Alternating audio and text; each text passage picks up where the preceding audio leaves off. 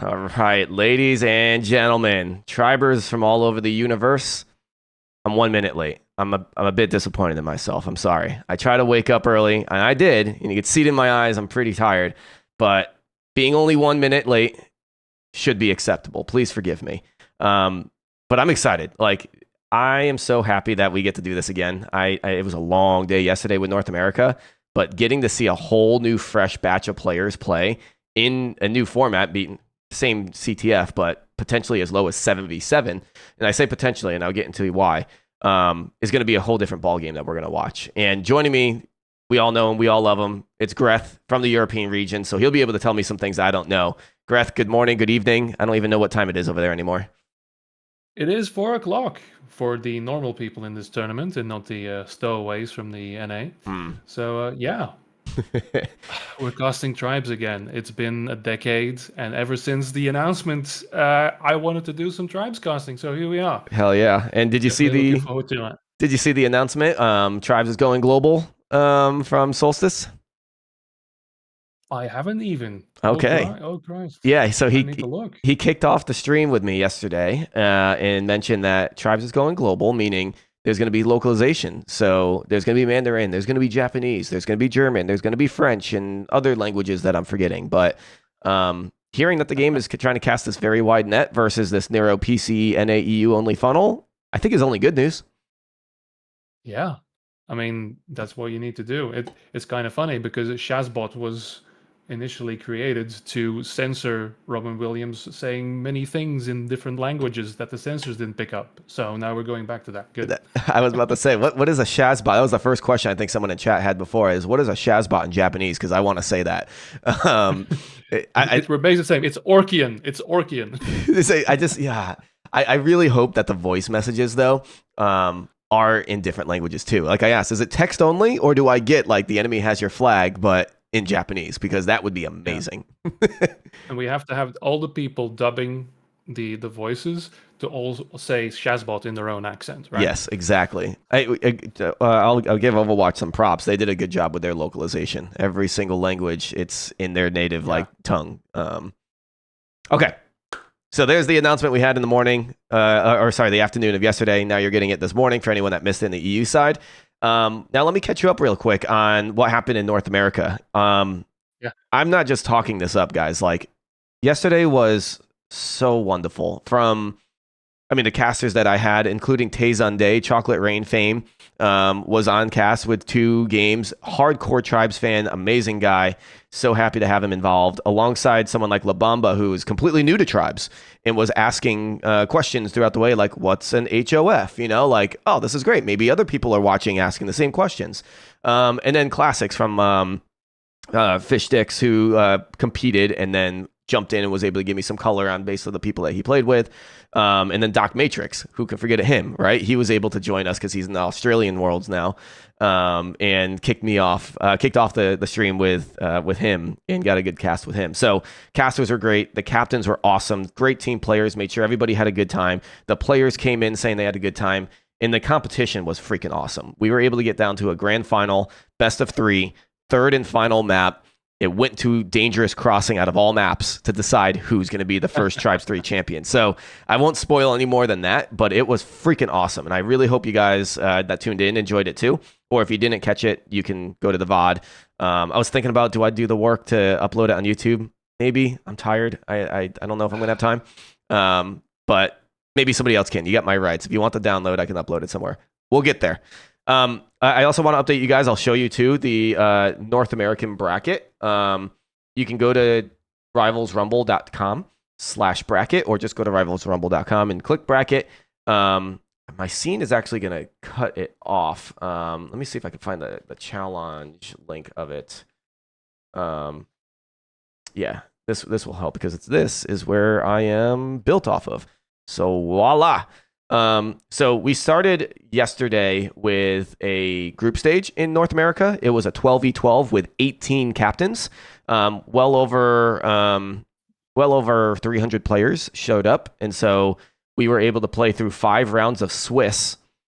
And then this had us end up with our standings here, starting with Fire's team, who went undefeated. Again, if you want to know who's on Fire's team, you can go to rivalsrumble.com and click on teams. And then Blitz's team, Slush, Zeo, and Fishstix. These top 5 teams were the ones that advanced to the second stage of the tournament, which was a single elim bracket. Fire's team got a bye all the way to the finals due to them being the number 1 from the group stage, but seeds 2 through 5 went through a 4-team single elim to find out who should play Fire's team in the finals, which ended up being Slush's team. Came out of nowhere, it felt like, but they dominated their way through. Shout out to all the other teams that didn't make it as far, but all of them walked away with a great experience. Did you catch any of the action? I know you said you were trying to watch a little bit before we started here. Any thoughts, Greth? Yeah, no, I saw the start of it at least until a little around 1 a.m. my time. I saw the tournament went to 5 a.m. So I'll definitely want to watch those finals, regardless of spoilers, but okay. No, but this is the thing we knew, right? From the get-go, this is why the demand and the need for this tournament was there to showcase, people can play this game already, you know? It's one of the pros and one of the cons of the entire community here. And but, as you said, having the new players thrown in there and to get immediate, some a reality check, others a little bit informed as to how to play this game now. It's everybody's learning. It's beautiful content to see. Actually, outside of the elite cabal of pug players, as some would like to call it. Now it's out in the open. All the strategies are there. Yeah, no, it was cool to see people scrimming and talking about, I'm 4-0 in the scrims. And I'm like, man, every time I hear that in the pro scene, usually the opposite happens in the real matches. They call them scrim bucks for a reason. But it was fun to see. It was a great time. But now, if we want to go look over at what's going on in Europe, we have a little bit of a different format where we only have 7 captains. And so I mentioned that it's potentially more than 7v7. Here's what we decided to do. We were supposed to have 8 captains. It got dropped down to 7. Fine. That's great. That just means we have larger teams. Now, with larger teams, and it's 7v7, that's a lot of people who have to sit on the bench, which could be upwards to like another 7 players. Because of, again, one less captain means more players on your team. So we've elected on the admin side to allow teams to play bigger team sizes if both teams agree to it. The base and default matchup is 7v7. So we might catch some matches that are 7v7. Mostly because if one team doesn't have all their players showing up, which is a likelihood, right? Someone signed up in the early January and forgot it was happening or what have you. Then they play 7v7. But if they both have 12, they're going to play 12v12. So we're going to see a variety of matches, which, look, this is all about fun. It's not about, like, let's find the best team in 7v7. It's the player experience that matters most. So we're doing that. Going into... what's up? No, I was about to say, no, the pro scene starts now. If you're not in this tournament, you're out. You're not going to get it. Right. I expect people to try their asses off, and we did see that, I think, yesterday. But if you don't win, it's okay. You didn't really lose much. Yeah. You gained some XP and you gained some fun. The game's about the team and the individual players. You don't have to try out all the time. It's the team is what makes it. The individual plays are nice, but people of varying skills can perfectly survive in these kind of situations. Yeah, and we told some really cool stories of like the new players that were playing. I keep talking about this one player that I had never heard of them. I think they were new to Tribes, and they were streaming their perspective. So it was on Blitz's team. I was like, let's watch Blitz's team from this perspective. It was a Hoff perspective. The most disciplined Hoff. The most disciplined Hoff I've ever seen in a stream. Just very selfless and a great team player. So that was the story that I liked taking away from it. Was he the best? No, I've probably seen better Hoffs, but was he just like a standout player? Yeah, he was. I think the whole chat was like, damn, this guy is actually doing a good job. He's more disciplined than me. But what we're going to see here, guys, is instead of a Swiss 5-round stage, we're doing a full round robin. Round robin is putting all the teams together into one group, and every team will play each other. So you'll see these are the matches that we have. Yeah, there's a lot. There's 21 of them. But what what we're going to have teams do is play their matches in phases or rounds, which since there is, how many rounds we got here? 7 rounds. We'll watch these 7 rounds. So that way we're able to watch each of these versus the tournament just being all over the place and you're seeing, Lumberjack versus Busch guy playing and CaptainTea versus Verk playing. Like, there's ways that you can just let the round robin play at its own time, own pacing, but this will allow us to follow these storylines. So then we can get to the final matchup, which rivalsrumble.com has all your information. If you go to the format page, you could see what the format is for both of these tournaments. But for EU, it's a round robin, best of 1. Every match is a best of 1. And then the top 2 teams will play a best of 3. So we'll play 7 rounds of best of 1s. And then we'll have one last match that's a best of 3, and that will crown our champion. And the prize pool is split between first and second. So if you make it to stage 2, you're in the money regardless.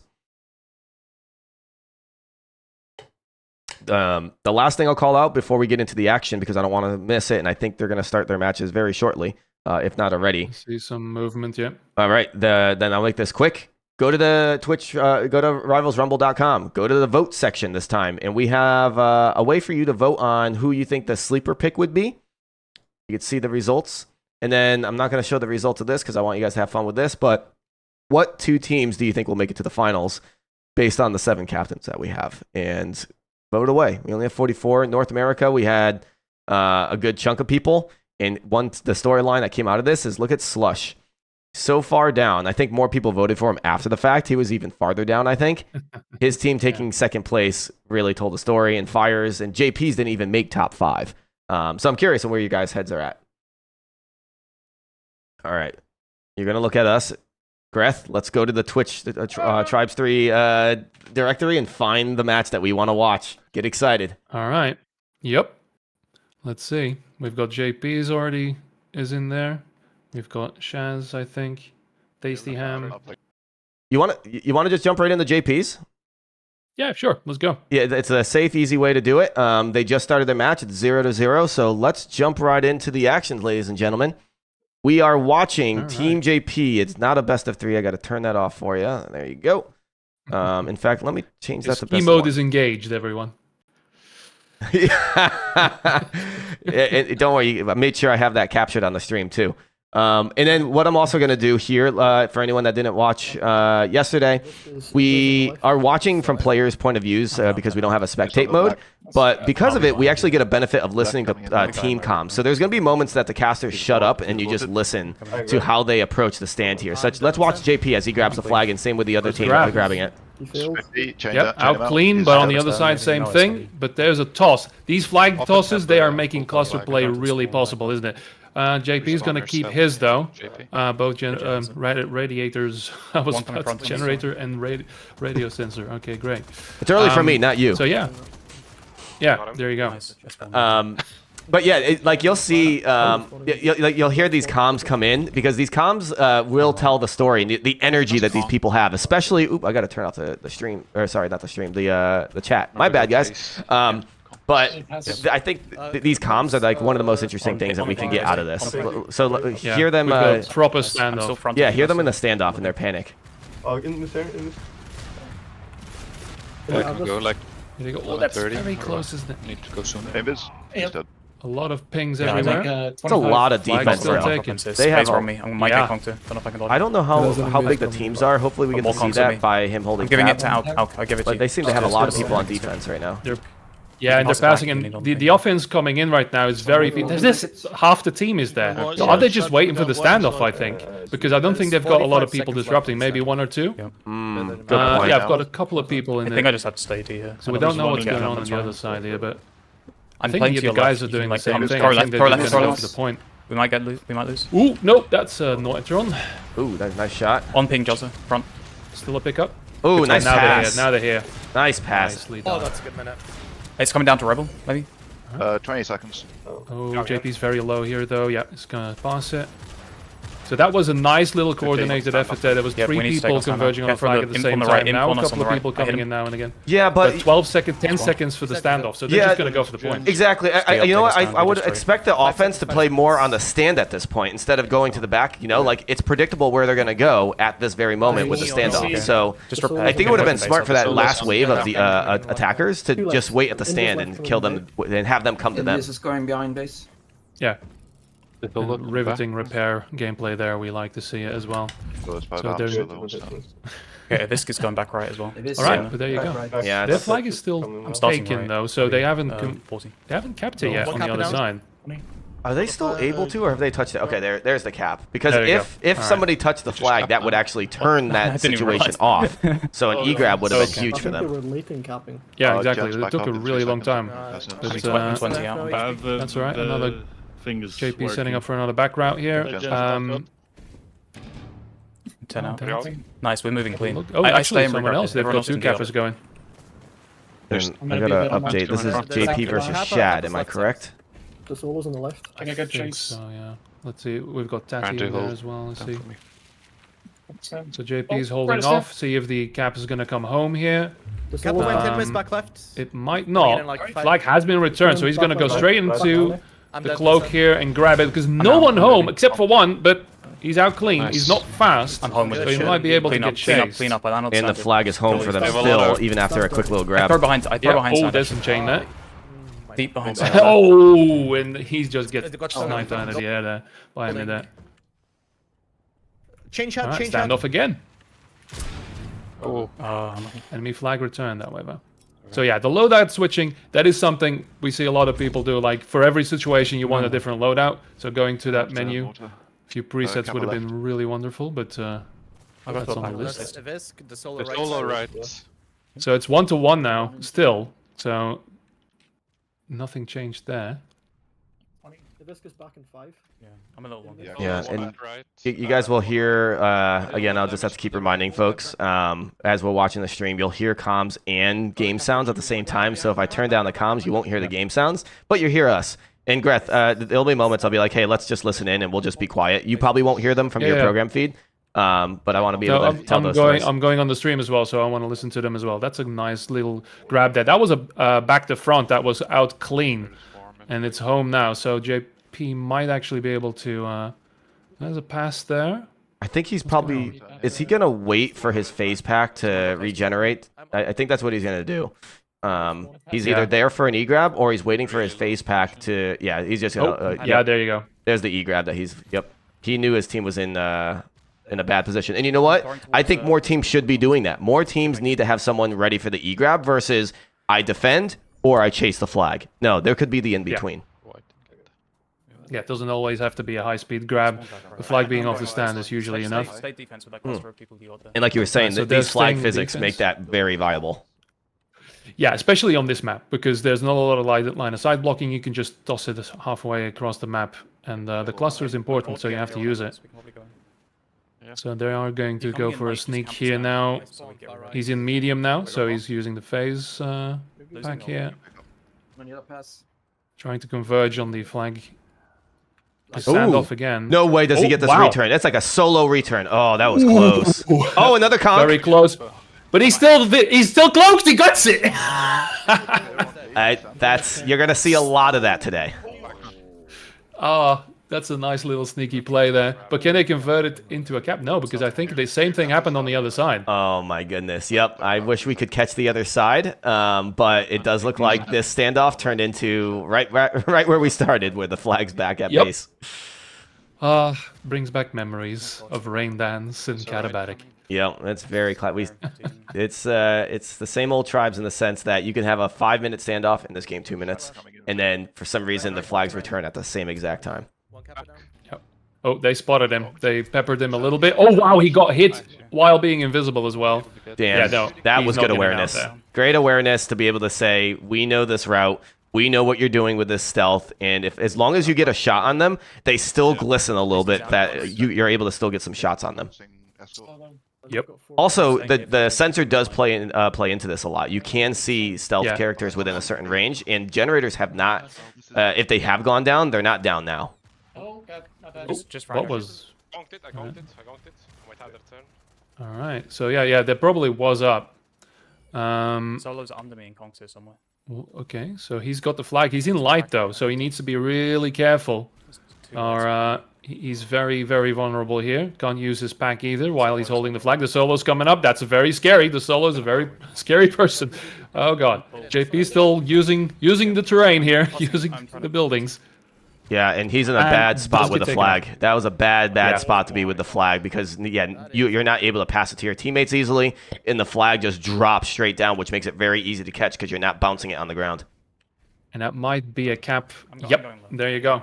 That was a mistake for two reasons. One, as you called it out, JP was light, therefore fragile, not the right guy to hold the flag, and then that high ground is not necessarily the best ground. No, especially the geometry and everything, but there was nobody there to really pass it off to, so he was in a bit of a bind there anyway. Yeah. So yeah, same route again. This time not spotted or getting peppered, like you said. He's gonna get out clean. He's out. He's home. And he got a little boost from an enemy shooting him on the stand. So either chain gun bullets or a sniper's gonna do the job. Otherwise, he's gonna pass it. I don't think He's gonna pass it. Did he? Oh, I don't know why he passed it so far out into the back. He had more scared people to get hit. Yeah, I guess that's the safer play, but I think they could have gotten a cap there. But here you're gonna want to go all D here. You go all D here. You need to convert this point. There's only 4 minutes left, and you're down 1. Oh, but it's on the ground. There's 3 people there. Oh, that was very close. He's gonna converge on it himself again. Gets knocked off. Man, the flag is bouncy. It wants to bounce. And the flag for them is also out, so I don't know where that's going, because they're going back into the standoff position here. I don't have health. Very, very safe gameplay for this team. They are electing to go back to the stand, though. Usually you play your standoffs in the back of the field like we've seen, but they're on the stand. Okay, now I think they probably said, all right, guys, what are we doing here? The flag's not coming home. Let's move back. Yep. And let's see. I'm trying to take a sneak, because JP is actually going to go for the return here. Because it is, yeah, there's a couple of people converging in the back there. One a little early, but there's a lot of people. Holy cow, there's a lot. And it looked like this is, okay, so you know how they were playing it very safe before and they scored off the standoff? This is exactly what Team Shad needs to do here. Like, they're ahead. Yeah. If they hold the flag and they can get this standoff point, there's only 3 minutes left. They are in control. Here comes the shark. Here comes the shark. Oh, they just jet up in the nick of time. Oh, the MA Banks cock! gets it in the midair, though. Oh, Ree picks it up. Oh, king indeed. Mellor cleans that one up. That was a beautiful play. Too bad there was nobody else to convert on that. Yeah, that was a beautiful play. It's not that easy to hit those midair conks, and JP, he knew that was the only option he had. It's either throw these conks. Oh, hold on a second. We might have a return here for the Team Shad, which would be devastating for JP's team. Yeah, JP doesn't want to look behind him. He doesn't want to know what's going on behind him. It's just, let's just get it quick.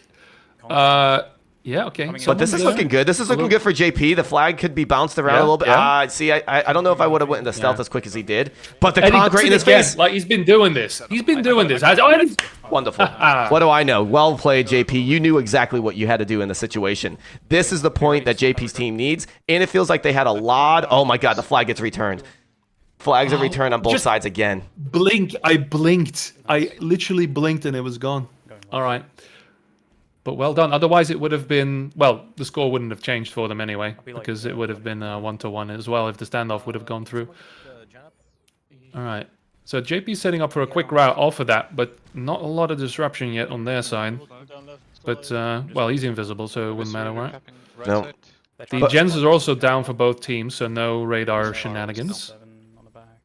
But he's been spotted, definitely. Okay, he's not hit. Here we go. He's out. Oh, that nice. Oh. There's also left side, back left. Yeah. Okay. Disrupt was just a little late. So let's talk about this real quick. 1 minute and 25 seconds left. There is no overtime if you're holding on the flag. You must cap the flag if you're JP's team. And not only cap it, you have to defend your flag the entire time. Because if the enemy is in control of your flag, you're not capping it. Therefore, you can't put this into sudden death. So this last route that JP has here is do or die, in my opinion. Yeah, and then it's going to be E-grabs and panic afterwards. All right, yeah. So They definitely spotted him because he was really late on the inf there. They're all around the flag. He's still out though. Doesn't matter. He's going there. Clean as fuck here. Just This is it. Clean as fuck, as he says. We're going. He's just out. Oh That was a no! big hit. Okay, they don't. We're going into 27 sudden death. HP. We're going to sudden death. First map of the day, and we're going to sudden death.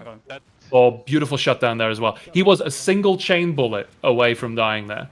I would bounce this flag Somebody into the hit gen him room. midair. The flag is actually in a very unique spot that you can actually bounce it into the gen room. Now, the flag it doesn't stay out in the field long, but every second matters, guys. Like, sudden death means once you cap, you're done. Hibiscus setting up right. Okay, so there you go. This is for all the marbles then, because it's 10 seconds. It is going to go into overtime. Okay, they got a Team grab on has the flag. JP's side. So this point, this flag that they have in their hand is a potential game point. And it's high up. JP here is setting up for just in case his team loses the flag. He should probably respawn now. He should probably respawn now because this might be the cap. Wow, what a turnaround of events.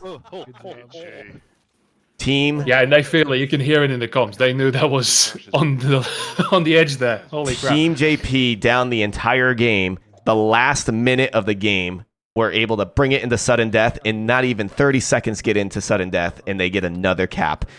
Amazing. Well done, Team JP, turning it around.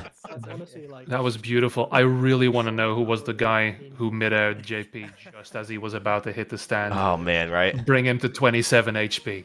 Yep. All right. So there was match number one. Let's take a little gander over at what we have for standings as these matches come in. I'm showing my DMs with Jim Christ, I think, on stream. I think it's just how you especially that map is like. You know what happened between you guys? I forgot. It gets a little weird sometimes, but we try to ignore it. No, I have clean DMs, don't worry. But when it comes into the matches here, so we're going to get more and more people reporting their scores. This first match, we'll see. Okay, round one is actually going to be done. So we just watched Shad versus JP. That is going to be reported as a 3-2. We caught the best match, it looks like, because Lumberjack's team beat the CaptainTea at 5-1. And then Shaz versus Verk destroyed Verk's team 5-0. And I'll be honest, guys, Shaz's team is the team to beat. You have the NA, champion Fire on that team. Who was Shaz's first pick? That was just unbelievable. What the heck is it? Jaggle, of course. And Fire, being the champion, was the third pick. So he had Jaggle. So it's Shaz himself, all right? The captain's playing. He has Jaggle, and he has Implosions. These NA nightmares that to go against. And then Kill heals. Then you got Fire, Split, D's, like Flippo, Frey, Steer of Doom. Like, this guy has the team that I think is going to make it to the finals. And beating Verk's team 5-0 is just the start of their reign. Can we start the NA takeover conspiracy theory then, eh? With some ringers in there to spice it up. All right. So I'll be voting against them then. So yeah. Well, the Jaggle infiltration. So yeah, he does have his own call out, by the way, for people who don't know. The Jaggle duty is real.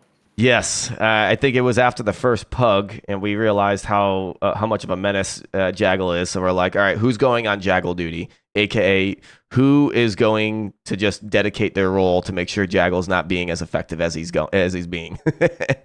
Yeah, and I think Shad is like the chaser version of that, because I think that shot that we were talking about, that was him. But yeah, we'll see. It'll be very exciting to see how this turns out. Because if people are starting to realize who's on the teams, because that's another thing, then of course you can adjust your strategy to the player rather than the team. So here's an interesting matchup coming up. I think this matchup between Busch Guy and Shaz is actually something to watch. We didn't get to see Busch Guy and how they perform because it's an odd number. So with odd numbers, you don't get everybody playing each round. But Busch Guy is the unknown team at this point, and seeing how they can perform. JP's team and Shad's team, I think, are both contenders. Verk's team being the only one that didn't score a point might be the big underdog, so we'll have to see how they perform over time. But if we're possible, I think Shaz is also streaming, so let's hop over to Shaz's stream and see how they perform and how dominant they are, or if Busch team is actually the real deal. Yep, they're just filling in. Yeah, well, next map. Go on. Yeah, no, I was gonna say we're gonna get ads every so often, and the ad of the day yesterday, which became the meme of the day, is Campbell's chicken noodle soup. Campbell, we were sponsored by Campbell's, evidently. So, what's your favorite soup, Greth? That's a question you must answer. I'm partial to. I don't know the name in English, but there's some broccoli in there as well. The local store here. Broccoli cheddar soup. Something like that, yeah. Ooh, I think that's the one I was actually thinking. I was like, damn it, there's another soup out there that I'm not thinking of because I said New England clam chowder. But yeah, broccoli cheddar soup is banging. Good answer. Yeah, a little bit of spinach in there, and then yeah. We were also talking about since Taco Bell was the ad that just popped up, and maybe they're the meme of the day. We were talking yesterday that are hot dogs tacos? I don't concern myself with such things. I'm from Belgium, all right? It's fries with some meat on it. You know, it's waffles. We don't really do the whole fast food thing. I mean, McDonald's is here, but you know, it is regarded. But yeah, no, those aren't foods. Come on now. There's so much more here. Well, we'll get that North American stuff. Well, actually, it was and Middle American stuff out of here. Well, let's talk a little Europe as Shaz's team is piling up into the server. Mayo on fries? Yeah. No. That's how it's supposed to be. No, it's not. Have you tried it? I have. Here's the thing, though. It's American mayonnaise, right? Okay. This is the probably some high fructose corn syrup in there. Everything is to a maximum degree. It's about subtlety, all right? Actually have eggs in there, actually some vinegar, maybe some mustard even if you're feeling adventurous. But yeah, it is the whole meal. It's not just what you pour onto it. Okay. And people who put ketchup on it are no longer deported, so there is some progress on our side as well. Hey, that's a good answer. I respect it because I can understand. Like, I hate mayo just in general. I think it's disgusting. But if you have a mayo that is different, and yeah, I can see how here in America we do things differently. Sometimes not always the best. Yeah, okay, I'll give it a shot next time I'm in Europe, but. I'm telling you, like, I'm not saying like I need ketchup on fries either. In fact, a good fry doesn't need anything. You can eat a good fry by itself and be fine with it. So that's just one thing. I remember going to Europe for the first time. It was Germany, and we were getting Doner, which Doner, I freaking love Doner. There was fries with mayo on it, and I was just absolutely disgusted because I'm thinking the mayo on my side. I'm like, I hate this place. Take me home. It's also, well, the thing is, in Germany, you do get portions about American size. Sometimes you need to be very careful ordering food in Germany because sometimes you just get a meal for a family of 4 for about a week on your plate. But that's normal. I think no, it isn't. See, that's what I mean. Subtlety. Oh no. Yeah. Okay. Here's the other thing. Is it's not just the food that we do excessively, it's our drinks. But how the heck do you guys only last with only a shot glass of water with your meal? I need like 4 glasses. Like I got a pint right here. I got a pint of water. And when I go to a restaurant, I get 1/6 of this. And it's not enough. Because actually, again, if your food is completely saturated with salts, fats, and all kinds of things, then you're definitely going to wash that down a bit more, right? And obviously, we're going to talk about beer at one point as well. We have a single Trappist glass, because it's a little bit more alcohol. It's nice especially with the fries and with the, as we call it, stoofvlees, which the direct translation is, I guess, a meat casserole or something like that. Again, it's about subtlety more than gorging yourself on all the extremes, I suppose. Yeah, I mean, it's hard to get out of my mindset of what the right portion of food is. I do like to indulge myself, but that's us Americans. Yep. So and that's why we'll be winning the EUNA tournament, because you are all going to be sluggish and slow. And yeah, well, then we'll get our sugary drinks. Don't you worry. We'll pound down those sugary drinks and we'll be ready to go. You know, keep us up. You got our highs and our lows. That brief window for the finals, 15 minutes, and then straight into a food coma. So, ladies and gentlemen, we're just buying time right now as we wait for Shaz's stream to get ready for their match. We're looking at Team Shaz versus, give me a second, Team Shaz versus Busch guy. That's right. How soon do I forget? So we'll call it Team Busch. Yeah, that can't have any other connotation. Oh, like that. The spelling is okay. All right. Yeah. All right, there we go. And they're piling in quick. There you go. Shaz, I thought he was thinking he was the lobby leader, and he was sitting there by himself for the longest time. And well, here we go. I am the captain, damn it. I love Oob is his tag. I like that. Yeah, he's been there. There's a little bit of lore, and because it's good that there's no cratering in this game yet, because the out of bounds grid claimed many lives back in Ascend. Dude, like there is a reason why I called my first team Dead Stop, because the dead stops in all tribes were just so tilting, especially for a capper. You're like, all right, I got a good route, boom, dead. And you're like so tilted, like enough to just all F4. And then Tribes Ascend got rid of most dead stops, but now you're dead stopping on the Oob, the out of bounds grid, and you're like, dude, I'm tilted.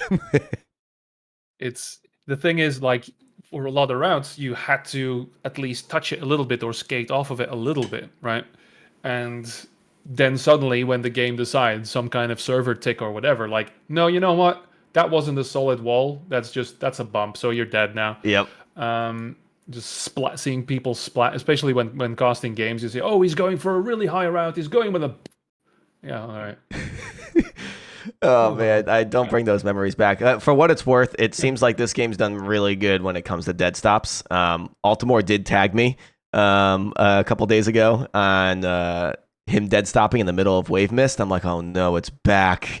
Like I started, my life froze in front of me, and I'm just seeing flashbacks of all the dead stops in my past. And people in chat right now are saying they have. Oh no. Yeah. I'll spare you the details, but I know what caused it in TA after so many years, because of other projects that also had dead stops. Ah, okay. And well, if we have, that's why. Yeah, if we have more downtime, we can get into it. Oh, yeah. I'm hoping though with this match, I do want to see a 7v7. I don't recall how many people were in the last match. It was definitely more than 7v7. It could have been. Yeah. It could have been. It was 12s. Okay, so we had a 12v12, and for people that are tuning in, just wanted to let you guys know that we will allow teams to play with bigger teams if both teams agree to it and have the players.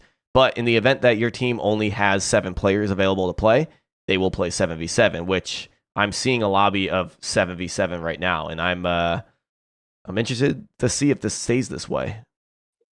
Mm-hmm. Yeah, I mean, there's a little bit of juggling around, as I see Jaggle as well. But yeah, so I mean, it will be interesting. But 7v7, let's face it. I mean, people want bigger teams and everything like that. And, we've had some explanation now as to why that isn't the case yet. Yeah. Mostly engine and system design. That is a bit of a problem there still. Unreal Engine 5, by the way, guys, is still a very new engine and is very experimental in some things. Okay. So it's 7v7. We're locked in with 7v7. Right. Okay, cool. This is the first 7v7 of the weekend that we're going to see.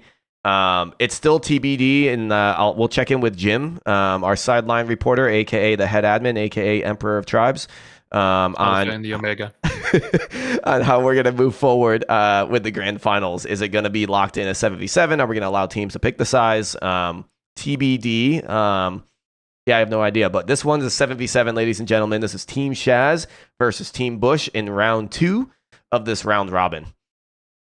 Yep, and here we got the selection. Capper has been selected. All right. This is the good map for 7v7, though, because some of the others might be a little wonky, but here we are. Yep, and we're watching from Shaz's point of view himself, and as Greth pointed out, he is in the capper position. So we'll see another capper. We watched JP just before this. We'll see how Shaz performs on this legendary map. Yeah, indeed. Ski mode definitely engaged. Is going. Oh, hey, high-fiving the other capper there. He got hit by something. All right. Dinked. Yeah, I maybe that was a snipe. Yeah, I think so. Around 500 damage. Yeah. All right. So they know. Let's see. And he's also going in infill. That's going in now. Generator's still up, so they see him. Yeah, he's not. No way. Okay, I need to know who the sniper is on that team because they are doing a number on Shaz right out the gates. Yep. I'll have to check. Okay, I'll keep an eye out on the kill feed. There, he's going to the other side now. They did get it off the. Oh, look at that nugget route! A little nugget route. Isn't that wonderful? I was wondering why he was taking so much damage so early. He wasn't E-grabbing. He was setting up for a route. That was freaking cool. We did not see that all day yesterday. Yeah, there's some oh, but they know. Yeah, there you go. See, that's the sniper right there on the left side. He's gonna try and grab this 400. There's not a lot of disruption here yet. No. What's that name? Aborting anyway. Sweet Tentant? Swan Tentant? Swan Tentant, if I'm saying it right. Tentant, yeah. That's a mouthful. Cleaning house. Yeah, but it doesn't Swan. matter. Call him Swan. So we'll call him Swan. Swan's the sniper. He's taking a number, doing a number on Shaz. But somebody else on Shaz's team has the flag and is making a more successful way back home with it than we've seen so far. It looks like they're going to elect to punt it or drop it. Yeah. Let's see what happens there.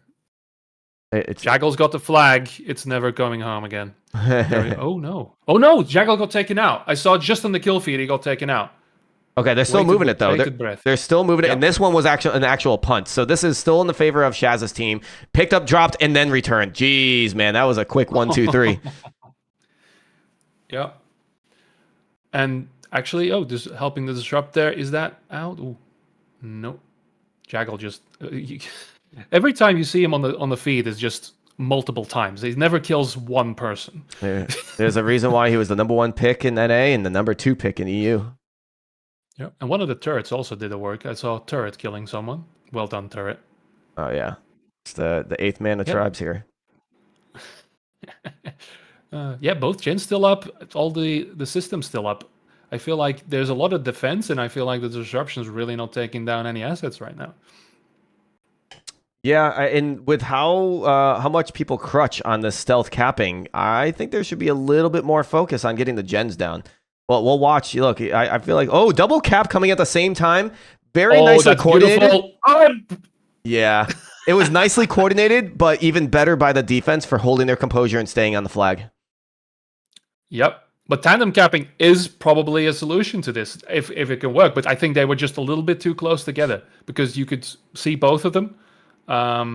Because you could see he was also, Shaz was a little bit lower down, right? He's coming in the medium now. He wants to live a little longer. And I don't think we saw much distract either, right? You had 2 bodies hitting the flag at the same time, which the person that stopped the capper ultimately was the heavy on flag. Yeah. Is Shaz going for a bit more disrupt? He's got the... that was a miss on the Nitron. That's all right. He might just... This one might try work. And grab another one. Yeah, this one's going to work. Yeah. Oh, hello. Yeah, there's people behind. Don't look behind you. Don't look... Run, boy! One to the flag. This could convert into a point, but then again, this route back, Shaz. This is not the route that Shaz wanted to take back, but he has no. You could tell he doesn't play a lot of medium because his jets burn a bit faster than what he's used to with the light. Yep. Oh, you just picked him out of the sky. But his chase is taken down, and now Shaz's team picks up the flag. Doesn't look like there's much chase on the flag overall. Like there was only that one individual. No. We now have one other trying to catch up to him. He's going to try to do some shots. The flag is returned. This could turn into the first point of the game. Yep. Doesn't have the change. Yep. There's nobody else coming in, I think. Get up the stand. Please get up the stand. Oh, God, he had no gens. But there's a cap. Okay. And their gens are down. And the gens are down. Well, yeah. So I feel like offense on Shaz's team needs to just take one route into the gen room, because you know what sucks is it takes a long time to repair those gens. And if you're taking one person away to repair those gens, that's one less person on defense. Exactly. And so that's one up. And I mean, they did get the grab and the cap here. So, but let's see what happens. Because again, I see one person on disrupt here. He's not going to make two. it. He's not going to make it. Nope. That's medium for you.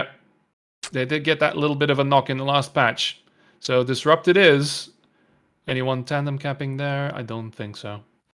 Yeah. Curious also what's happening on the other end, actually, in the offense, because we're seeing one point of view, but we haven't seen a lot of successful grabs there either. You know, it's a blessing and a curse in a way, like for someone like Shaz who gets to come back and watch, a full match casted. But then he gets to hear us, criticize every move he makes, because that's the only person we get to really watch. So, sorry for anyone we're watching. We're not trying to judge your gameplay. It's all we got. But yeah, actually, but that's the thing. Like capping, it is a thing, and you have to study it. You have to get all the little nooks and crannies of the map right. Again, he's gonna get out there. That's a bounce. That's not a bounce he wanted. Toss it. Yep. All right, and that might get returned. No, it bounced. Fire. Yeah, was it fire that was escorting him? That could be picked up by him. Yeah. Fire kills 2 people. Okay, he's out clean. No, he's got low health. So it looks like Busch, they got the flag, but he's low. He's probably going to get chased down. This might turn into a standoff, but I want to be surprised if Busch... Oh, there's the flag toss. Yeah, this probably will get returned. No, okay, I'm wrong. It looks like there was a pickup, and there's a lot of people on that flag, too. This will be a standoff. Yep. There you go. They're trying to... Oh, no, that was a Nitron. That was a Nitron. Okay. That was definitely a Nitron on a kill. There's a lot of cluster on this. Oh, yep. No! I thought it was a return. Oh, wow. No, that's full-on standoff right now. I thought that was easily coming home. I saw 3 people on Shaz's team with the flag in the field. I'm like, surely this is coming home. Nope. They were able to bounce the flag around enough and get the right kills to get the flag back in their possession. Yeah, okay. So who's doing what? So, yeah, Shaz definitely going for the O. There's a lot coming in here as well. All right, so we're going to see a phase conk here. We'll see if he can get away with it here. Maybe an MA? But still, this is a good spot for Shaz to be in. He might get this return. That's a nice cleanup. And he has it. All right, this could convert into a second point. Oh man, his respawn gets reset. All right, let's see where they're at. They're bringing the flag back to the stand. No one's taking the flag off. They're not getting that E-grab, so it might turn into that second point. I don't see anyone coming in. Yep. That's a second cap. There you go. All right. And for anyone, I think I saw this question asked, but E-grab is emergency grab. E-grab is when you just need to get the flag off the stand. You don't want them to score, so you just need to touch the flag and get it off so they can't score. Yeah, at that point, lamaing is acceptable, which is being slow when you grab the flag. All right, we're going in for another cap. Looks like he's electing to do the same route pretty much the entire time. It's not necessarily a bad thing until it's read like a book. Yeah. Oh, boy. Yeah, that was... Again, yeah, the heavy shield was still up. There was some half activity right there, so... I think it's obvious, and I'm sorry, Shaz, if this isn't the case, but medium capping is different, and I could tell there's not the same routes that he has for light aren't working for medium, and so he's coming in with some starved energy, which there are some really good routes for medium that you can use, and I'd also suggest when phasing, you phase all the way until the very last millisecond of grabbing, because it makes it really, really difficult for any defense to actually make a move on you. You are invulnerable in the phase pack for medium. Look. They have actually clustered it home. They've capped it. They walked that flag all the way home, and now there's a chain grab from Shad, and he's just out clean now. I did not know they had the possession. This is coming home. Yeah, no, it was literally the toss he did when that failed grab we were talking about, and they just walked it all the way home while he was setting up the route, and now he's just chain tapping it out. Yeah. All right. We're sorry. We apologize. Please forgive us. Yeah. Your medium sucks, but you're doing all right. Well, that last route was good. Like that was his best medium route by far. And that was a light though. Was he light? Okay. That explains it. It looked a lot cleaner. But I think it's great that a capper like Shaz is very dedicated to like, guys, I'm going to keep running routes regardless of the situation because it pays dividends at the end of the day if you're able to chain cap. And that is how Slush's team made it to the finals. The meta that they were running was just keep grabbing the flag time after time. And it was abusive to teams like Team Blitz. Yeah. Ooh, yeah. No, that was... Uh-oh. That was going to happen. That might actually... Okay. Well, it looks like Busch's team actually has the flag on their side of the map. So this is a... Oh, nope, it gets returned. About to say this could be the time they get their first point, but not only does it get returned, but Busch's flag is taken, which could be game point, which Shaz, you could just D-stack at this point to end the game 5-0 here. Yeah, he's still running the route, but I think they're going to cap it any second now out on the left. There's two people coming in on the flag there to try. Enemy has the flag. That was an E-grab. Definitely both of those guys get cleaned up, and that's going to be it. Yeah, we've seen this many times yesterday too, where the first 5-6 minutes are like, okay, we got ourselves a game. It's only 1-0, like it's anyone's game. And then something happens that the game goes from 1-0 to 5-0 in 3 minutes, like we just saw. Yeah, that was beautifully done. Like again, we of course we didn't have a visual on that, right? We were focusing on the cap that was being set up, and we see a flag being thrown off and then punted, so you don't really get that information. But they were fighting for their life for that one and just walked it home, chain cap off of that. Suddenly, it's a done deal. Yep. Well, we caught a good match in the beginning, and we caught a match that was very quick. What we can try to do is see if we can pop in and see if there's another round 2 match going on that we can sneak in on. I want to try to get another perspective. Maybe it's the CaptainTea, because the CaptainTea is going against JP's team, and it looks like they're still in game. I can't tell because I got an ad. And I'm not going to show you this ad JP's stream? Now I'm going to look at the CaptainTea stream. Who is going against JP's team. Yep. All right. Here we are. So I'll pull you guys in. If it was a Campbell's ad, I'd pull it up. It's our official sponsor. But since it's not, you're not seeing it. All right. They're already in a return position here. All right. So it's 3-1 right now for CaptainTea. Flag has been returned. And there's a lot going on the other side of the map, which I have no context for right now. There we go. Their flag is... Yeah, they've got the flag at home here. They've got a big cluster stack there. There's a bit of a standoff going on. So I believe... Yeah, they're setting up for an O. There's already happenings on the other side of the map there. Nice little overlay on the buttons there. Yeah, I'm a professional at broadcasting. AK, this is my first time. You're saying that I'm just now recognizing on the CaptainTea. Yes. I was updating my thing. I was like, oh, you're watching me live. Oh, there you go. Well, that's a good shot. Nice shot indeed. And wow. Hello. CaptainTea. And a Nitron. Oh my goodness. He doesn't need a team. Yeah, clearly not. He is the T in team. The CaptainTea. Nice. Yeah, you're going to see a lot of that, not only phase or stealth capping, but you're going to see a lot of phase or stealth returns, too. Ooh, this could be He gets a few minus points for using the chain, though. That's they scored in the midst of that. That was a too late grab, and it turned into a 4-1 lead for the CaptainTea with 25 seconds left. So, by the way, he just had his 22nd kill. I saw that, yeah. Pretty dominant fashion by CaptainTea, especially the 1 minute we watched him. He's doing pretty good. Yeah, 4 of those kills were in that 1 minute. Oh, man. Yeah, he's just going for it. Just let that guy go, man. He's got... Yeah, let him. It's 4 seconds. It's 4 seconds in the... No, he needs it. Okay. Oh, man. That's funny. Well, the CaptainTea convincingly takes this 11 one. versus 11. Not as Evo had convincing. 29 kills. What did he? Okay, so they were fragging out on this team. Yeah. So not as convincing as the 5-0 we saw with Shaz, but another convincing win, being 4-1. We had another report come through. Let's go to the bracket. I could show you guys. Verk versus Shad is reported a 5-0 in favor of Shad. So Verk's team really looking like the underdog here. Not even getting a point on the board quite yet. But it could be that they played some of the top teams first, right? Like what we saw in North America, Team Blitz played Team Fire in the beginning, and they lost. I think convincingly too.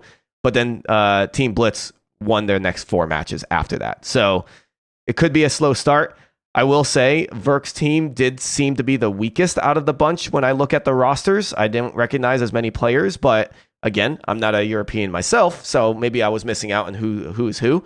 But Verk's team is the underdog as they're going 0-2 in the standings right now.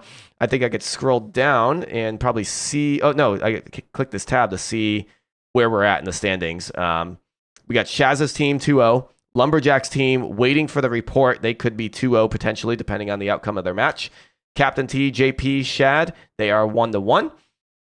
We actually saw Busch guy's team play. Oh, but it was for the first time. That's right. We got odd numbers. So Lumberjack's team will play round 3. Every team gets 1 bye each round.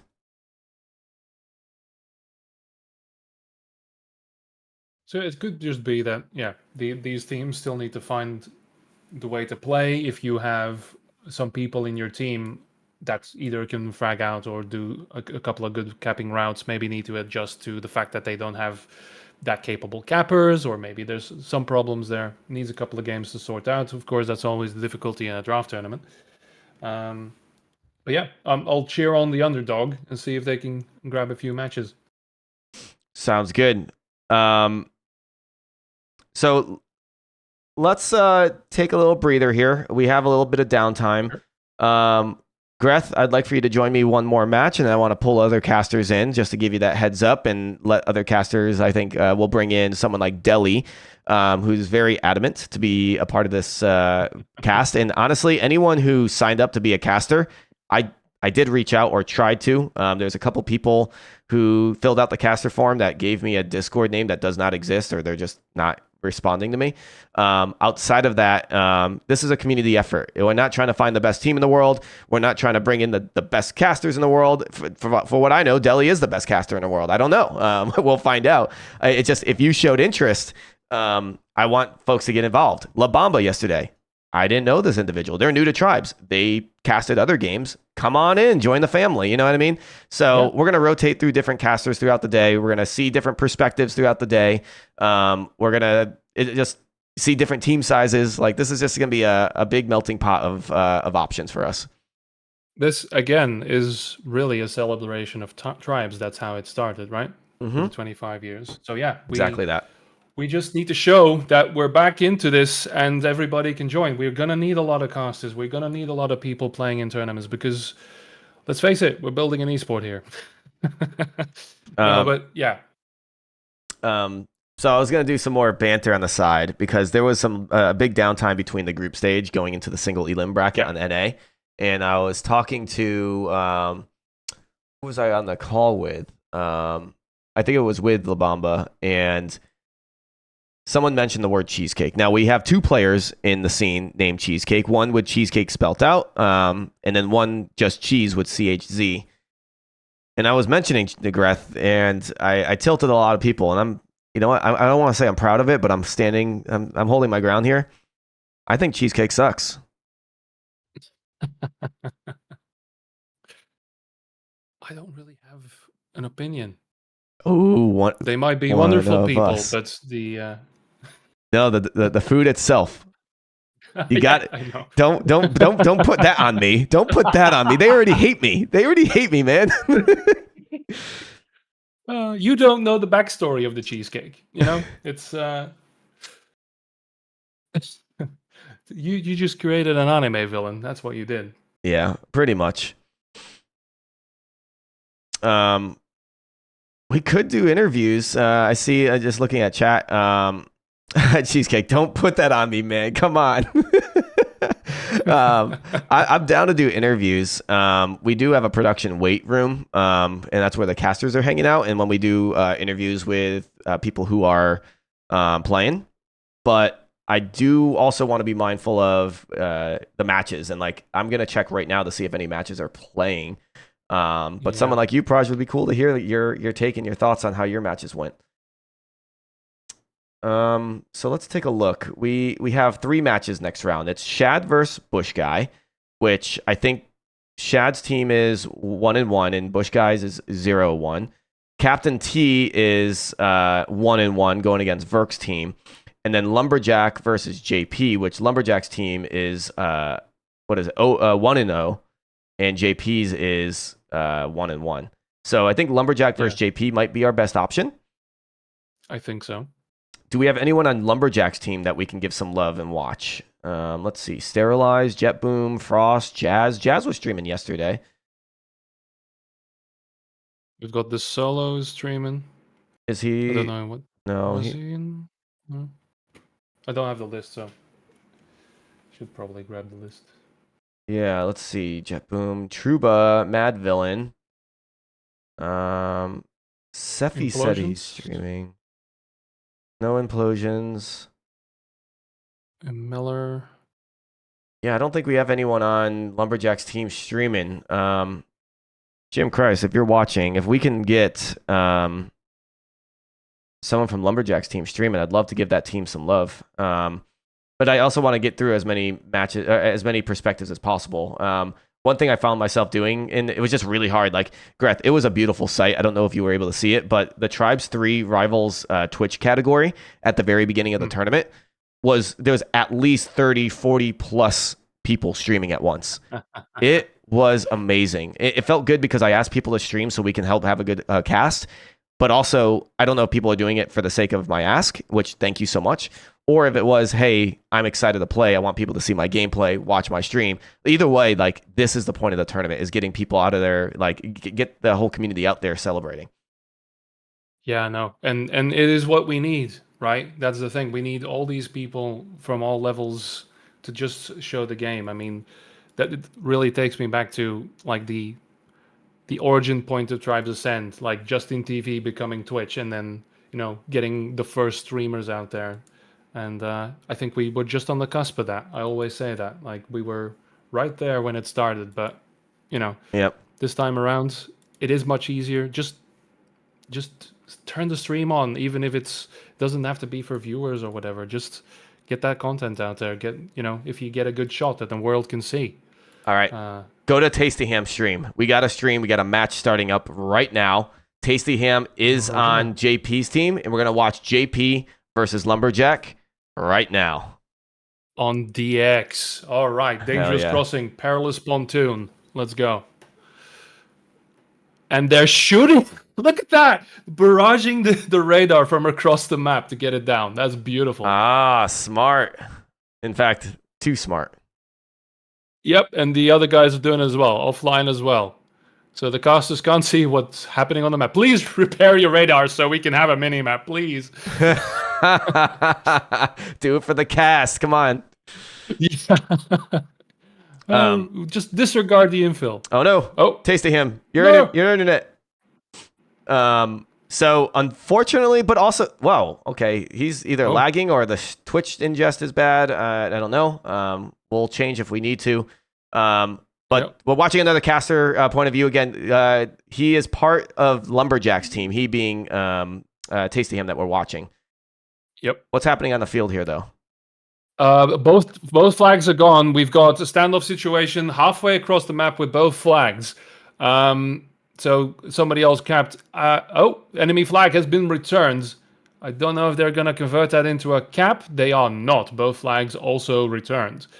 Now, for those of you new here, Dangerous Crossing, very cluster. It is a small map, a lot of chaos. It's very difficult, even if you're playing the game, to see what's going on. The flag's going to be off the stand more than it'll be on. The bases are tiny, and cappers need to thread the needle. If they don't, they can just throw it across. With the flag physics as they are now, they can probably throw it stand to stand. Absolutely. And look at the speed he's got. He's electing to be doing light capping, which is not normal in my opinion for dangerous crossing, but it will pay out if he's able to get out clean. So let's see what happens here. It is optimistic. The disruption is there. Oh, no! Oh, banged his knees. He had it too. Like he was going to get out. That dome was going to do nothing. Yep. He was out if he was able to get up a little bit. Poor Tasty Ham. But that was the concept. Let's convert that into an actual... We go again. Yep. There's a cap. We missed something. I mean, when you have this perspective that's limited to a capper who's going way out on the outskirts, we don't get to see much. We can only go by the indicators that we missed. That sorry guys. Team JP take the lead 1-0 at the 13-minute mark. Yep. By the way, he wasn't the first to crater like that on that stand. Many thousands have before. This time he's out with it though. Very little bit of a health. Maybe pass it. Maybe pass the flag. Maybe he should pass the flag. He's not. He doesn't care. He's just going straight home. Well, he's going so fast that I don't blame him. Like he is going so fast that I would also take the risk of like, guys, if I get home with this, I can cap this. He's going to JP, his fellow capper. Then Sheepy blows them up. Needs to be careful. JP's dropped the flag and passes it. JP is dead. I'm checking what's happening here. There's a lot of people there. It is returned, and their flag is on the field somewhere. Yeah, but Tasty Ham's disciplined. He knows that I have a job to do. I need to go right back to my route. Flag still looks to be dropped, though, and now returned just as I say that. So still just 1-0, but Sterilize came in with a nice return. The odds were against him. It was one other person on his team going for that return against 3 or 4 on Lumberjack's team. Yeah. Also, guys, look, Dangerous Crossing in the middle is a very tiny map, but on the outside, there's plenty of space. Massive. So that's why we're getting these fast routes, and he's going in for the same thing again. Watch out for your knees. And there's a little bit of disruption. There's a... Beautiful. Yeah, no. Ooh. Yep. So that's the one thing he has to worry about right now. Like, Hoffs aren't that much of a big deal when you're wearing that capper perk because you can grab the flag to the left, right, or on top of the heavy. But those mines will take out a light so quickly like we just saw there. So now Tasty Ham just needs a little bit more help. I don't know. Maybe we can listen to the comms here. I think this would be a good time for us to see if they're coordinating and Tasty Ham's calling out his times. I'm going left. I have. I'm about 25 out. If you can just snipe sensor rather than clearing, I think I can get out. But yeah, sniping sensor. They're sniping our sensor again? 50 now. Denied. So, Well, he wasn't the main capper. JP's calling out that he's coming in, so that was a bit of a fake out.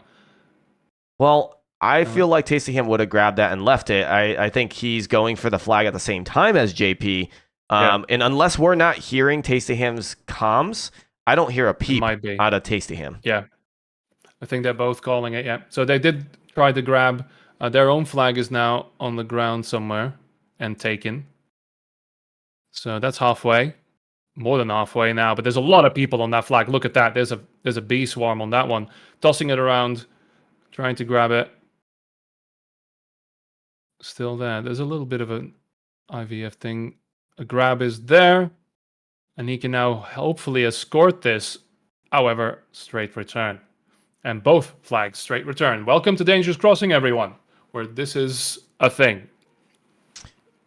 You know, I keep thinking, like, screwing this up. Sorry, guys. I'm going to change the overlay again. I was like, wait, Tasty Ham's not on Lumberjack's team. This is the difficult part about this, guys. Like, when you have a draft, you don't know who's on what team. You have to just, like, refer back to something. I'm making excuses here, but Tasty Ham's team is JP's team. And Lumberjack's team is up 1-0. That first point came in at the 13-minute mark. We're now at the 9-minute mark. This game, this map plays very fast if you're able to get the flag off the stand often, but we're not seeing that happen much. Flag is on their base. This might turn into flag is on their base. There's the grab here. Beautiful grab. Ooh. Oh, he could have returned that. There's a lot of people here, though. I don't know how far that E-grab is going to go. It could go all the way. And now, it's being carried. It's being rabbited around. Yeah, and I think it was just because he was grabbing it off the ground based on where the flag was and where they were. That guy was a beautiful grab by JP though. JP got out very clean and just in the nick of time because they needed an E grab, but they got something better. Yeah. But here, can they get into base? That's the thing. Getting in the base is such a difficult thing. Yes! Midair, we get a Nitron. Beautiful. But there's so many people here. Nice shot. Again. Okay, he's doing his job. He's doing his job. Nice MA there too to get the flag out of the air. Oh, another one. This It is incessant. And they got the flag return. has been returned. Wow. Nicely done by JP's team here. That was an ultimate crash. And again, with how small this map is, you're able to crash very easily. And they were relentless on it. And they were able to get enough bodies in there to get that return. Yeah, man. That was, again, this is DX to a T. And why so many people have this map ingrained in their memories forever. It provides some really excited play. Of course, for coordinated play, a little less. But that flag was out again. And we actually, in that setup, again, sometimes you just get out. A chain grab as well. Again, straight out. But now we've got... Oh, no, he gets taken out of the air. So we might just see a trio here immediately. Look at that Kappa coming in. I don't know if I'd call Sterilize a sleeper pick, but Sterilize is definitely a player to watch. Yeah. So I don't know what's going on. Tasty doesn't want to look at it, but that flag is still in play. There's a lot going on that base. You can see another regrab. You look at the feeds, the kill feed. They're just going insane. It's nonstop, and that's the third point. I don't know if you recognize that there was a second point that was scored not too long ago. Yeah. But now we're at 3-0. JP's team was looking strong when we first watched them, and now watching them, Lumberjack's team, who was 0-1, has something to say about their record. Yeah, I think the thing is they're going for those caps as well. And okay, fine, that first point, the second point, should I say, was a clean grab. But they're going for like very clean, very normal grabs here. And I think they just need to be a bit more cluster oriented and grab it when they can. Mm-hmm. From the very small sliver of gameplay we're seeing here, of course. Yeah, and well, we were making the same point in the grand finals, the tiebreaker match, and how Slush's team was not electing to cluster it enough. They were just very reliant on getting cappers in and out that door, and we know how these flag physics work. You can punt it across the map. You can move the flag more. That's more daunting to a team than it is letting them sit pretty with their flag on the stand. Yeah, it puts an immense amount of pressure on the defense because they are just, looking for everything. Anyone who comes into that base is a threat. You can't just let someone llama around a little bit, especially not on DX, especially not with these physics. So yeah, just put the pressure on. And I think they're just being too traditional right now. They're playing like it's Tribes Ascend, ironically. Yeah, that's probably the way to put it there. Man, look at all those people over there defending the flag. This is a massive, this is a 12v12. It's got to be. That was also very interesting for DX. Yeah. Yeah, so exactly. It is a standoff. It is now a clean little standoff, but they don't have the time for this. Yeah, this is, so we identified this the first map. When it gets close to that 15-second mark for the standoff timer, I would put my whole team on the stand. It is going to be very hard to cap it if you have the enemy team waiting for you at your stand. Yeah, and they're keeping it quite far as well. We've got 2-3 people. Ooh, oh, God. Basically hurt. just getting midair before he could even stealth, and he's just taken out of the air. Yeah, because both the radars, I believe, are up. He's switching to the blink back now. He's going to do some shenanigans, which this stand is perfect for. But keep that flag home, however. He's going to turn around and try and keep that. Not There's looking 3 good. people on there that... Where the hell did it go? There you go. They still have it. They still have it. Flag but the returned. Flag returned, yeah. Both flags returned. Of course. Oh, man. 4 minutes. Well, if we're only going to cast where the flags are on the map, we're going to nonstop talk because the flag is getting taken. It got picked up. It got returned. It's dropped in the field right now. It's just, this is what I'd expect more on a Dangerous Crossing, especially as we get into the last 4 minutes of the match. You're 3-0. If you're JP's team, you're sweating. Like, if you don't have a point yet, how can you get 3 in 4 minutes? Yeah, exactly. They need to swap around do something. Go, there's no limits on the armor, so just go all heavy. Just walk it home. Have a party. We saw Blitz's team yesterday do 8 heavies on a 12v12, so that is a thing. Yeah, there you go. Might be the time for it. Flag dropped, flag taken. Is that a grab that is worth it? That's going straight through the middle, though. Well, straight through the middle. There's a lot of people there. This is looking promising, and if I was Tasty Ham, I would slow this route down just a little bit if possible, and it looks like that's what he's trying to do so he can get this chain grab. He's hoping, dude, get in there, he's though. Hanging out. Get in there and get the E-grab and run with it. Yep, clear those mines. He needs to sit in there. Yep, he's spotted. They know. Ooh, he blinks out. Smart use of it, but he's so low. He's useless, and the best he could do is get some damage into the center, I guess. And look at True there goes Dan. a repair. The true meta right there. The true heroes of tribes. Yeah, that's a good one. But both flags are taken, so while it's a good grab, it's still it's going to be really hard to capture it. In the return, that could have been the ultimate nail in the coffin for JP's team. Yep, we're going almost down to 2 minutes now, and we are back to the status quo. Their flag is still in play. Yeah, no. Once you break that momentum, it is very difficult. They had a good setup. They had some good O at the first few minutes of the game. A few good grab attempts, but then, it became a chaos like the X does, and it's very hard to pull yourself out of there once the chaos starts. Yeah, let's hear the comms again and see where they're at mentally. Like 15. Chance is starting left. What side are you? Left. Okay.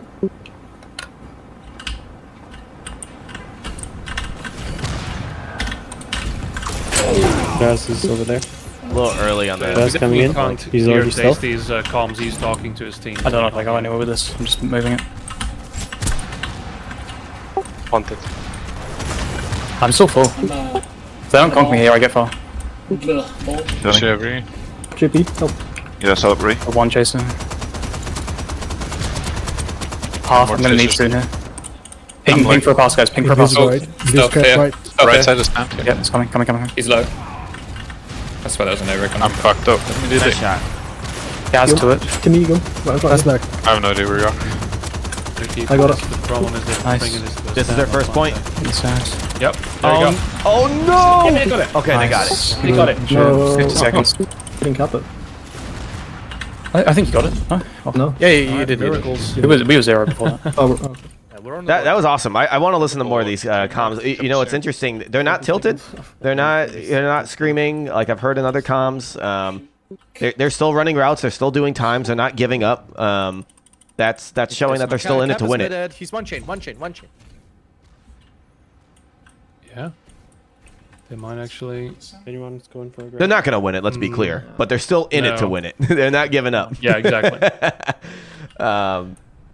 I'm sorry, but the time is going to tell that Trying to get it out. Lumberjack's team is going to walk away with a W here.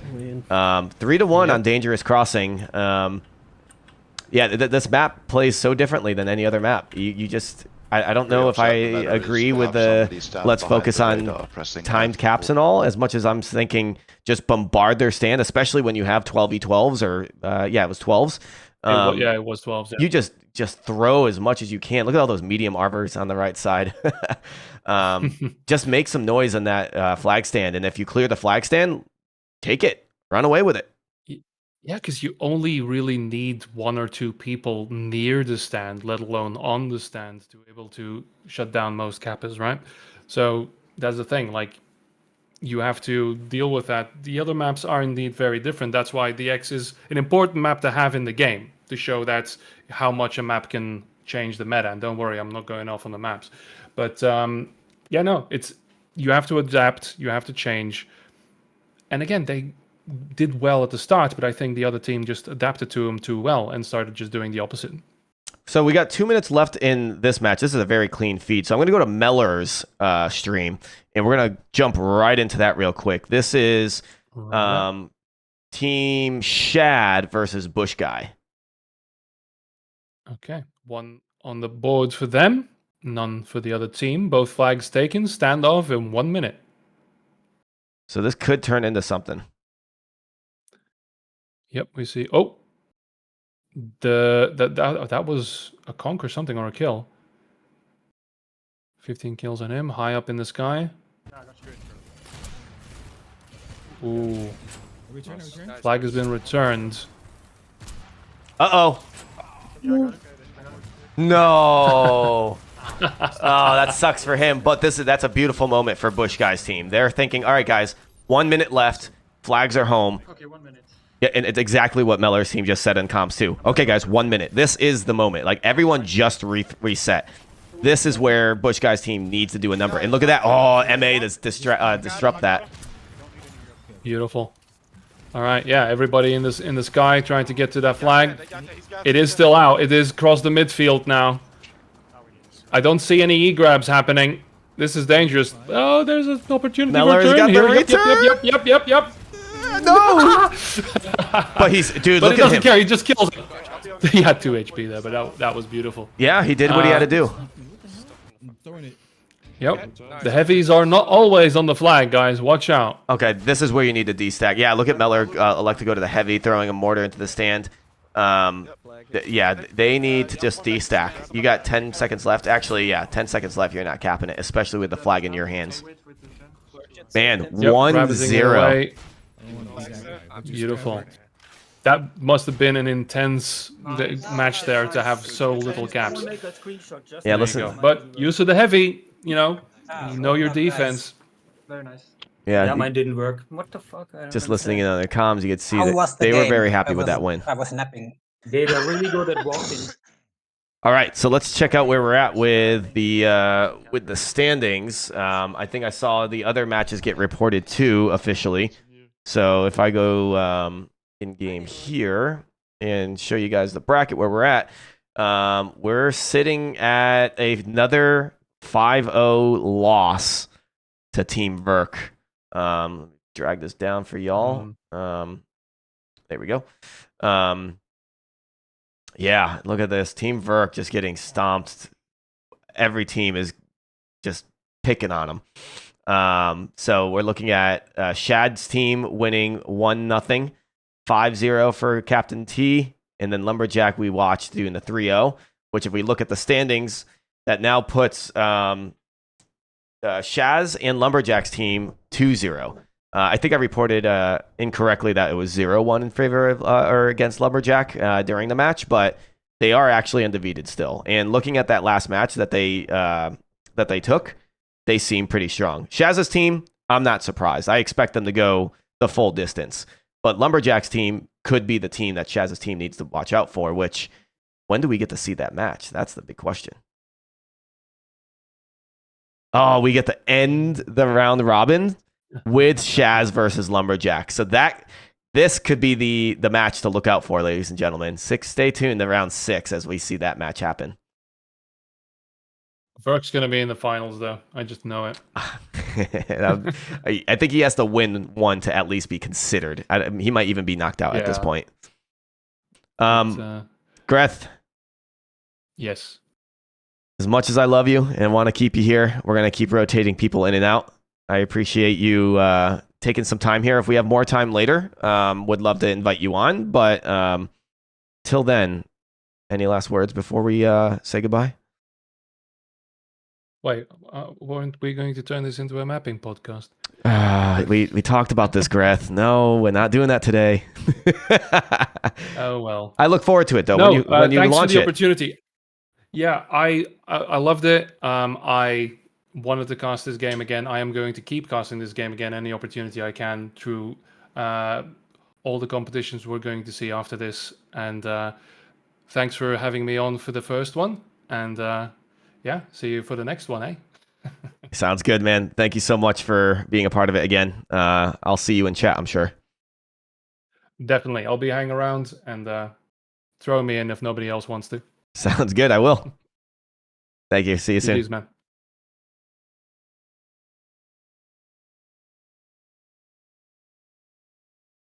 Dele, are you here with us? Hello. Hell yeah. Welcome to the casting table. The remote one, of course. My goodness. It has been 10 years, and we are back with more tribes. Yeah, so let's learn a little bit about you. One, I'll just ask, you're turning on camera now. I don't have one on this rig. Do you need one? Nope, totally fine. I just want to make sure. Sorry. No, it's fine. I could put my face here instead. You could double it up. Yeah, no, I think we're good. Not a sweat at all. But Dele, I want to learn a little bit about you. I think the community wants to know who you are, so we can see who's behind the mic for these next couple matches. I want to talk about Tribes. Tribes has been around for 25 years now. It came out in '98 before Halo. It was a bit of a sleeper hit.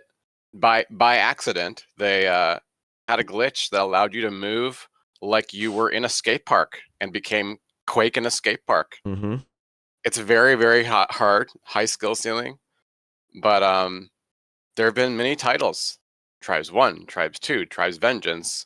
And then there have been fan titles. Legions, Midair. People have been trying to recreate the magic ever since then. Yep. Hi-Res Studios put out Tribes Ascend in 2011, thereabouts. And I got back involved with the community again because it was the 10-year anniversary of Tribes 2. And of course, it's always had a big modding community. People have always tried to like put their spin on it or recreate the magic again.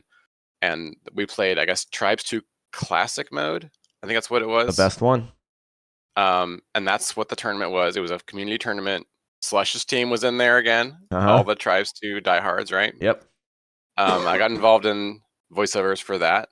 And then, of course, Hi-Res was launching Tribes Ascent at the time. We kept doing Tribes Cast for that. They promoted it on the North American Star League, which was an esports outfit in North America. Mm-hmm. And that was a lot of fun. Fishstix was there. He was there last night. I watched his grand finals with you. That was awesome. And as soon as this was announced, I was like, I want to get back into doing Tribes casting because it's such a compelling game. There's nothing else like it in the world. Amen to that. So yeah, I played Tribes 1 and then all the iterations after that. And it has changed a lot. So I want to tell new players, there's all these different options. You can pick your loadout, your armor size, your pack, and stuff like that, which gives you kind of a role. And if I were to tell you that the main game we play is Capture the Flag, and it's like a big coordinated ballet, right? You've got to have your person taking the flag. But it's not like Capture the Flag. I guess it's like in Team Fortress. You can't bring the flag to your base and score. You have to have both flags. So it's like high-speed capture and hold. You've got to control your flag and get their flag and get them both to the same place at the same time, which gets very dicey when you're flying through the air and getting shot out of the sky and there's mortars flying and there's mines on this base. So there's no right way to do it. And the finals last night was exciting because the game changed over the course of the series. Yeah, it did. Before I keep talking, do you have a game you want to pull up? I'm waiting actually, and I'll stop you in your tracks if so. Sure, please do. We're gonna watch De Solo play. He's on Team Shad, Very good and they're player. going against Very good player. Shaz. So Shaz being the team to beat right now. Shad's team, I think, is one of those teams that can actually take him down a notch. So I'm really excited to not only watch this matchup, but to watch De Solo. This is EU, and there are little ecosystems of tribes that are different. We watched NA last night, where we had Blitz's team and a lot of the other very competitive players. But EU will have a slightly different tone to it. Different mods were played in the old games. But let's talk about general tribes. If you're playing Capture the Flag, you've got to have offense, defense. You've got to control your flag and get their flag back to your base. But that means you've got to time your flag carrier getting to the base and make your disruption count. So when I play with competitive players and listen to their comms, the comms last night were great, by the way, to have the player's point of view. You're going to say, okay, I'm a flag carrier. I'm starting my route. I'll be there in 45 seconds. That gives your team time to set up and hit the flag stand with all these explosives to blow off the defenders to get you out of the base with the flag. And if you miss or you get picked off, it screws it all up. Your team is like a machine. You've got your defenders, your offense, your clear damage and stuff. But if something goes wrong on an individual play, it messes the whole machine up and you can get out of control very fast. So Slush's team last night was chain grabbing. Yep. And they got the other team, Fire's team, off of their tempo. Their flag was never home. They never recovered. They never reset. So after that game, I went on and started playing, and I was doing like medium defense, and I wanted to see what it was like. I had to make a decision. Okay, my flag's gone. Do I go help, or do I stay home? Because if I don't stay home and nobody stays home, my flag comes back, it's going to be gone again. So not only is the team making decisions about their strategy, but they're also individual players are making decisions. The flagger spawns. He's got to decide, which route do I go for? How long is it going to take? Should I go for this? Should I change my route? Am I going to get there in time? And individual duels were happening. So after Fire's team got crushed by Slush's team in the first game, they came back on the second map and they were picking off the flag carriers before they could start their routes. In the old Tribes games, the maps were very, very big. You had a lot of room to maneuver and make very complicated routes. So the community asked Prophecy for a bigger map. Dangerous Crossing is a very big map. You have more room to make a big route. Which is wild because the two bases are close to each other. I love it. I'm not against it. But it looks like with the solo stream right now, they're going into Torment, which is the new map going into... I want to see this. Yeah, going into this patch. So there's not that many hours played of it. I'm sure people have grinded it the last 2 days. Oh my God, I get an Old Spice. We're going to watch an Old Spice advertisement. There's 5 ads coming up. DeSolo, what are you doing, man? All right, well, we're going back to the caster screen. Okay. But while we have time, let me tell you about the basic idea. If you have a big map, you're not playing like PlanetSide. You're not fighting through the enemy. You are very fast. You can fly. You can go on these complicated routes that take you through the sky and around hills and behind mountains, which means they can't always find you. In the last game we just watched, the team purposefully threw explosives at the enemy radar. The first thing out of the gate, they wanted the radar down. They did not want their flag carriers spotted. So in a big map, you can go off into the hills and hide yourself and then come in from the side where no one can see you and you get the flag out as like a surprise attack. On a smaller map with the out of bounds grid, that means you're going to be spotted on your way across. And so in the comms I listened to, you're coming in and out. You're out the enemy flag go out. They would see okay. Your internet is chopping. Oh no. Is it the stream? I'll turn the stream down. Maybe. I also have a program feed for you. You won't hear sound, but you can look at my stream. I do want to put more focus into the tournament that we're going through now. I think with us going into Torment and we have both Chaz and Shad's team piling up, it does look like we're going to see another 12v12 match. And for a reminder for everyone watching, we did say that Europe would be 7v7. But given the amount of people that signed up at the end and the number of captains that we ended up with, we had large teams. And these large teams, we didn't want people sitting on the benches the entire time with it being 7v7. So we allowed teams, if you have up to 12 players available, both teams can elect to choose something higher than 7v7. And in most cases, we're seeing a lot of people show up. In fact, I'm going to be honest with you guys. I've run tournaments literally for my living for the last 12 years. Draft tournaments are one of those tournaments that usually you see a lower check-in rate, meaning players sign up, but they don't actually end up showing up. Or if they see what team they get picked on, they're like, I don't want to play on that team. We're going to lose. We saw a huge turnout rate across the board, which I think is really telling of Tribes 3 and what's possible with this community and just people being interested in playing in an organized way. We have a 12v12. It's locked in. The map Torment is locked in as well. And we're about to get into this. I'm going to switch over to the game feed so we can get into the action as it starts. Not sure if your internet is... Yeah, your internet's still skippy. I might need to get a sub in if you're going to keep lagging. Let me try to rejoin. All right, as Dele does that, we are at the 10-second countdown timer. We don't see what DeSolo's picking, but we can all guess what he's going to pick. That's right. Stealth Pack on the light is where we're looking with DeSolo. DeSolo, whether you know him or not, is awesome. Great person, great gamer. And if you don't know him, he plays the role of a capper, and you're going to learn a lot from what he does. He was very, very, very strong for the role of capping at the beginning with the blink pack and really define what the power of that pack could be. But now with stealth being the pack to pick and really the only one that people are playing these days, as you see right now, he's still really strong at his position. So watch him uncloak as soon as he gets to the stand. But there's somebody on the other team that's going to be said many, many times, and he has been all the way up to this point. Jaggle. Jaggle's there to stop that point. That grab is on the ground, but it looks like Shad's team still has possession of the flag. I don't know if they got a regrab or if it was off the stand, but it looks like that flag is now dropped. I can't see because the downside of this is I have to watch from one perspective. It's actually Shaz's team that has the flag, and it looks like they still have it in their possession, far from the stand. I think the solo will be able to get a grab here, so let's listen to the team comms here.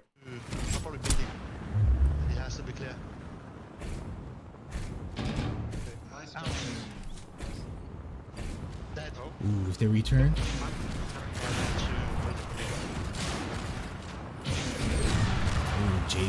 Yeah, man. We can't hear the comms too loud on the solo side, so I don't know if we'll be able to do many listen-ins, but Jaggle not only got that stop, it looked like, but he was able to get that return to take it away from the solo, which then ultimately turned it into a cap, 1-0 in favor of Shaz. Dele, is it 1-0? It is now 1-0. There we go. There we go. I just caught up. Okay. If you can slightly behind. You can watch my program feed, so you're watching the same time as I am. This is going to be a grab and clean. This one's out. Oh my goodness! And guess what? No one but Jaggle was there to make the stop. That's a beautiful route in terms of this back to front. Yo, what up, Ollie? I was gonna say, yeah, that we saw what we saw yesterday, today as well. The stealth pack is so good, or I guess it's the phase pack they're using, that you may as well do it. It's hard to clear the flag stand by yourself, but if they don't know you're coming, it's very easy to get out with a flag. Yeah, and unless there's a gentleman's agreement where it's like, hey, no stealth pack, no phase pack, I'm using it, right? Like, oh no, the solo. Oh. So if you hear people say cratering, that just happened, or a dead stop. He ran into a building, in this case, did not quite make his route to the flag.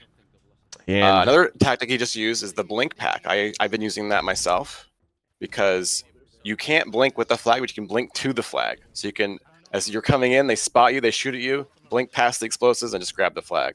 Another cool way to do it. Yeah, and DeSolo is that guy. Like, if there's someone that's cemented in my brain as the blink capper, it's DeSolo. Jick is up there too. But yeah, I had two unfortunate series of events for DeSolo as we watch him here. But let's see if he can redeem himself as he comes from this back to front again. This is a beautiful route. Looks good. He wasn't able to get the jump off it. Does not have enough jets to get to the stand either. So, maybe I'm wrong. No. Nope. Oh my goodness. Wow. That's the blink pack in DeSolo's hands. God damn, he's impressive with that thing. When I first started playing this game, I was so impressed with the blink pack because I thought, oh my gosh, as a flagger, you can come in off route and then blink onto your route at the last second and get the flag.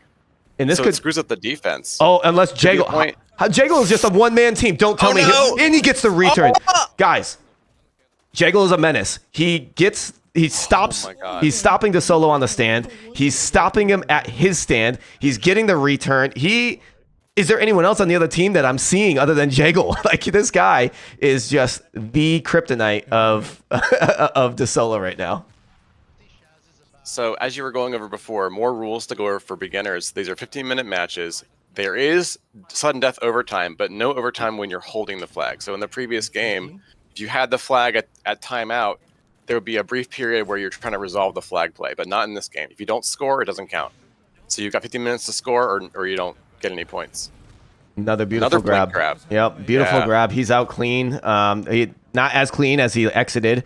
But the other team does have the flag, so we might be finding ourselves in our first standoff of this game. DeSolo, he can keep running that route. I think there's nothing wrong with it. It's effective. It's throwing off the defense, whether he's getting distracted or not. But he needs to pass the flag off. because he is a light, and it's not the best position to be in with less than half your health. The flag got passed, but it looks like it got conked or something happened that's on the ground and now returned. Looks like Fire, who is another dominant player who won that last yesterday's tournament, was able to help get that return back, and the other team's flag is returned. But we find ourselves with the flags off the stands on both sides again, but this time not in the hands of people. They're dropped. So, yeah. One thing you'll hear people talk about is cluster play, which is on maps where you can quickly get to the enemy base, you'll be heavy offense and control the enemy base as opposed to your base. And then you can kind of collapse on your base once you have the flag safely escorted. That's not always possible in all the maps, especially with these loadouts, but you'll see it referenced a lot when there's a lot of offense stacking. Let's see how Same route again for the solo. Yep, he took a solo clearing. Little different approach, but same exit. He's out just as clean as the last one, a little bit more health. And I can't say clean because he has less health, but you guys know where I'm coming from. In the same situation as last time, where both flags are off the stand, but this time it doesn't look like it's going to be a standoff. There could be a return here. And where's Jaggle? There he is. Yeah. Oh, no. You could just predict this shit, man. Is the flag stuck? Oh, no. Don't tell me that was a bug. They got it. No, but I hope that wasn't a bug where Jaggle could return it, but it was bugged. I sure hope that wasn't the case. It did look like it was jumping around for sure. Yeah. There are situations sometimes where I've seen the flag unreturnable, but it is able to be picked up. So I sure hope. I'm just going to imagine that Jaggle just wasn't able to get the exact touch on the flag. So as that's happening, the flag is on the ground. They're trying to get the return. Nice blink return, which then can convert into a point as the standoff is coming from the back of the stand onto the stand itself. Now it's in the favor of the Solos team, 2-1. As you were saying, they're giving Fire's team a run for their money. Or is it Shad's team, I guess you said? Yeah. He just picked Fire. I am so happy to see Shaz's team get some competition. They could have been in the same position that Fire's team was yesterday, which is sweeping the group stage. But this could be the match that they could be taken down a notch, and they still have to face Lumberjack's team later. So there is a world that Shaz's team just got all the easy teams first. As you can see on DeSolo's point of view, he went really far away from all the action, which prevents him from being picked off, right? There's enough room for him to set a route up from far away, come in very fast, and he'll never be spotted as long as his team disrupts. The flag's on the stand. Here it comes. Oh, he is out. Blink grab. That is clean, and if they can get that return, oh, is he gonna punt it? Yeah. Not that clean. He got hit. Yep. He's getting clean grabs, but he's getting hit on the stand, and I can only imagine there's one person in mind that's contributing to that. I think I saw Fire in a heavy just now.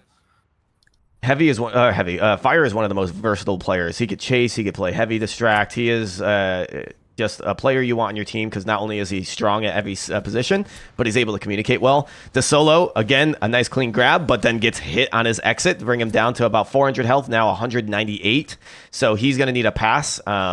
If there was Canuck in this game or Swan, I would fear for their lives because one snipe, they're down in the middle of nowhere. DeSolo's going to try to pass it as his team's flag is returned. This could turn into a point, but Fire is on that. And if I were to put my money on this, Fire is the person that's probably going to get that return. And it looks like they do.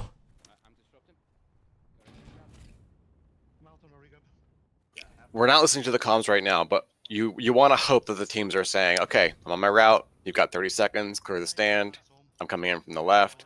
The teams that I play with, the best ones had really clean comms. They would not call out everything. They would play their game. They knew their position. They would call out the important stuff like flagger from the right or whatever they saw. They wouldn't make the comms too busy or we couldn't pay attention to what was happening that was important. Once again, the route from the same side we saw in the beginning, but he's on a blink pack this time. Yep. This one's different, and he looks high. Yeah, he's too high. Well, that Devil grabbing that flag for him is the best possible outcome because now DeSolo's like, yo, I'm going to escort you, and you know what? I'm going to blink grab this. He's going to blink grab it. You can get it. Come on. He's a little too high. I wanted to. Ooh, nice return there. Who was that by? Jaggle. I didn't quite see who it was. It's Jaggle. Was it Jaggle again? Yep. The kill feed doesn't lie. So that's what makes DeSolo and other cappers great is they're not just someone that has routes that are consistent and can get the flag off the stand, but they can act as a support tool or escort to their other cappers, or even if they're llamaing it home or clustering it. Cappers that are constantly running their routes are so devastating. You can escort, you can get the flag off the stand, you can get chain grabs. It's really crucial that, especially when it's 12v12, you dedicate 1 or 2 people to just keep running routes. This could be a big grab for DeSolo. He grabs it. This is clean, but again, freaking destroyed on his way out. Killed. Jagle again. Nova Colt this time by Jagle. Oh man, it looks like Shad's team was able to get the return too. It was looking like it could be the equalizing point on Shaz's team, but they were able to get they were denied, and the flags returned on Shad's side. We're sitting at 4 minutes left with both flags at the stand, 2-1 in favor of Shad. This could be Team Shaz's first loss of the day. So the tough thing is you have a difficulty deciding how to allocate your guys, right? Let's say you have 12 guys. How many do you have on D? How many on O? Right. Are you getting crushed on O? Do you just send more O? Then your D becomes weaker. Are you going to run 1 flag carrier or 2? How often are they running routes? Are they going to escort? There's a lot of decisions to make as the game goes on. Oh my god, I was like, there's no freaking way he blinked into that one, and he didn't. But look at the coordinated caps. Another beautiful sight where you see a capper go in at the same time. One of them grabs it, the other one acts as a distract, and now look at DeSolo. He's now trying to take down the chase, which he's not doing too much damage, but it does look like Jagle is not really effectively on the capper's tail either. Both flags are off the stand, so this could put us into a standoff, as both flags are on each side of the stand. So it looks like DeSolo will play the return. The flag is dropped and returned by Team Shaz. This could be the equalizing point. E-grab, nicely done. Overtime? Oh my goodness. Slightly denied, but we'll see how they resolve it. Nicely done by Team Shaz. They were able to time cap that. 2-2, less than 3 minutes left. Next point basically wins. This is go time, right? You have to decide, what are we going to do for these 3 minutes to make our team the winner team without overtime, right? So you could say, I want to have 1 more person on D, or 1 more person going for the flag, or we're going to cluster the stand. You see that? DeSolo saw that stealth cap, and he called it out. He's like, "Oh, guys, I think there's a stealth guy back to front," and he did grab it. He looks like he punted it, which is very effective if you make it at least halfway. It's now in the hands of Team Shaz, or at least on their side. Jagle taking down that. Midfielding the cappers. Who got that return? Crazy. I can't see his name right now, but Crazy's with a Z. Crazy Jewel. I've never seen him in my games, but shout out to him to get that epic return. That was necessary. Meanwhile, the flag is taken again off Team Shad's stand. This one could turn into a point this time around, unless I can get an E-grab, and there it is. One more point. So many blue, so many chasers, and none of them got to the stand in time. So I said next point wins just because it looked like at the pace of the game, it looked like whoever can cap is going to be the winner, but we still have 2 minutes left for DeSolo and Shad's team to get 1 more cap. So we saw a strategy shift. Jagle's now midfielding, which you don't normally see in other tribes games, but in this game you definitely can. It happened last night in the grand finals. And if they don't address that, I don't think DeSolo's going to make it out next time. He's going for 1 more route, 1 or 2 more routes he's got time for. Yeah, you're right. Maybe a second route, but I don't know, man. DeSolo needs to make this one work. And his team needs to let DeSolo grab this. Like, every bit of communication better be about getting this flag off the stand. Nice return. There's his home. Both flags returned. Okay. 1 minute left. This is for all the marbles. Sudden death or nothing. Coming in. No distract. This is not looking good. He got hit. Oh, and he got body blocked and conked. That is not good. And you can hear the sigh of DeSolo. He's like, okay. Yeah, this is looking very in favor of Shaz, because not only is the flag off the stand in a different spot than you're used to, they still have the opportunity to get the flag off the enemy stand to really prolong this the timer here. So 30 seconds and left. Once again, there's no overtime. If the flag is loose, you don't resolve the play. The game just ends. So you've got to make your plays count. 20 seconds. Wow, what a turnaround! One more route. I don't even know if this can do it. His flag is gone. His flag is gone. Yeah. His flag's gone, and also unless you have a back to front that's grabbing right now. Nope, and that's the absolute nail in the coffin. 4-2. Even So the the game is solo. very stable, but that's kind of what happens, right? If your tempo gets thrown off, 2 scores back to back like that, because you're overcorrecting, right? Your play got messed up, you overcorrect, and then you lose another point, which is why you have to really decide, what's my spawn going to be? Am I going to defend my base, or am I going to chase? Every time you spawn, you have to make a very important decision.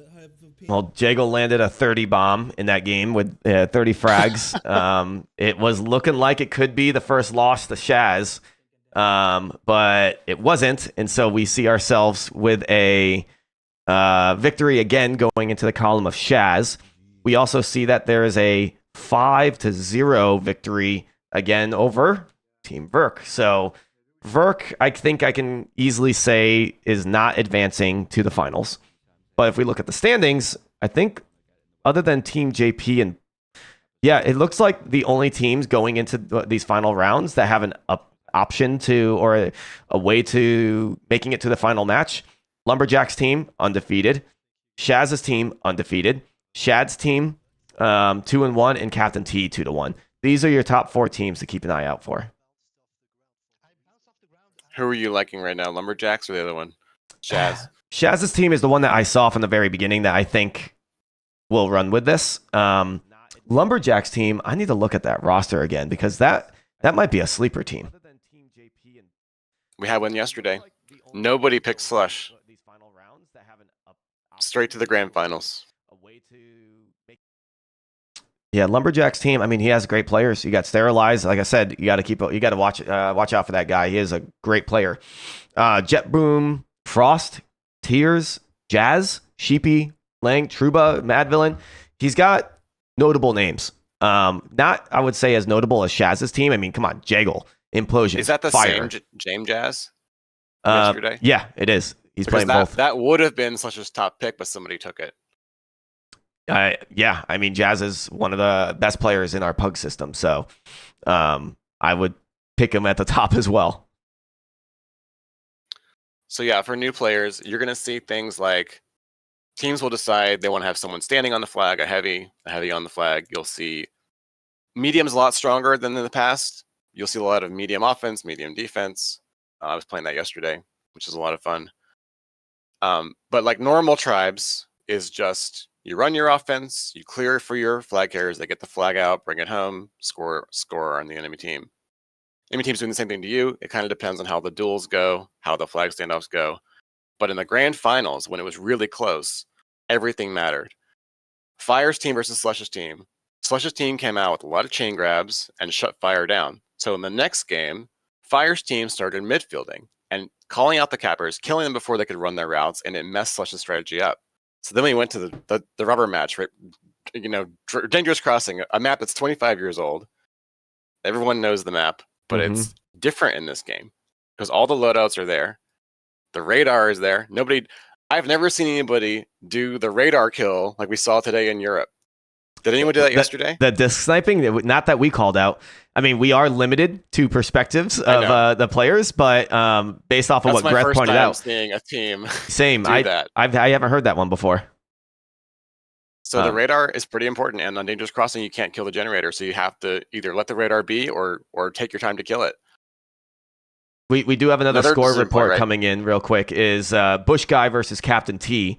That last map must have been a banger because that one ended 4-3 in favor of CaptainTea. Now, Busch Guy's team, they're now 0-3, but the fact that they're able to put up a fight like that against a team like CaptainTea that's 3-1 is very telling. So while Busch Guy's team is facing elimination from the tournament, they can still come back.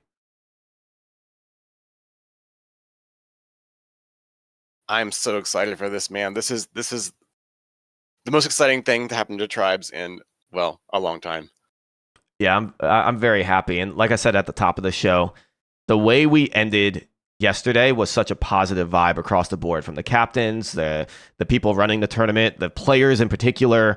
The chat, it was so loud, it was active. We had like an average of 288 people, I think it was, throughout it. Like, it was such a beautiful sight for the tribes community. And we even looked at the Steam charts and we're like, oh, let's see if this is making an impact in the game. And we made an impact. I think this game made the game be more popular on a Saturday than it ever has before. So I think we're doing great things for the community with this tournament, and I just want to give props to the folks behind the scenes that you see me, you hear my name a lot, but I'm not the only guy. God damn, this would not have happened if it wasn't for Jim Christ and Doomsday, Howsia, Jesus, Doc Matrix helping me out. So many great people along the board, including the casters too. Like, thank you for being here, Dele, and showing interest in being a part of this.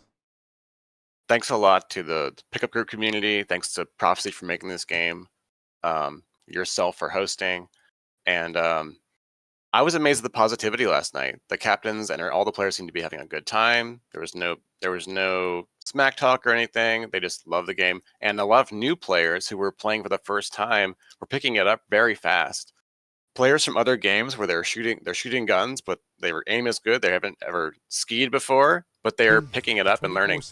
I had a conversation with a guy who was like, I guess he was a YouTuber. He's already good at aiming, but he was just learning how to do tribes movements. It's just different. And people have been trying to do that for a long time. They'll go to Titanfall, they'll go to Rocket League, whatever game they can do movement in. It's just compelling. And so I love that about this game. Yep. I've taken to the skate park metaphor more because you ski downhill, but you also like do tricks and stuff. Yeah. The only tricky thing about this new Unreal is that it's hard to adjust your route. So you have to really have a good plan. If you don't plan your offense very well, you can't change on the fly and just go to something else, Mm-hmm. Yeah, it's funny. I keep hearing, like, I don't think it was really ever said in past tribes where people relate to this game as like a skate park, but you're the second person in the last 12 hours to relate it to it. And I think a skate park. Yeah, I mean, the way that people are, like, especially new players, the way they are referencing it is something like that, right? That's the best way they can put it. Is like, I just feel like I'm on a skateboard going around doing tricks. So that's a really interesting take, and I think one that a lot of like tribes vets would never say initially. But I think it's interesting to hear just where people's heads are at it. I realized, Dele, too, and I'm sorry, I'm going to completely change the topic, but I think this is a really important discussion. Did you have a take on cheesecake? Do you like it? Do you hate it? Cheesecake, the food? Oh, yeah. That's right. No, this is important. Cheesecake is one of the best foods. I actually right. married somebody who makes a banging cheesecake. Oh, no. Pumpkin cheesecake for Thanksgiving every year. This is... Are you against cheesecake? I am in the field. I feel like I'm very, very alone in this corner of hating cheesecake. You don't like cheesecake? Yeah. I mean, it's cheese and cake. Don't you like cheese and cake? I do, but I don't think I like them together. Like, I could say two things that I like together in many ways and say they would be terrible together. Have you been to Cheesecake Factory? I have. Yeah, fine. Like that. Yeah, very, very average food. Very average food, and cheesecake sucks. I feel like you're very alone here. I know I am. There's not a single person sorry. I think that said, APC, you're right. You have a base take here. I'm alone. Yeah. It's not very base to say cheesecake is bad. Yeah. Why when you're in NA, why would you not be pro high calorie, low health outcome food? I'm an oddball. I'm that outlier. You usually, yeah. You look at the outliers. You're like, how the fuck do these people exist? Well, I guess I'm one of those. Tribes players in general tend to be oddballs because it's a very technical game. You got to really think about what you're doing, and hats off to Blitz and all them, man. They really think deeply about how the game works. So for Tribes Ascend, they did a 7 vs 7 format. It's hard to field a big team, for a competitive game. We see League of Legends as a 5v5. 5v5 is a little slow. Tribes has always been a very fast game. Mm-hmm. But man, 12v12 brings me back. 12v12 is very action packed. Yeah, it's not the same that we've seen in previous tribes where there was a lot of base play, right? And you'll see heavy spamming mortars on stands. Like, this is more of a faster paced 12v12 where it's focused on, medium armors and stand clear. I find that curious. Why are there not as many mortars as we used to see? It's got to be because, and I don't really have a clean answer to it. I'm sure people in the chat can give a good answer to it. But my understanding is the mortar, or being in a heavy and choosing a mortar over what could be like the chain gun, which is more effective just overall. The mortar is very niche. Like in previous tribes, you had 5 weapons, like Tribes 2, that you can rely on. In Tribes 3, you have 2. So you're one's the spin fuser. or bolt launcher, whatever your poison is, and then you have to choose between like a chain gun or a mortar, right? And so people are electing more of the chain gun because it's more reliable in moments of getting the last couple of bullets down on someone. Well, I do want to see a team try to mortar the stand because mortars don't play around.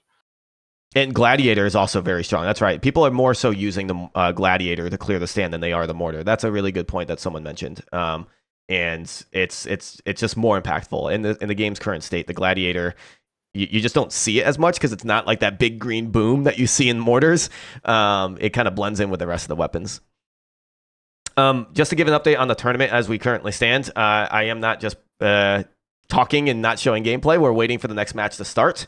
We are in round 5 of this European tournament. It is a group stage of 7 teams, so each team playing each other once. That means each team plays 6 matches. And then the top 2 teams from this group stage will play in a best of 3 grand final. We're in round 5 once again, and we are going to try to watch what I think will be the best match in this round, which is the CaptainTea versus Shaz. So we're going to watch from CaptainTea's point of view. I'm in CaptainTea's stream, and I'm waiting to see signs of the lobby getting created.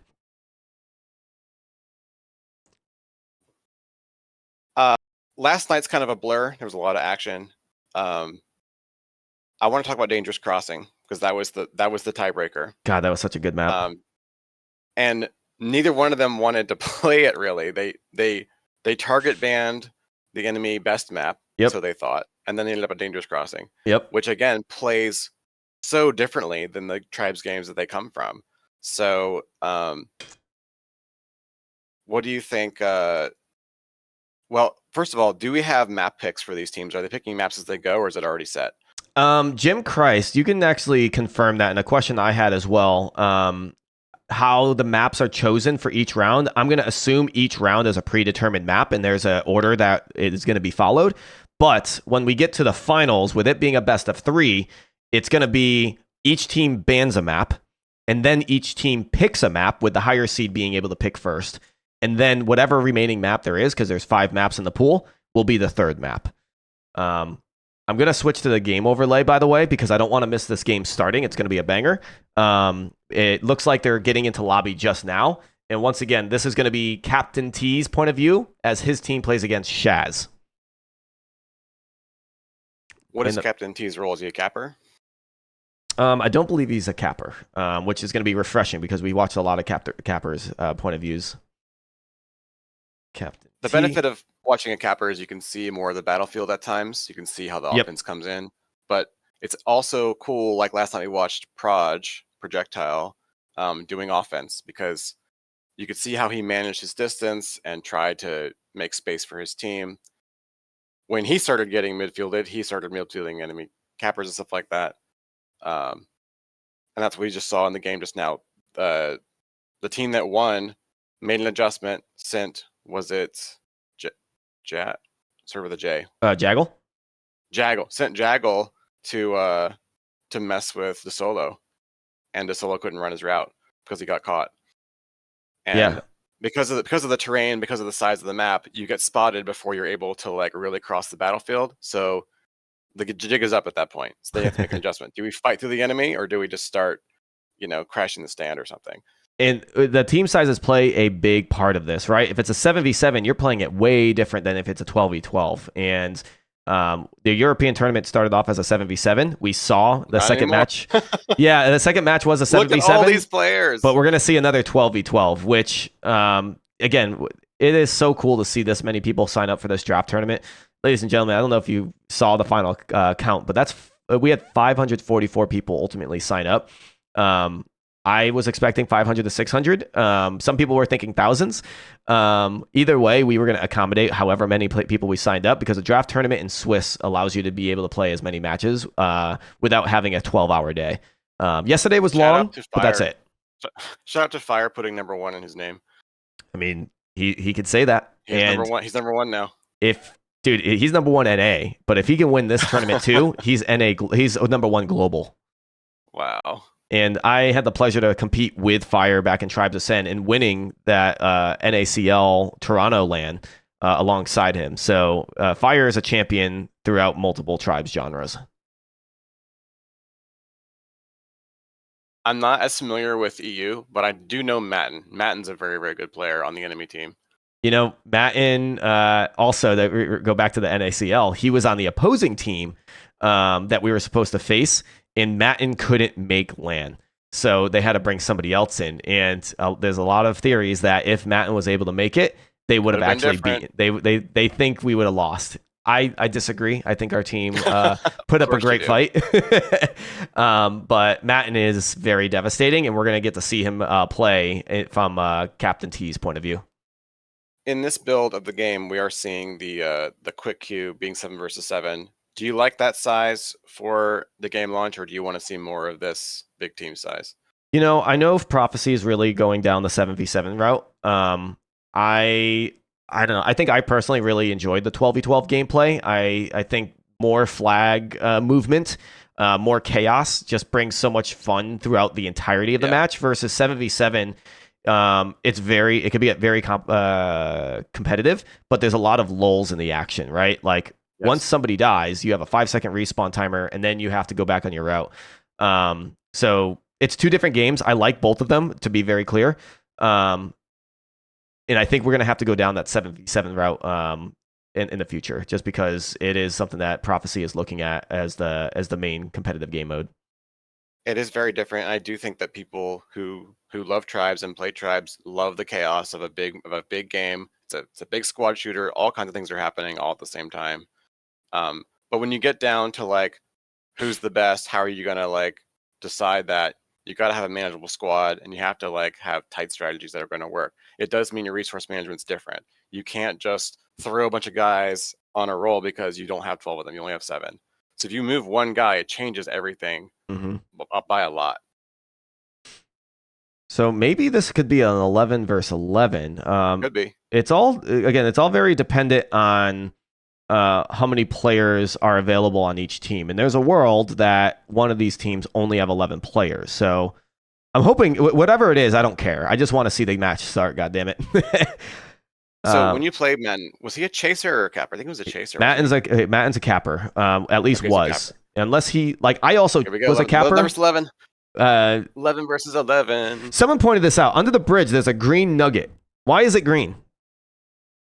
Really? Is it green? It was green in the image. Maybe it's a lighting thing, but I don't know. It's a little funky. It's a little sus.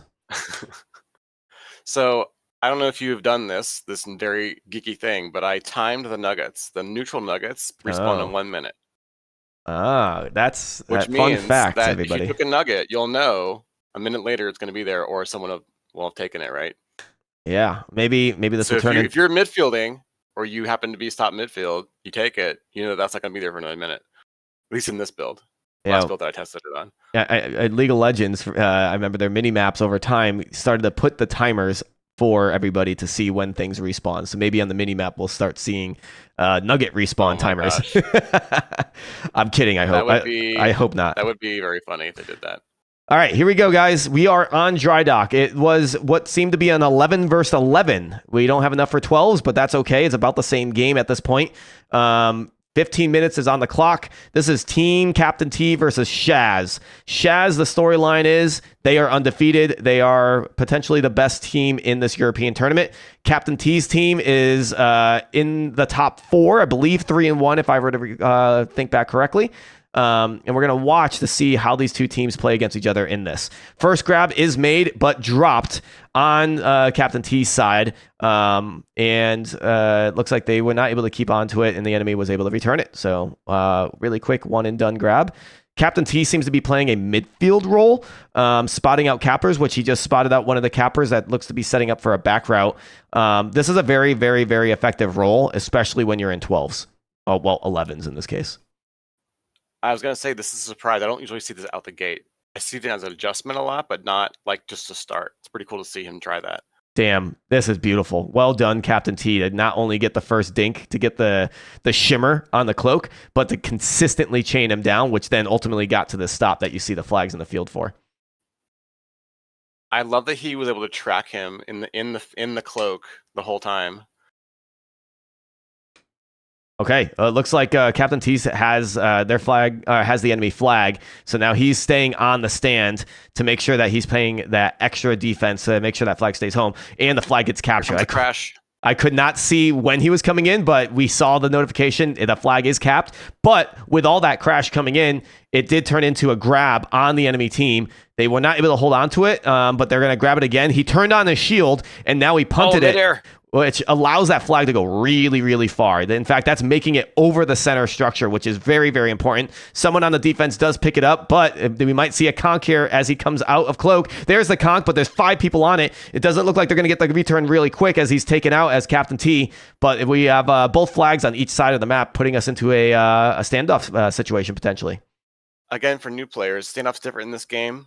If you have a standoff and it ends, the timer runs out, you can both capture the flag on your own stand without your flag being there. I was just taking a sip of my coffee. Reduces a lot of stalling and things like that. But the flag just got returned here, and this might turn into the equalizing point. The flag is up in the air, caught again, passed over to the flag stand. Nice little pass to get that cap 1-1.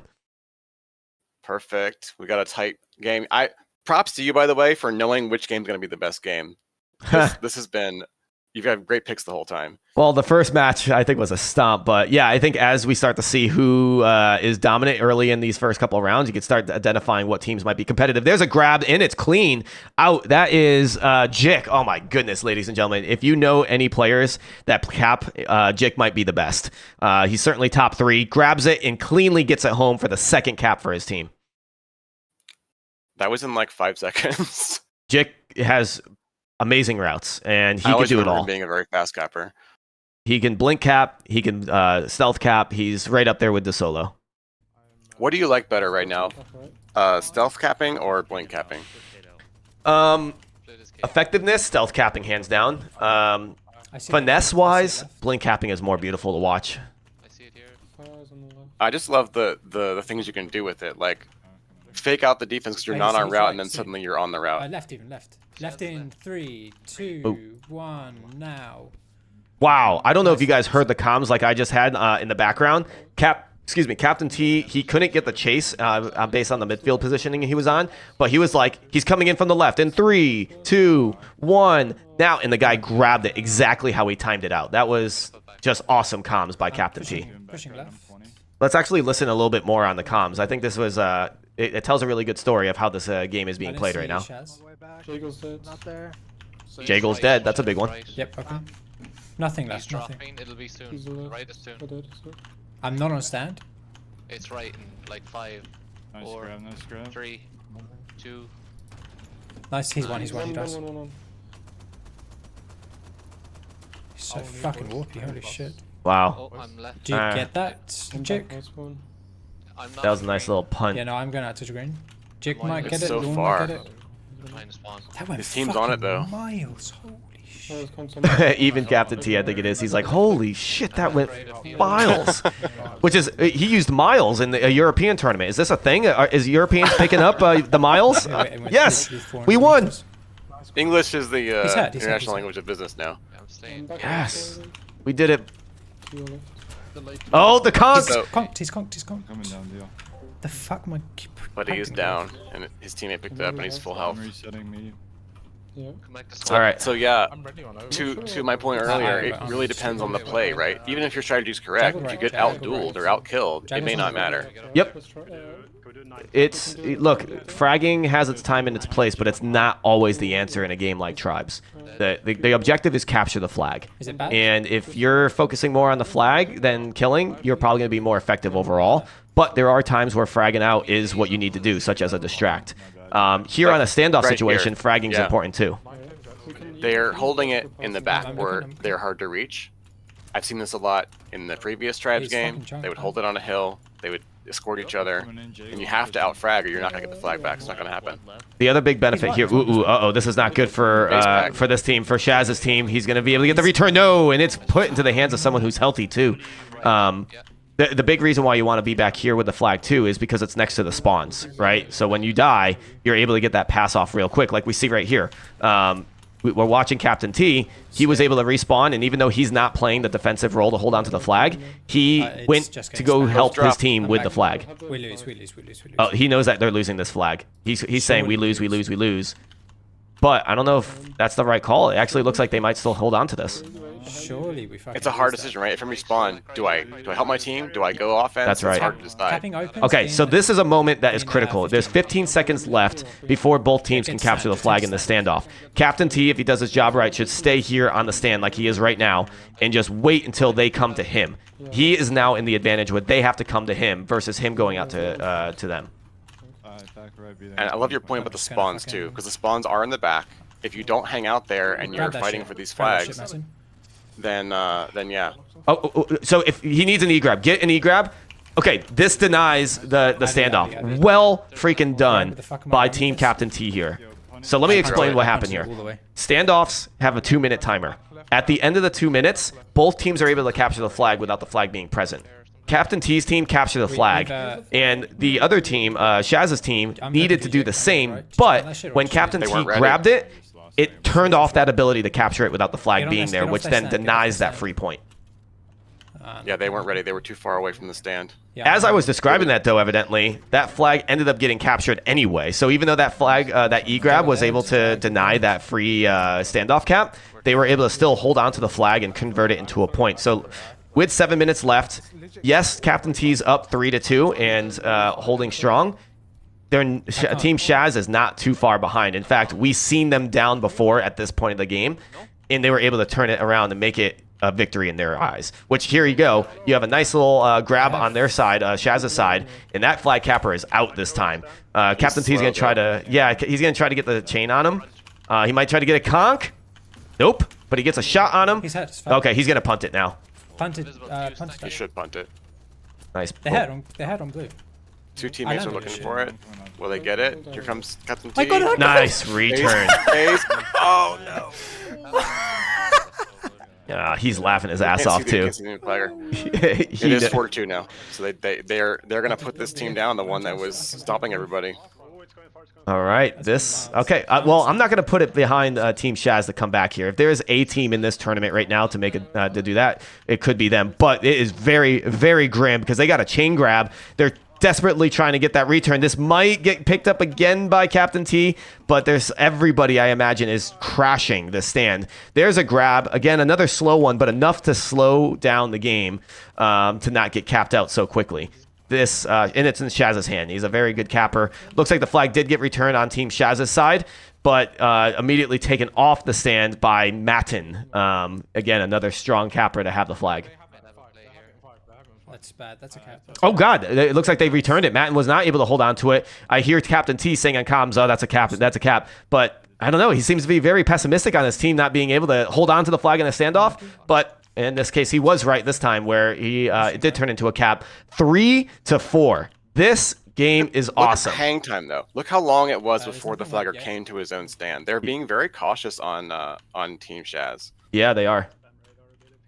Luckily, they scored that point, so now it's only 1 point difference. They have 5 minutes to make it up. But if they were a little more like aggressive about how they were scoring, they would be, kind of like banking on getting their flag back and defending on the stand. Dude, stop the flagger, yeah. Look at that. That was a nice shot. The thumper does so much damage, and he was able to just get that finishing kill. And then meanwhile, we didn't catch it, but it looked like they were able to grab the flag on the other side, bring the flag home, and cap it. This is one of those moments where I'm like, God damn it, it should be a little bit more hype when we finish a game, but we don't have all the perspectives to see exactly what's going on in the game.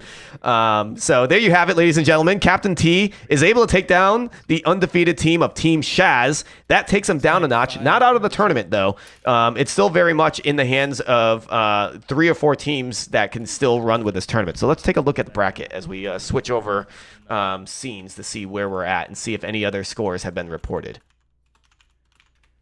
All right, no other scores reported, it looks like. But we are looking at the standings. Yeah, no. Shaz's team now 3-1. CaptainTea's team 4-1. And the reason why CaptainTea's team has more more games played than Shaz is because every single team gets a bye. And I don't believe Shaz's team got a bye yet. Lumberjack's team, I'm dying to see what their score is. In fact, we might be able to jump into their match real quick and see if they're going to be able to continue their undefeated streak as they're playing their match. I think I heard that Lumberjack is streaming. Come on. I don't see his stream, unfortunately. Oh, what a bummer. Is there another team that's potentially playing then? What's the other matchup that's going on? JP versus Busch guy. JP stream. Let's see if they're still in match. No, they're out of match, so we're waiting for that score to get reported. Who's the other team they're playing against? Shaz's team. Shaz is streaming. And they're not in match either. One of the players? No. Yeah, Kenzai, I think, is on Verk's team. Wait a second. Hold on. There's no way. There's no freaking way. Did Verk's team get their first W, and not just their first W, but a 5-0? Verk's team, this is the 5th round, and they didn't score a single cap in the first 4 rounds. And then they won 5-0? What happened here?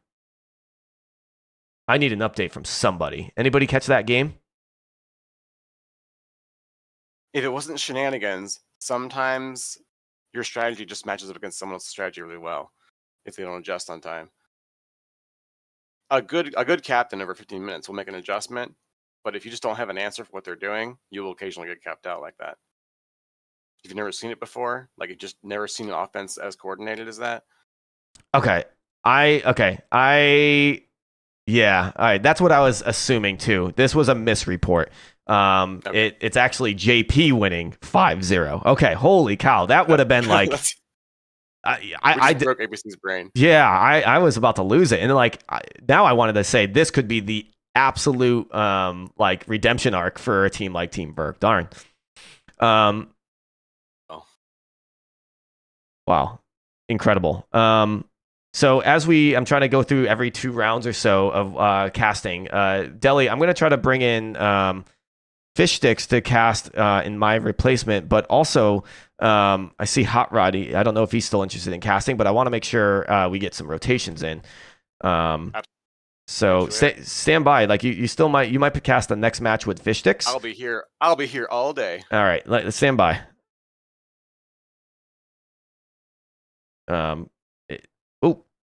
Okay. He left me. Fish, are you here? I'm here. All right. I told Dele to stand by, and he's like, "Yeah, I'm gonna be here all day," and then he just leaves the channel.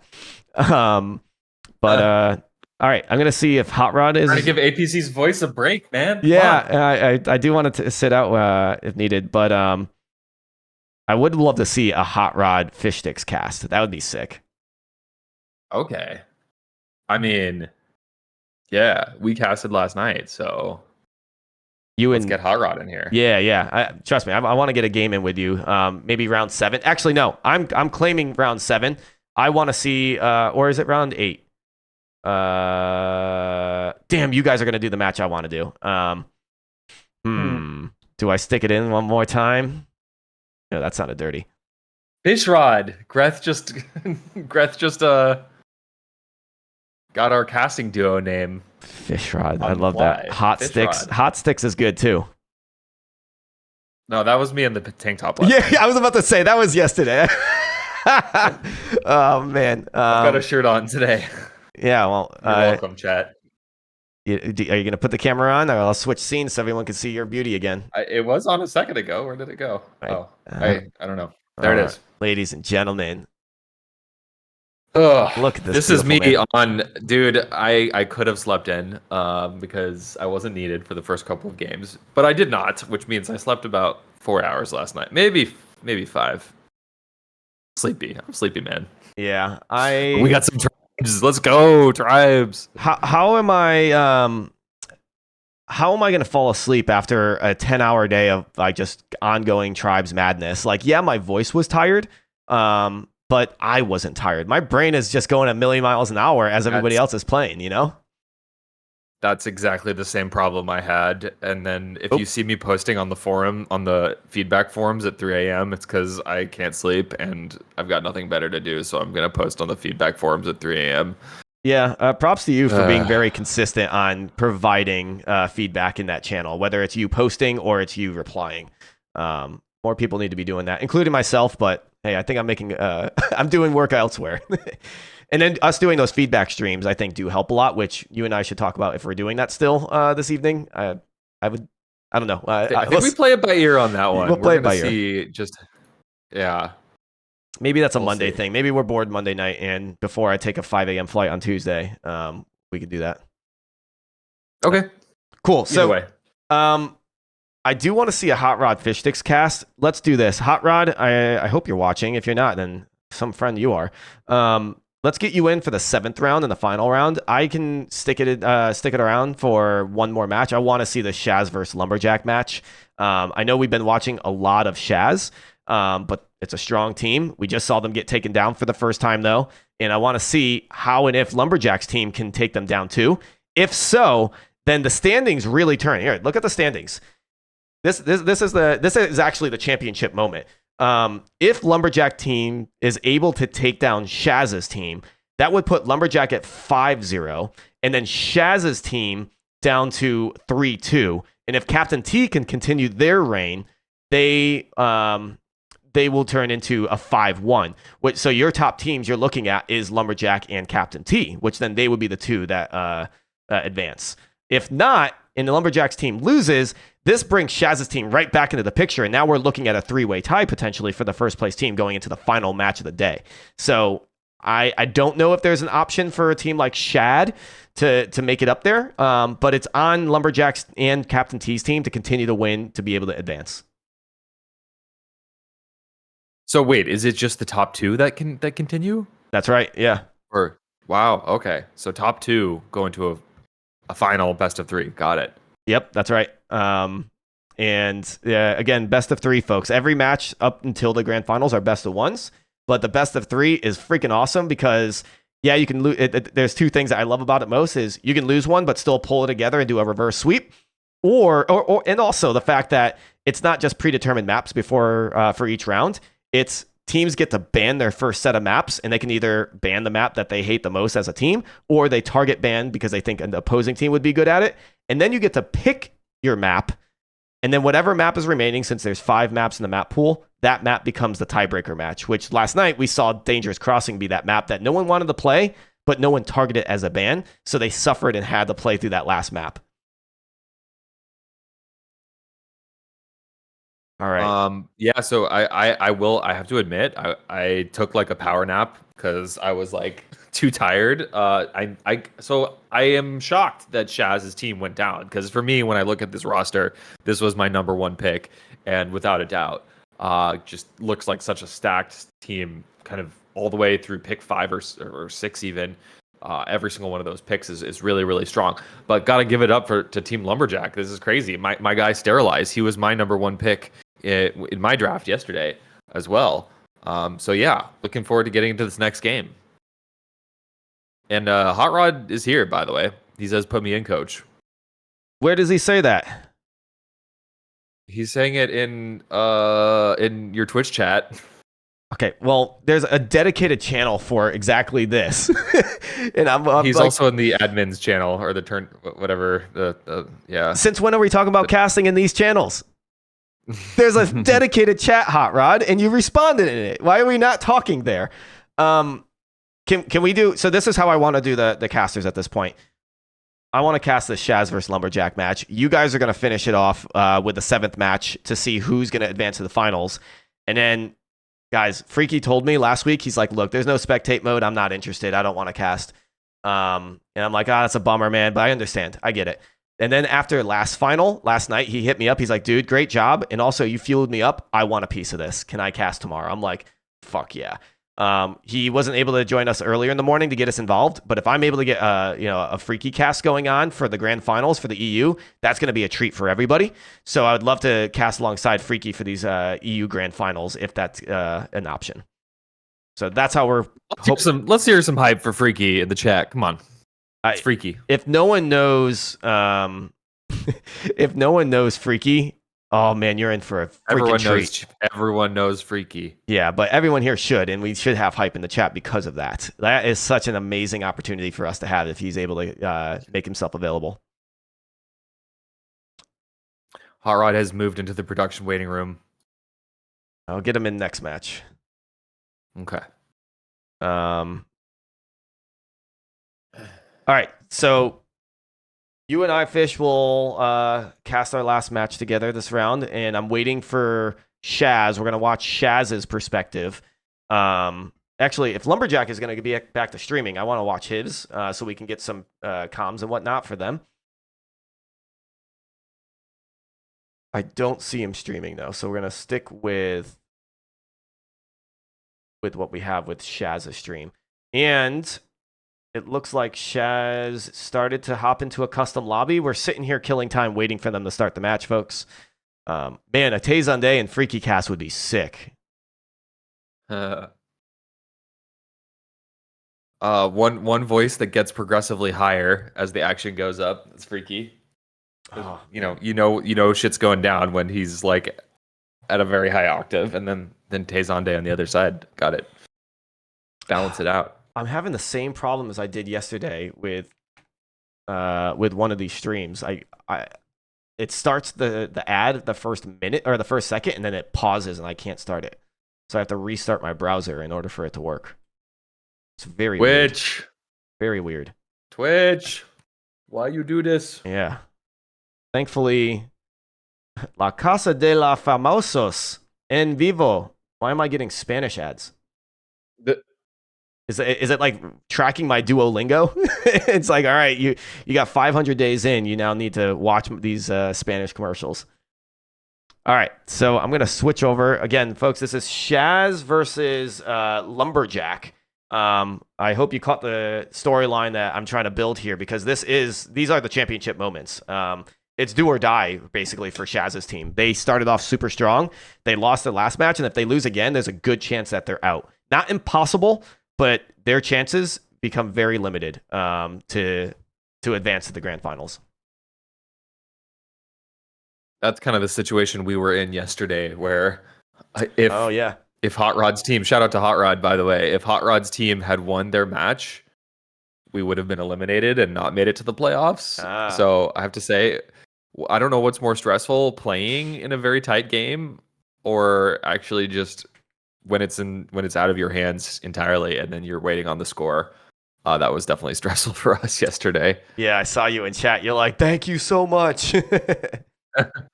Thank you, Team Fire. Let's go. All right. This looks like it could be another 11v11. The last match we watched with Shaz, they only had 11 players. I see 11 on one side of the field. That is not... there we go. And then the other team has 11. So we might be seeing Catabatic 11v11 or Honor Bomb 4v4. Yeah, look at the map selected right now. Uh-oh. I'm surely he's just... There we go. Yeah, he's just trolling. Or accidental. I mean, I've done that before. I tried to troll in a pug, and I'm like, let's see how many people will catch this. And one other person on my team's like, yeah, this will be funny.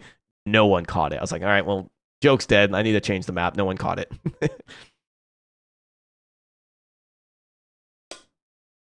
All right. By the way, want to just do a big shout out to everyone who signed up to play in these draft tournaments. For NA, we drafted like 22 people per team because we were really worried that like 50% of people would just no-show and we wouldn't have enough players. Turns out almost every single person on my draft team showed up, and I think that was the case for a lot of people who had well over 12. For the EU tournament, we were expecting to actually do 7v7s throughout the course of this event, and overdrafted again because we were worried that people might not show up. So we would have to have a couple of extra people on each team for the draft. Turns out everyone's here. Nobody is sitting this one out, and everyone wants to get a chance to play in the first ever Tribes 3 draft tournament. So everyone's here, and we've been doing, 12v12s throughout the entire day so far, or almost 12v12s at least. So shout outs to everyone who signed up. Yeah, no, it's been a raging success, guys. Like, I can't keep saying enough how excited I am to see the positivity going around, the impact we're making across the community to bring this action alive for everybody. I ended the day yesterday so happy. Like, there was a lot of work that went into it. Every single day, there felt like there was something new that we had to figure out. Last week, we were thinking, do we delay the tournament because the patch that we had on that Thursday was broken?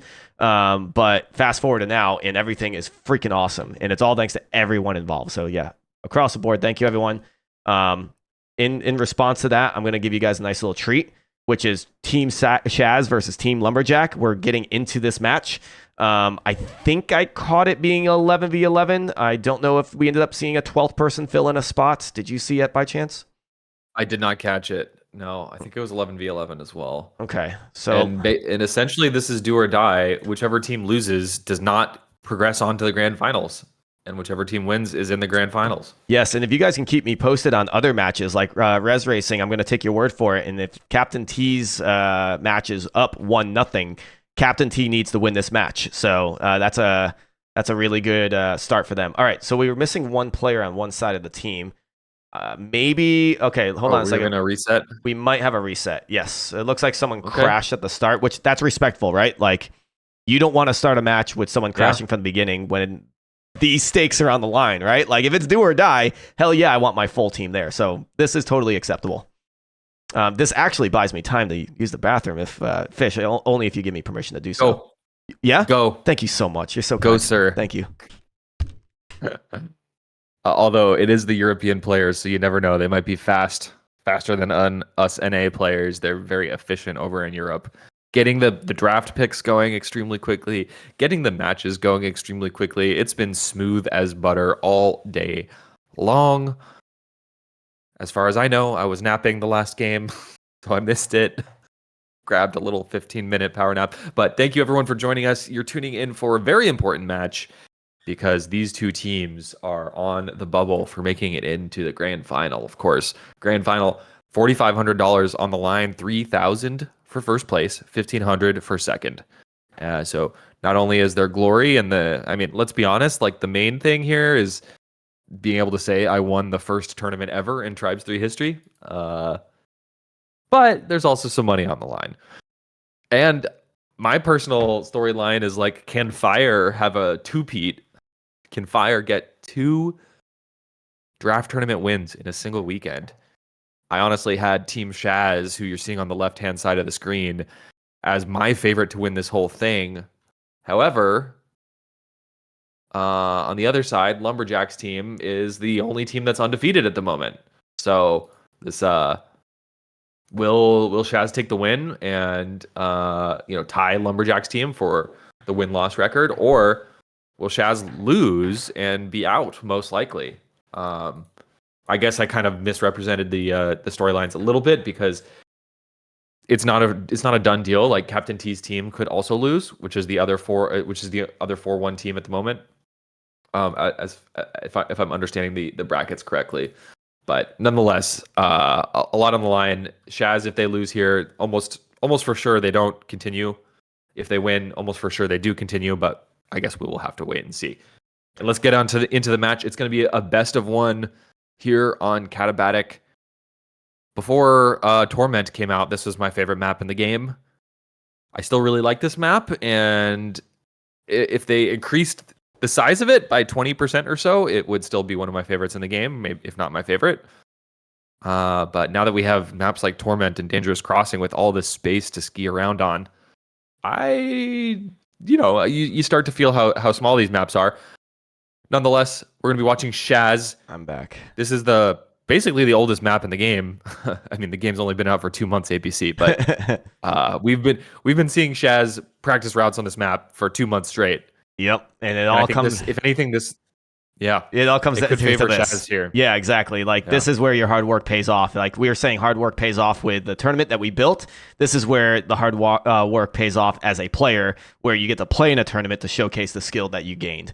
And I did notice it was a 12v12 as we went into this lobby. So we got a full lobby of players with Shaz looking to elect as a stealth cap, popped his shield or his stealth early. So this is not going to help him as he comes in. Forcing him to. Yeah, I'm not expecting him to grab this.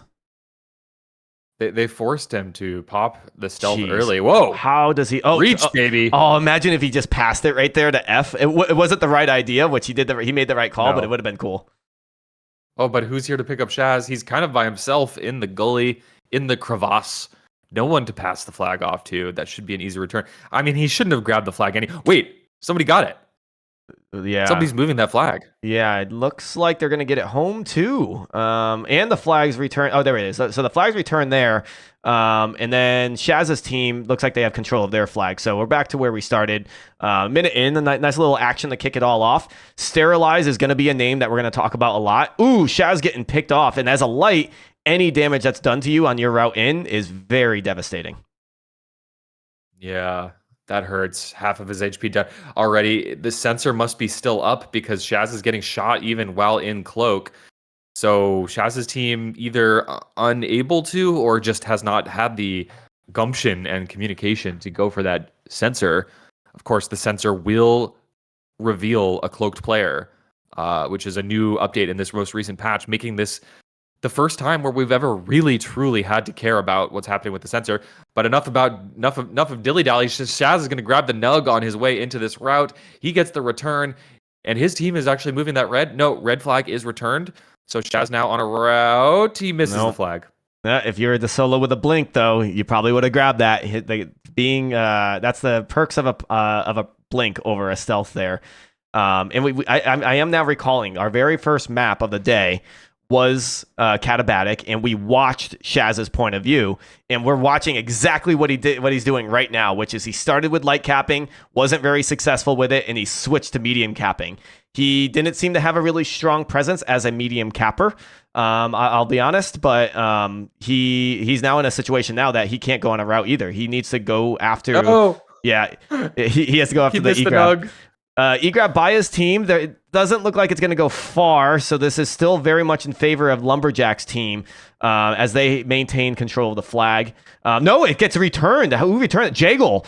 Jagle returns it. This flag, like I said, it was a lost cause, but that was a good E-grab to prevent that cap, which now will put the game, keep the game at 0-0. I feel like who returned the flag? Jagle. Yep. That's how I feel about that. Yep. There is something nice I realized watching these Twitch streams is I don't have to worry about, pressing the right buttons as a spectator and moving into the action. Like I'm just kicked back, watching and enjoying the show. I'm just vibing. Yeah, that's one of the. It sucks for the show, but it's nice for me. I can actually relax a little bit. Eventually, we'll have our spectators doing all the work for us, and all we have to do is sit there and. That'll be the day. Flag is off the stand. Shaz nowhere near to help out his teammate. He's going to try and make his way all the way over. Did he call for a flag pass off in his direction? No, but he's still going to be able to make his way over to that flag, even though the enemy spawn point is right damn there. Seems like nobody spawned in time, but Shaz is not going anywhere. That's 2 chain guns and a disc. Frost gets the easy MA. Look, man, I was a hardcore light player the last for the first 5 play tests, but I truly think you need to be capping in medium, especially in a 12v12. Really? What about all these stealth pack caps? Yeah, you got phase pack with medium. Yeah. Like, phase pack is all you need. All right, tell Colonel Fatso. I mean, I don't know. It's not the only way. Don't get me wrong, but I think it's way easier. No. Okay, there's the first point of the board. 1-0 in favor of Lumberjack. But a nice little grab quickly out of there that can be just make this game 1-1 very, very quickly. That's the thing, guys. Like, if you're focusing on the cap and everybody is focusing on getting that 1 point, you risk exactly what's going to happen here, which is a rebuttal cap, which then quickly makes the game equalize at 1-1. It's a 10-minute game, APC. 10 minutes on the board and 4 caps to win it. So you went from a capless game to 1 cap each, and it's going to be Lange grabbing the flag and moving it. Shaz could help with that return, but no, he's going to trust his teammates. And probably, look, this is the meta right now. It's going to be stealth caps, a lot of back caps on almost every grab. And here comes Shaz over the hill. This looks good. Oh, no, it doesn't. He did not have enough energy. We saw this a couple times when he did it. I'm sorry. We said this too. Ooh, nice grab though. Nah, he's out. You really, when you're the stream perspective, you get criticized because that's all we get is this one perspective. So yeah, we all, trust me, if you watch my stream, I make so many mistakes and you would do the same to me. But we've seen Shaz a couple times come to that stand a little starved.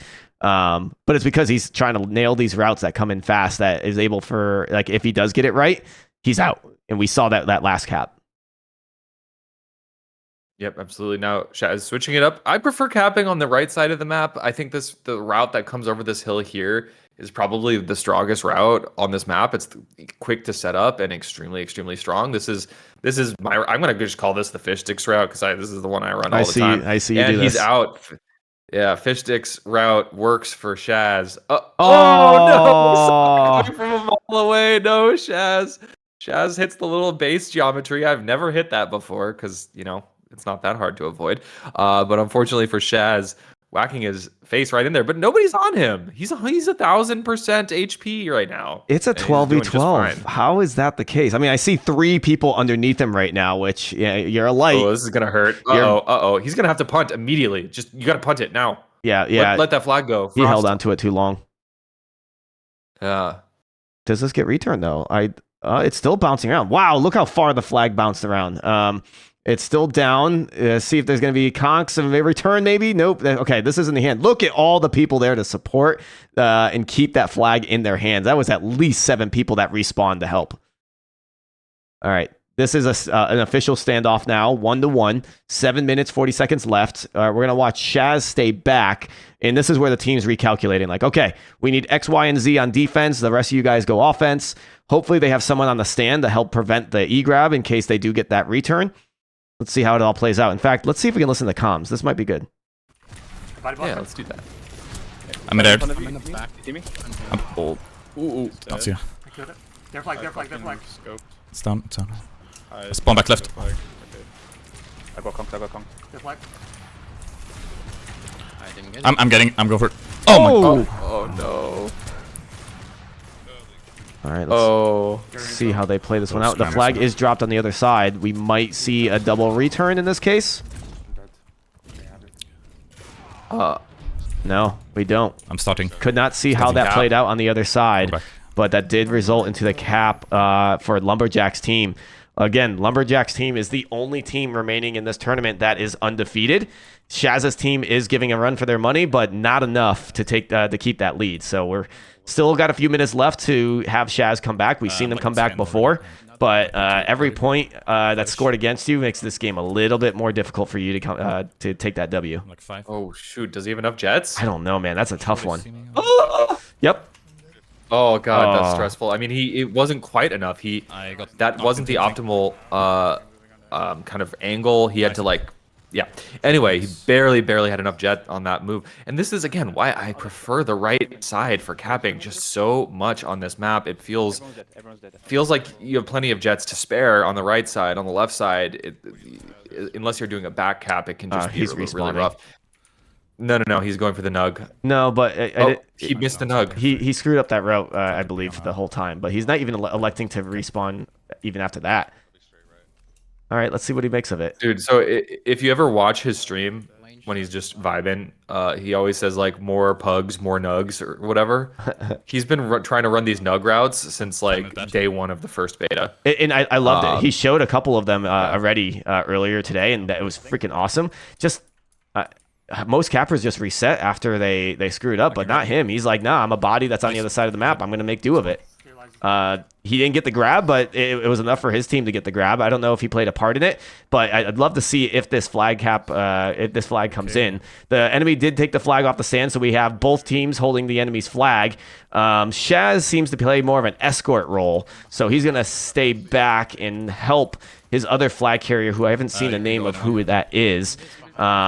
But this is a critical standoff. This might be a return. This bounces into the hands of Shaz, but he's down real quick. 5 or 4 enemies are there to help with that return. Let's see if they turn into it. They do get the return. Team Shaz has a lot of time to get over there. You can see that the flag is not super close to the base, but a lot of time isn't enough. They need to get over there right now, APC.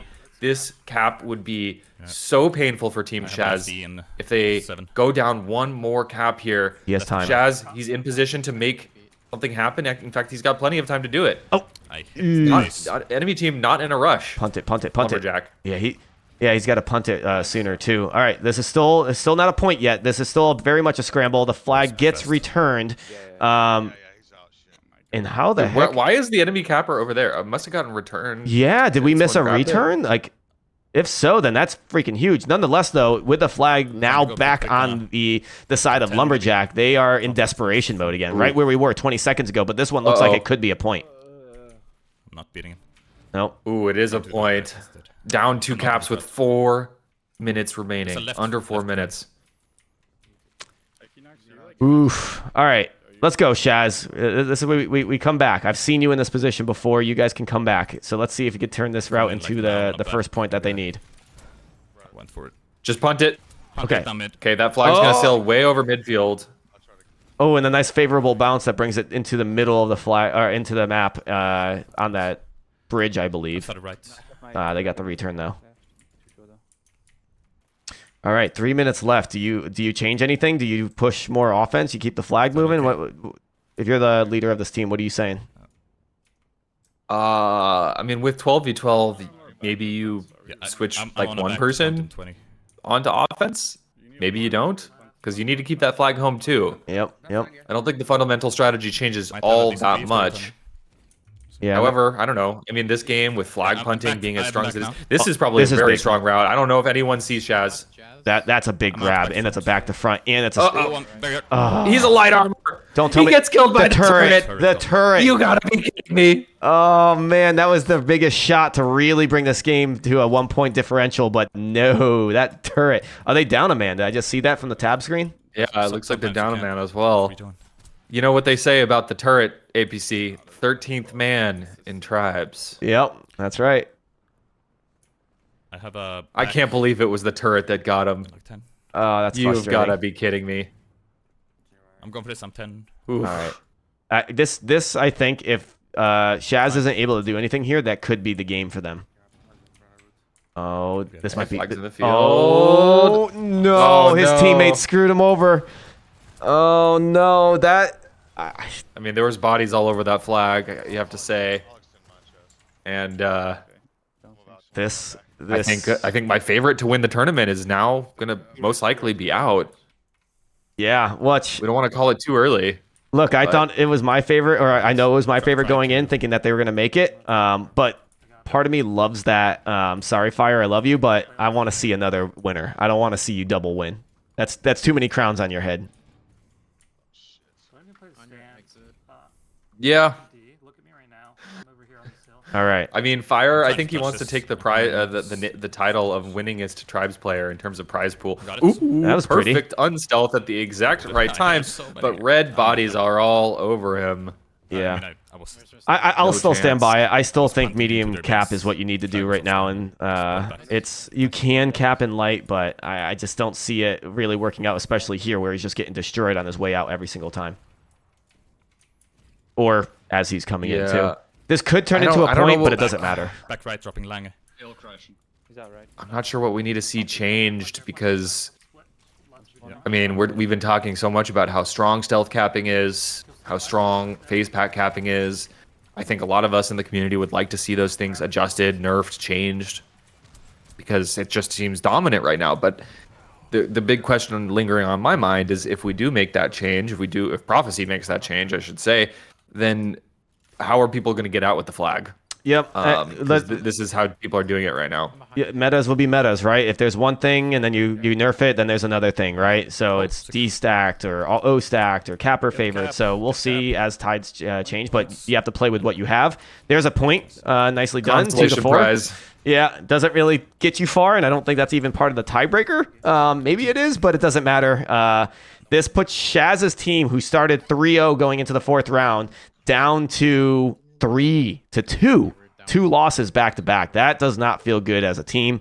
Lumberjack's team, on the other hand, I'm sure they're hip hooray. They're undefeated. I think they have one more match to go, if I recall correctly. And then we'll have to see how CaptainTea's team performs. So let's go to the standings and see where we're at based on.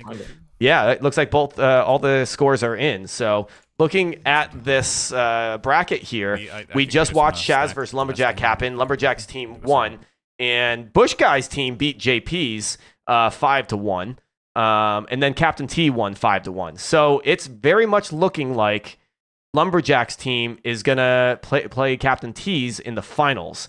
What's the final match? Shaz versus JP, which should be in favor of Shaz. CaptainTea has a bye because they haven't had a bye yet like everybody else, and Lumberjack plays Shad. So is there even a chance for Shaz's team to win? I don't think so. I think we have our 2 winners. I think we have our 2 winners, as far as I can tell. Wow, that match knocked out Team Shaz. I mean, like in another time where I feel like upset city, because I mean, if you had a gun to my head and said who's going to win this tournament, I would have said Shaz all day. Sure. And if not Shaz, I thought Shad's team looked incredibly strong. And if Lumberjack is a community member I've been seeing in all the streams on the forums, but I'll be honest, I'm not super familiar with him as much as I'm familiar with guys like Shad and Shaz, who are just absolutely like super high level top players in midair. I have a lot more exposure to those guys, but Lumberjack. Yeah, Lumberjack, a big part of the community with Game Shrine. He helped run all the Game Shrine tournaments back in the Tribes of Sen days. But look at this. If you can see my screen, EU votes, granted there was only 56, still a healthy number. The majority thought it was going to be either JP or Shaz's team. What the majority didn't pick was Lumberjack. In fact, Lumberjack's team was the bottom team that that people did not see advancing. So upset city. Here we are. All right, Fish. I like how soup is on there. Is it Campbell's soup? it's a nonstop meme. I love it. Yeah. So you just heard my voice there. I'm going to take a little break with my voice. I'm going to see if I can get this tournament ran. I'll still run production for you guys. You tell me who I need to spectate and what match you want to watch, and so I can update the overlays and such. But I'd love to bring in our friend HotRod here. I hope he's here. HotRod, I'm sorry for yelling at you. It's okay. I'm used to it after hanging out with you guys for the past couple months. In the respect, it's fine. Numb to it at this point. It's called tough love. You got a camera you want to put on or nah? Yeah, I can put on a camera. Can you just give me a second? This is what I'm talking about. Jeez, I do need to see. This is why I need a break. I'm getting a little testy here and a little needy. That's my apologies. I'm sorry. It seems kind of like normal APC to me. How is everybody doing? Pretty good. Pretty good. Fishstix. Great job last night. Oh, thank you very much. And thanks for losing to Fire's team. You can't say that. That's not how that works. You just say I'm like sorry game, for losing. Right? Also, I'm pretty sure. Let me see. I'm just making sure I have this receipt. After we played you good games, I said G to you in DMs, and you never returned that. Okay, what? This is what I'm talking about. This consistent disrespect no. that HodRodRe receives. Look, I'm sorry. I'm a big streamer. I can't look at all the DMs that I'm getting. My now DMs are getting overflowing. egoed. This is what I'm talking about. It's like APC. I'm here to cast. Let me just, and he puts me in game round 7 or something, where you're just like it's already been decided who's moving on. Let's give HotRod this little nugget over here. Pun intended. Hey, look. Huge fan of Shaz's routes that pick up like a midway snack. By the way. I'm glad that that's still a thing in Tribes. That we don't see that. I have not casted any matches the entire weekend that anyone else was doing that. I think that I guess if you're good capping in light, that's a good thing. I don't know. I don't know cap routes, but it also seems like I hope that we get more and more cappers because they seem to decide matches way more than anybody had ever thought, in my opinion. Yeah, I mean, I have to say, there's been a very strong narrative from a lot of top players that, and I'm sticking on Shaz's stream until I can figure out another stream to watch. Anyone on I guess we could watch JP's POV as well. Looks like some games are beginning already though on Shaz's stream. But there's been this narrative that capping is brain dead and so easy and it's so boring. Oh no, I guess Shaz is just running routes. From some people in the community, but I'm like, the cappers are the ones winning pugs. They've got the high, some of the highest win percentages are first of all, I will say the cappers. Second of all, also the North American cappers. Just pointing that out. A lot of them are kind of the ones that have the best win rates in the pickup scene. And right now, we're seeing that the team that has like the best stealth routes is the one bringing home that flag. That's what it's all about. That it does seem to be that way. If you have a capper on your team that can just cowboy, right? Being cowboy meaning, for those who don't, like solo cap against a full stand or like 3 or 4 people alive and they can still get out anyway. That's crazy strong. And you don't need to do it all game, right? Just 1 or 2 of those go a really long way, either to score or even just the psychological warfare that you're playing on a defense to have them just really paranoid about where you are at all times. And there's also, like, from what I've noticed with this draft, there's a mile of skill difference between some of the cappers that have worked on their craft and people that just kind of know how to ski. And they're like, okay, let me chain some hills together and try to grab a flag and get home. With chasing the way it is and the chasing perk, it just doesn't work right now. And so I'm hoping that what people will see from this, and then also what the really good cappers will do, is just share knowledge about how to actually move really, really quick in this game and what tricks they can utilize in order to get flags out. But right now, I mean, I'm with you guys. When looking at the lineups, you see a bunch of fraggers on teams, and you're like, that's going to be really, really tough to beat. But it seems like if you took cappers in the first couple of rounds, or you are a captain and you're a capper as well, that's the scariest thing that you can face against right now. So who are we watching? I'll leave it to you guys. I'm going to sit on the side and hopefully not be that, the unknown voice that you hear and not see. But Jim Christ did report that we will see a 7v7 between JP versus Shaz. So if you want to see a 7v7, we have that. We can watch JP's point of view. I'm down. That sounds great to me. Get a little bit of a shift in going from the chaos of 12v12 to the hyper concentrated expression of skill that is 7v7. And of course, from the rip, Prophecy has kind of told us the competitive mode is probably going to be 7v7. I mean, nothing's set in stone, but that's what we've been playing in Pugs 24/7. That's what most of us competitive players have been playing nonstop for the last, 3, 4, 5 playtests ever since they gave us custom servers. We've been grinding 7v7 Pugs. So yeah, let's check that out. I think that's going to be a lot of fun. Well, hold up. Wait. Jim Christ lied to us. Oh. And he said they changed their minds. And so they're going to do bigger teams. So just classic Jim things, guys. Like, these are the things that just really just upsets me about Jim Christ. And I apologize you guys got caught in that too. I appreciate the first apology out of you towards my direction today, APC, and it's something that Jim did. What did he do to you? Oh, just now. Well, okay. I wasn't sure he hurt you earlier today too. It's too early for this, man. It's 10 a.m. He has a couple of times, but it's fine. You hurt me with your cheesecake comment more than anything. That's ridiculous. I heard the whole tribes community. I honestly, I think that you I'm chalking it up to sleep deprivation, right? Because I don't think you're serious, but we'll ask you about that take again later this week. Are they play? Well, we can still watch JP Shaz, right? They're just going to play like 8s or 9s or something. Still an option. Yep. It's and I'll give you guys Lumberjack and Shad is also going to be a good game. So the question is, do we want to watch JP's stream, or maybe do we want to watch Meller's stream, who's playing for Team Shad, or is anyone from Lumberjack's team streaming? I asked Jim to get one up, and it seemed like Lumberjack did turn one on for a match, maybe, but we didn't get it after that. So yeah, Meller I have open available, and JP. Meller looks like their match is about to start in the next minute or two. JP's, they're just now starting their lobby. What Jim is now saving, it might be 7s again on JP Shaz. I can't stand this guy. We're just going to hang out for just a second. I do want to see 7s, right? Don't we want to see 7s and see how it's like at what do you high think, level, Chad? You guys see a change of pace? Should we check out 7s?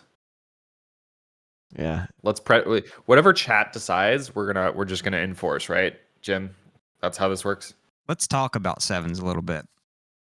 I think with 7s, right, fragging power matters more, and Shaz with Jaggle, Implo, and Fire. If all 3 of those people are playing, that's a lot of fragging power.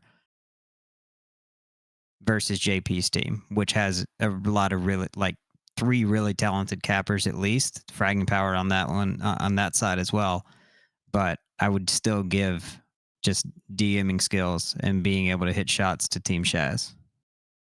Yeah, you're right. JP's team is full of really, really strong cappers, and I guess that goes against the narrative that we were just talking about the stronger cappers tend to be winning these games. Because JP's team does have some route machines, himself included, JP and Tasty Ham especially. But yeah, I think you're right. I think this is where Jagel is even scarier, is in these smaller games. Yeah, and they're all the most North American players on Team Shaz. So I'm a little bit biased here. I think I don't know if I'm really keen on seeing Fire win some more. I kind of got enough of that feel yesterday. We're gonna have to. We're launching. I'm gonna take it upon myself, by the way, to the tribes community to be a detective, an integrity detective, and we'll be investigating both the EU side and the NA side of this draft tournament to ensure that any tournaments going forward, we fix all of these holes and some of the accusations that have been flying around. So don't worry, I've got you there. I've got you on the APC cheesecake take as well. And hopefully we'll get an actual sevens game here. And Fish and I can dive into what's actually, it looks like, are they going to play DX? That's what it's looking like. Jim Christ, is this supposed to be DX? What is this? That's going to be super fun. Because, okay, so DX in 12s is crazy. It's a CF, right? Yeah. I'm wondering if it's got to be pretty much the same thing, I would think, but maybe a few more routes will be able to get home. But usually, like in 12s, even if you're not an organized team, somebody will be out of position. And because of how quickly DX can turn a cap around, can like be in great position to get an E-grab or something like that. So it was really tough to score on DX in 12s when we were playing it yesterday, right? I'm wondering if that's going to be something similar here in 7s. All right, guys. So what I'm going to do is I'm going to switch over to the game since it looked like we did have the queue pop as a 7v7.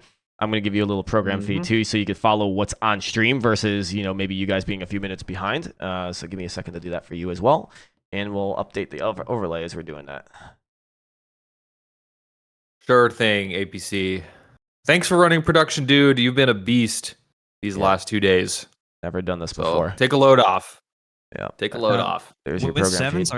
Are they gonna start by spamming a sensor? Can you? I would assume you can still do that. It's just gonna take a couple extra shots towards the sensor, right, to take it down. Okay, they're leaving match. Did people not load in? It looks like that was the case, potentially. Which is the right call. Yeah. Yeah, it looked like they only had 5 people load in on one of the teams. We're working on some kinks. Welcome to the playtest. A few questions in chat. So I'm a big mayonnaise fan, but too much mayonnaise is very easy to do. I also do appreciate mayonnaise when it comes to mixing or creating a mayonnaise-based dip and or a nice aioli, okay? I understand that mayonnaise and Americans is probably not the best combination. Shout out heart disease, but like it's delicious. Yeah, I mean, if you're saying blanket mayonnaise is bad, then you are wrong. It doesn't change the fact that some people abuse the mayo out there. But I mean, have you ever had a Thousand Island dressing, you ever dipped a fry in that? And tell me that's bad. That's not bad. That is what you should dip a fry in. We don't need no ketchup. We need ketchup and mayonnaise put together. That some people will call that special sauce. Special sauce, yeah. Mayo is like room temp cheesecake, says Bag of Vegans. All right, we're going for full circle. What I've also heard in terms of condiments is like ketchup is the perfect condiment because you don't see like a lot of spicy ketchups or different flavors of ketchups like you would with like a mayonnaise or a mustard, right? I don't know. I've had a curry ketchup before and it was good. That's off the wall and I've never heard of that. It does sound good. Would try it. But ketchup's the S tier condiment, right? I mean, can I say soy sauce? Like, I don't know. I like soy sauce. Yeah, that's fine. If I mean, What about like ponzu? Can I go ponzu? I don't even know what that is, and I'm a man of culture. Yeah. I mean, look, ketchup is ideal for, burgers and fries, but with some mayo. But like when I'm thinking what's my favorite condiment globally across all cuisines, like ketchup has a pretty limited scope with that in mind, I will say. So, I think you're right. It's maybe not like, okay, it's not fancy, all right? If we're trying to be fancy, but it is if you're going to talk about, I mean, it's probably the fourth food item that comes to mind when you talk about Americans. Yeah. It's a staple, right? It is a staple. Absolutely. Speaking of staples, Tasty Ham, a staple in terms of the Tribes of Sin capper community. I was watching a lot of the routes that Tasty was running on DX last time. You can definitely tell that his style of capping comes from Tribes of Sin, and I think that is great here. However, in the event that we do see more Tasty Ham caps, he does have a tendency sometimes to just face plant on the side of the DX stand, right? And I'm wondering if that has to do with maybe the jets in this game are just not as powerful as some of those in TA. But also, we're all showing our age right now, right? And maybe that's something that Tasty has to deal with as well. Do you think that some of these cappers that come out of TA have an advantage out of some of these cappers that come out of T2 or mid-air or anything like that just based on the physics? Or do you think this is just a brand new game? The physics are so different that everybody's got to put in the time and put in the work. I think it might be the opposite, actually, because, these Tasty Ham, he's the only capper on Dangerous Crossing to date that I have seen start his route by turning 90 degrees and looking behind his base and starting on the hills behind his base. Is it a great route that looks pretty, has a lot of complexity, and gets into the stand probably faster than other people's routes? Absolutely. Is it a route that's going to get you the most shots on goal in the course of a 15-minute game? Absolutely not. Dangerous Crossing is a route where you can get a totally serviceable amount of speed by just skiing into that damn bowl and then skiing out the other side. So, I mean, like we saw guys like Colonel Fatso yesterday really absolutely frustrating the hell out of Slush's team with his relatively fast, routes. But even I didn't actually get a chance to watch Colonel Fatso, but I don't think he's turning 90 degrees and skiing behind his base to get those routes started. So I'm not trying to take one away from Tasty Ham. I just think that on a map like Dangerous Crossing, I would rather have more shots at goal and try to punt that flag home with a slower route than like set up a really long route. Yeah, I'm right there. I'm right there with you. We yesterday, right? My team did not have some of our strongest cappers, or the ones that we drafted. The cappers that we did weren't able to play. Right? They didn't show up. Shout out to those guys. But DX was always like, if we could play any map, we always wanted to play DX because it kind of nullified just having a pure route runner on your team, right? The advantage that would have, because you can just like string together something and try to get a punt out at least, right? Or just get the flag moving. A lot of the times, right, these routes anyway, if you get a clean grab, it's still incredibly chaseable because there's not a back to front on this map, right? There never has been, there never will be, I hope, unless I know there was some talk about changing the base design. Please don't do that to this map. I think it's great as is. But everything that gets out is chaseable to some extent, right? Yep, totally agree. And Zato, of course, in the chat, also a mainstay from Tribes Ascend, capper in this game as well. Sharing some wisdom, and he says, timing in capping is more important than capping speed. And again, I totally agree. In this game, it's really quite common to, if you're on a route and you're like, I'm 10 seconds ahead of my clear, it's common to just extend that route, slow down to sync up with your team. That's something you're going to see a lot, because if you're the first one in against mines on the stand, Jaggle going to mid-air your ass, like, yeah, extend that route, slow down. And if you're Tasty Ham running a 40-second kind of setup, he doesn't slow down. He's going when he's going, and and that couldn't work if your offense is synced up. Anyway, enough killing time. We're getting into the match. Hot Rod, first time casting together. Let's do it. I'm so excited. I've seen you cast Quake Live finals, and I've watched those. And I'm like, man, that Fishstix guy is so cool. I would love to be able to cast with him one day. And now you get professional ass Hot Rod beside you. I'm sure. I will say, I know the game. Oh my god, this is so cool. It looks like Star Wars. Both teams just shooting each other's sensors from afar. I'm sorry, that's super cool. I like that. It makes me happy. It tickles me in the right ways. I know this game way better than I know Quake, and I've casted Quake on some pretty big stages, which is and took a lot of shit for it. But anyway, here we are. Enough about me. So let's watch JP, who's on defense. We are in a straight up 7v7.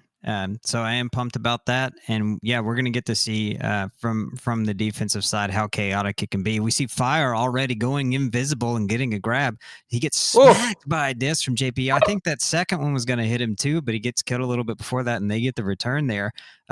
That's really something that's unique right now in the meta is invisible capping. But even on DX, cowboy capping as invisible is really, really tough to do. Be it invis pack, be it phase pack, what have you. Getting out with not a lot of speed, you're going to get disked down like this. JP, oh my god, smacking another mid-air on a Fire right beside him, switches to the Colt, trying to get this cleaned up a little bit, but the flag is off the stand, but certainly not out. I know that Fire's just continuing to run wheel routes on this, it looks like, but they're going to have to put some more offensive pressure and kill JP if they're going to actually make it out with this thing. JP at this point is just showing off. I mean, this is kind of insane. Oh, look at that. The enemy sensor is up. So JP going to take some pot shots from across the map to try and get that down. I think it takes a while if you're just shooting discs one at a time. Oh, JP catches the invis cap coming in. I'm sure he's communicated to his team, but it doesn't work out. He hits the side of the base, I think. Yeah, I really like the current attitude of kind of using the phase pack as just an escape from damage in a lot of situations. We were seeing that by projectile in the final yesterday a lot, and it seems like that's tending to be kind of a good strategy, is that using a medium instead of just using a shield pack and having an extra 1,000 health. They're punting this flag down mid. I don't think they have the return yet. JP's trying to get on it, gets a couple of nice kills, but he's still got a few to deal with, and the enemy team's going to be spawning. He does end up landing right directly on the flag return, and this could be a cap for Team JP. I mean, JP's making himself look like Jagel 2.0 right now. Like this guy, he's not missing a single shot. Oh no, but I don't know. I didn't see what happened there, but it looks like they ended up not being able to cluster that one home the full way. I know JP was trying to play flag defense right there. Maybe he thought that there was a capper coming in when there was none. It's a little bit of a mistake probably in communications there. But we're still at 0-0. It looks like another flag punt and another cluster battle down mid. I think that's what we're going to see a lot of on this map. It looks like the enemy team as well. They have their sensor and all their base assets up still. So both teams do. Yeah. I think that, invisible capping, you really got to try to take that thing down if you're going to get something home clean. But maybe the strategy for both teams is to just cluster this thing and try to punt. It's really powerful right now. You can punt it a long way. Does this feel like any less chaotic than a 12v12? I mean, sure, I'm being hyperbolic. Yes, it of course is, but Dangerous Crossing is insane no matter how many players you have. It could be 5v5, LT and T1, and it's still going to be an absolute cluster, which we are seeing right now. Both teams, very much using that. There's a reason we call it a cluster strategy, because that's what it is. Yeah, but it looks like we're in a standoff right now. Oh no, one flag was returned. It looks like JP and that team lost the flag. It got returned, but are they going to be able to return their own flag? They're crashing it. It's at the bottom of this hill. This is such a pain in the ass to get up. JP goes into phase, hits a good conk, follows it up with a disc, but there's just too many people from Shaz's team there. I can't tell what exactly happened. Somebody over there has the flag, but they get an E-grab. JP's team gets an E-grab, was able to get that flag right off the stand, but I don't think it's going to be good enough. Enemy flag has been returned. They're still clustering it. Are they going to be able to get this 1-0 lead really early on? And they are. JP tries to make a hero play at the end, just not in time. Is going to do a little bit of damage trying to pad the stats here. Oh, no, he did have a cap coming in. This might be out. I think it is out. They do not have very good chase. Jagle has just spawned. They're disking. They're trying to get ahead of it. This might be a cap unless they get an E on the other side. Oh, It gets flag is conked or in killed the or something at the very base. stand, but they do 1-to-1 very quickly. We just have trading caps. You always got to be on the lookout for that. I don't know if that was, again, another grab, and this is decent health. JP's got, okay, he's got a Colt, and that wasn't enough speed to get out. Not anywhere close. The Chaser perk helps you do so much damage. So much damage. It's so critical to have. And like JP was able to fit 2 easy Colt shots and be able to take that capper down to a sliver. Yeah, 1-1 true. though. I don't think about it often how much more damage you do with that chaser perk to the flag carrier. Honestly, ooh, nice midair going for the body block as well. I wouldn't be sad to see that go. I mean, capping is hard enough as is, especially if they end up tuning stealth and or phase pack. I wouldn't mind seeing that aspect of chaser pack go, but that's just me. I'm a biased capper. Yeah, but here we go. Another cap coming in. Tasty Ham brings it in. Team JP 2-1, is looking but out good. on the Up other 2-1. side. We could have an answer. This I don't think really this is going anywhere. Yeah, they try to get a punt off, but they're going to have another cluster. I think Shaz's team's going to have more bodies on this though. JP's team's just going to crash, and I don't think they're all full health. They're just going to crash and try to get to this. Oh, that was a punt. That was a huge punt and a great catch. But JP gets a mid-air. Where is this? This flag's down at the bottom of the hill. This is such a pain in the ass to get up. Are they going to be able to get this return and stay up by 1 cap? JP's just trying to clean up. They're probably just calming frag right now. We can get this return, but JP gets naded off of this. Switches to a Colt, but it's a little bit too late on that. There's a punt up the hill. Is Shaz's team going to be able to pick this up? Flag still in the field. Enemy flag has been returned. It does get returned. Okay, Man, both flags at home.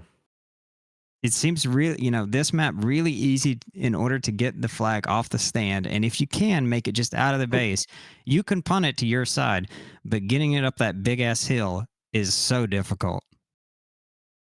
I'm sorry. I'm just amused that both midfielders are dueling each other in the midfield. Only tribes 3 things, baby. Yeah, that's a good ego duel. That's good. You gotta, you have to establish dominance in this game and put the fear of God into the opposing team. So I fully support that. If it costs you a cap, it costs you a cap. It's worth it. Gotta make sure they know. I think somebody's AFK and JP's gonna get a cleanup there. I think they were recalling, perhaps. Okay. It's a weird place to recall. Also, I think they changed it in the patch where just shooting yourself is sometimes the better idea instead of recalling now. So to everyone out there, if you're low on health, just take a disc. Just kill yourself that way. Yep. I'm so glad they made that change. Whew, yeah, that was it's a nice good one. Look at Fire getting dominated in the midfield. JP, once again, showing he's just an incredible player. There's no other way to talk about this guy than one of the top players in all of Europe in tribes. I mean, we're not on the comms of either team. Could but be. From what it looks like Shaz's team is really trying to find the cappers and doing what damage they can on their spawn. I think that's why Fire pulled right there. Instead of trying to do anything towards clearing the flag. And JP just lets Fire go by, and I think he's got a pretty decent grab. This is at least getting it back to their side of the bowl.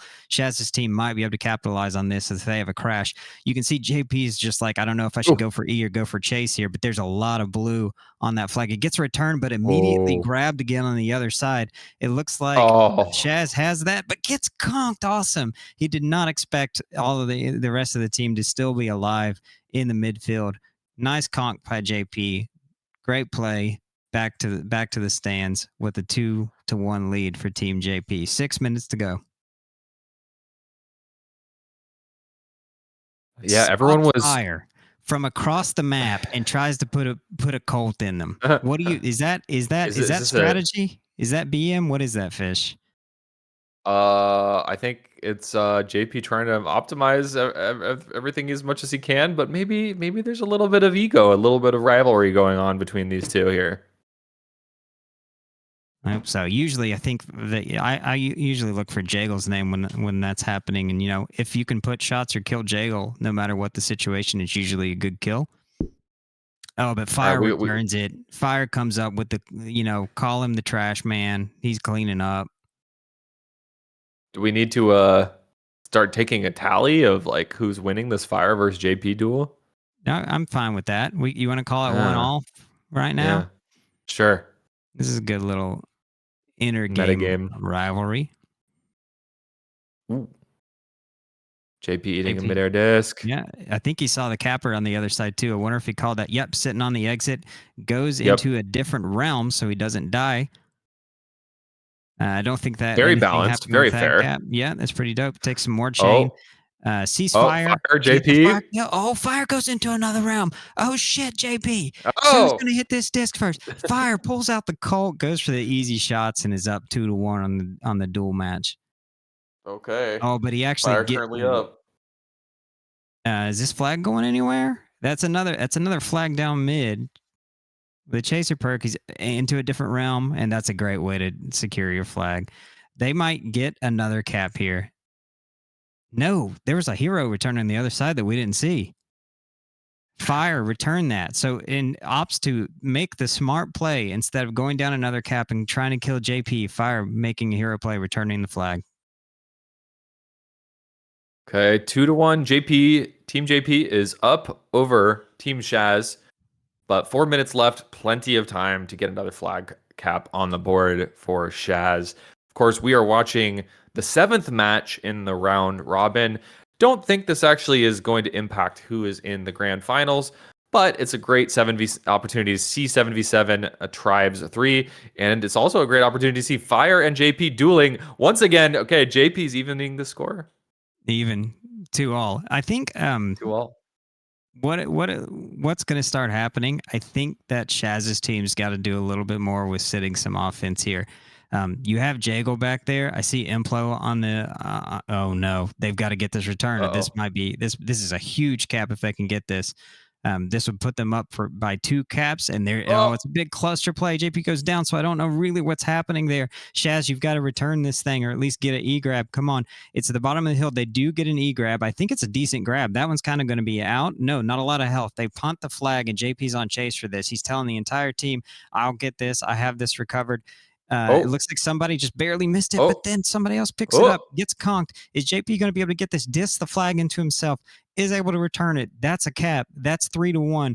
Really, really dire situation here right now for Shaz's team. 2.5 minutes to go. They need 2 caps. This is going to be very, very tough for them to do. They're trying this punt strategy again, but JP is flying, is going to get a mid-air return. Beautiful kind of chase route on that. Jago's just like, what the hell else am I supposed to do over here, guys? I can't shoot the guy. I can't see him. But they're chaining together some grabs. Implo's out. Implo gives it a punt. This is going back to the bottom of the hill. This is where they have not been able to convert a cap all game, but they're going to stick with it because that's how you play this map right now.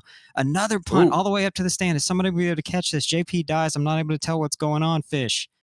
I wish I could tell what's going on too, but it could be an equalizing flag cap with just 2 minutes left.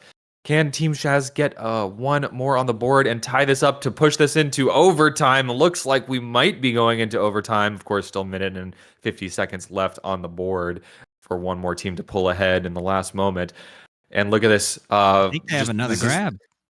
A little bit of I can't tell. I wish I could tell. I wish they put it on the scoreboard. Why don't they put it on the scoreboard? It was always like that in previous Tribes games. Please let us know who has the flag on the scoreboard. But that what you just saw from the JP is called hunting. Hunting is essentially when one of the defense is moving into to intercept a route as it's even almost starting from the base, which is something you can very much do on certain maps in this game. So JP was doing a little bit of hunting action on Shaz. Going to try and teach the new players terminology as we go along here. Yeah, I appreciate it. I need to know those things too, especially what the young kids are calling. Oh my God, he hits a midair on an invisible person. I didn't even know this was possible. Look at this. I would be pissed and be like, this ability is shit. We need a buff to this phase, like into the nether realm.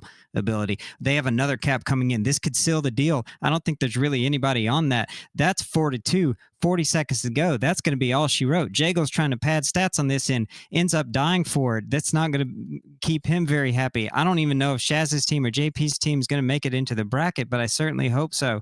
We need to see some more of this action happening. They're just throwing all kinds of bodies at this flag now. The flag's out. Somebody was sitting there trying to take out a turret. I don't know if that's maybe the best thing to do with 20 seconds to go here, but we're Wait, are we going to see the score get evened up between Fire and JP? Yeah, who's going to get this last kill? That's really what there is to fight for now. Oh no, JP. Fire's trying to play the flag, and JP just knocks himself again on the scoreboard. JP's taking the match.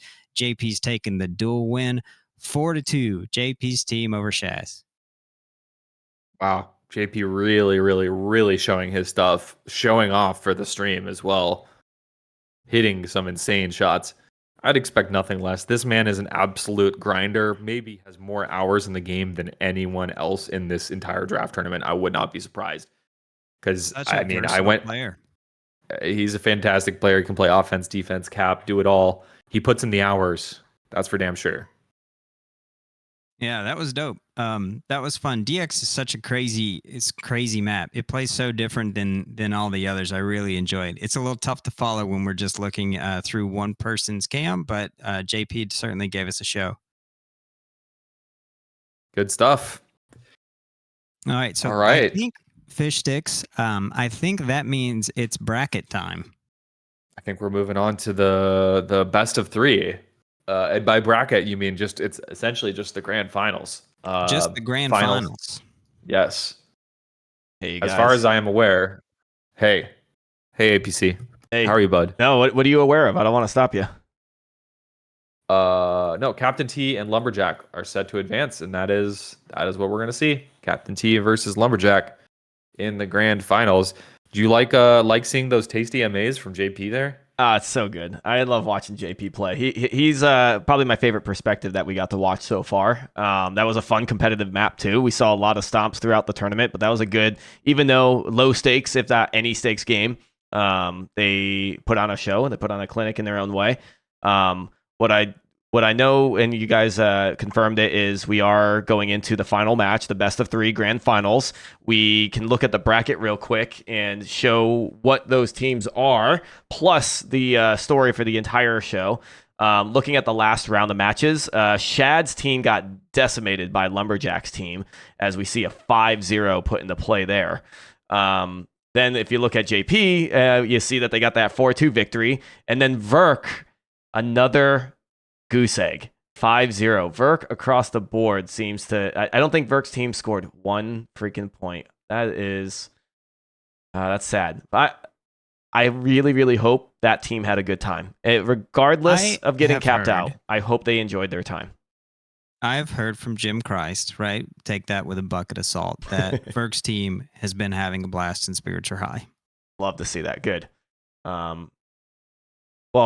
We actually, look at this. Challenge has it updated for us. We have our 2 teams. They have advanced over their name. That is Lumberjack with a 6-0 sweep.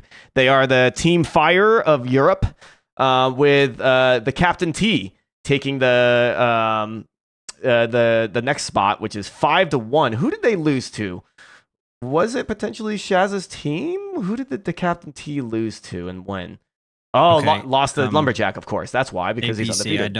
I feel awkward right now. I feel like you're getting yelled at, and I'm watching you get yelled at, but Jim would like to speak, I think. Oh, man. What do you want? What do you want? I can't say that about Verk. Bring you in. Oh, geez. Okay, hold up. Jim, you have something to say? Did I screw something up? Please. I gotta say, live on stream. Okay. As far as I'm concerned, Verk wins this tournament. His team was so positive. They had a rough time. We all saw it. They were so positive. They still made it a good time for themselves. I am the biggest Verk fan ever. And I just had to come in here and stand up for Verk and say, hell yeah, Verk's team.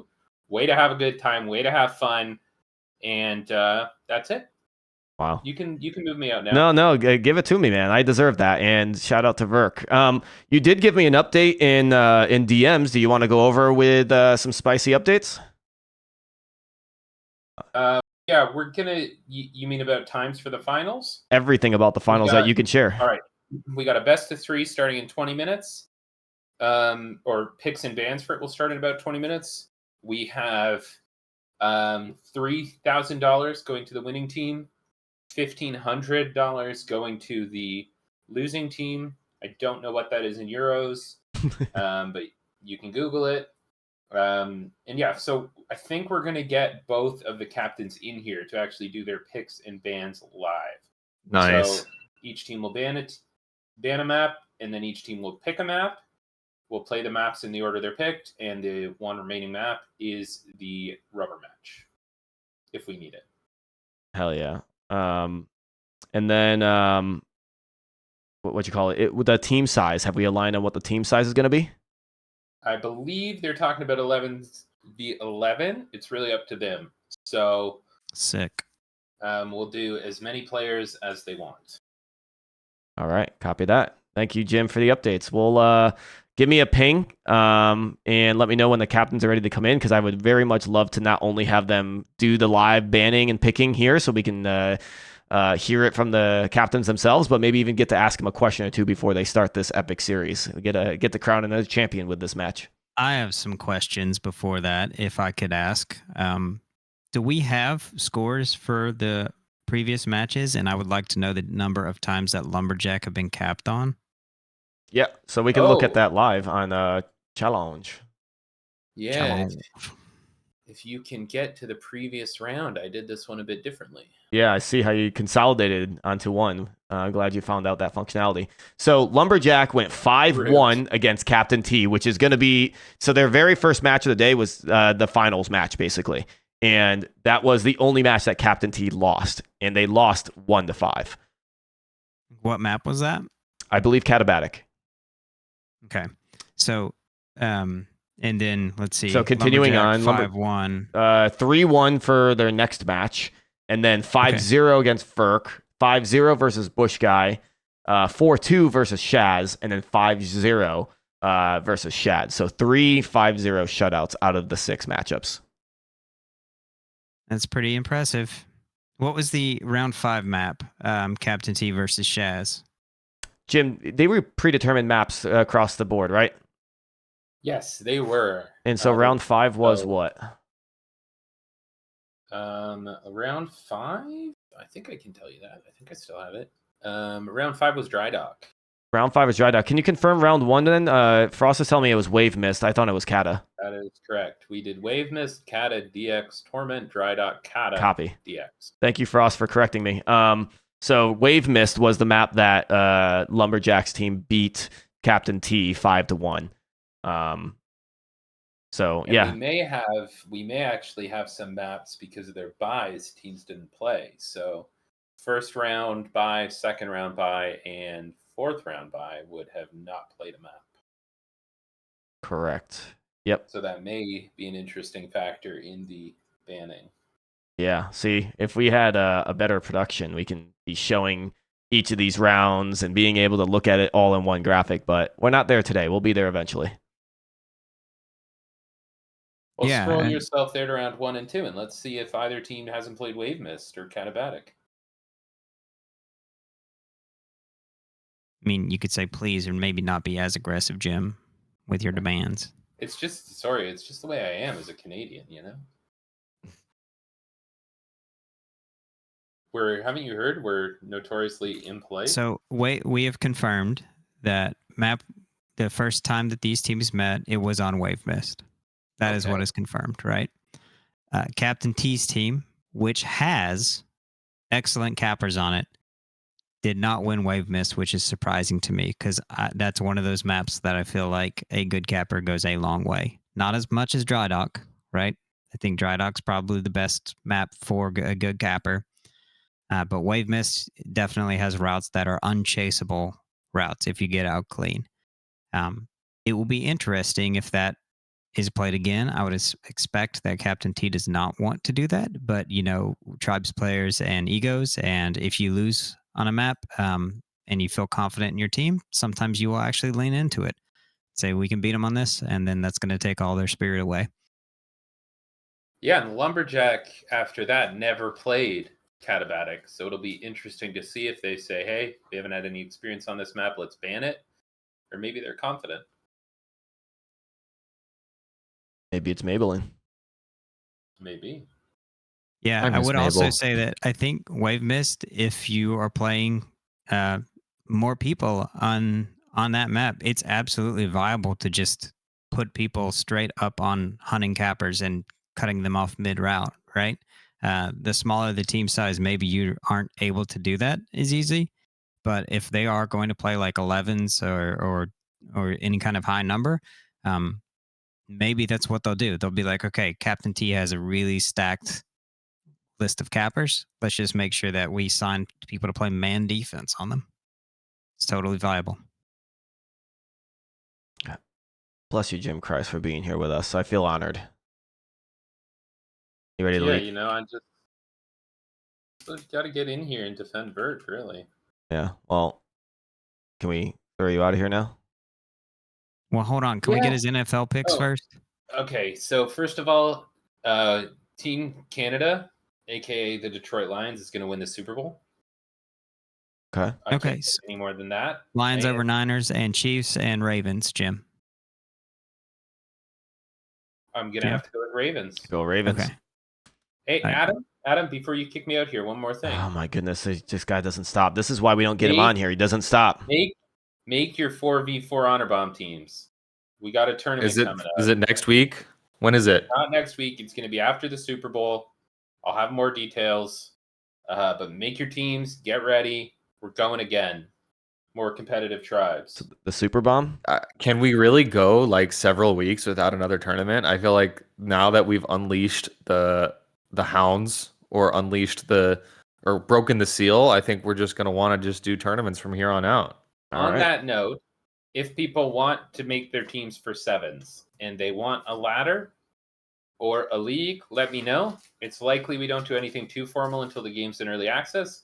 But if we want a ladder in the meantime, because we have like a few teams that want to compete there, let me know. We'll get it set up. Damn. You heard the man. Get your sevens. This is what Bring I'm your thinking. own sevens. So I think one of my favorite parts of the week is obviously the play test. But once the play test winds down, I always look forward to the Fishstix APC feedback stream. Oh no.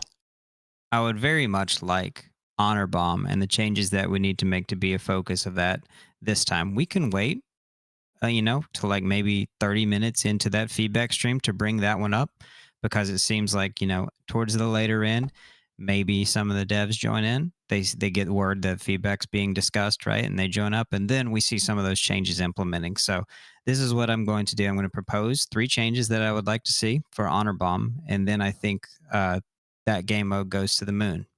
Number 1, give us the ability to charge the bomb and throw it different distances based on the charge, very much like we used to do in Team Rabbit 2. Give us the ability to do one-timers, right? Meaning if I throw to my friend Fishstix and Fishstix is holding his flag toss button, it will just slap it, right? That's a change. 4 changes I'm going to propose. Number 3 is going to be, can we make the outside grid, instead of it being a wall, make it like a bounce wall, so I can throw the bomb off of it. Right? That's or cool. Bounce myself off of it. Let's go full Rocket League. Straight up. And then number 4, give us the ability to recall in midair.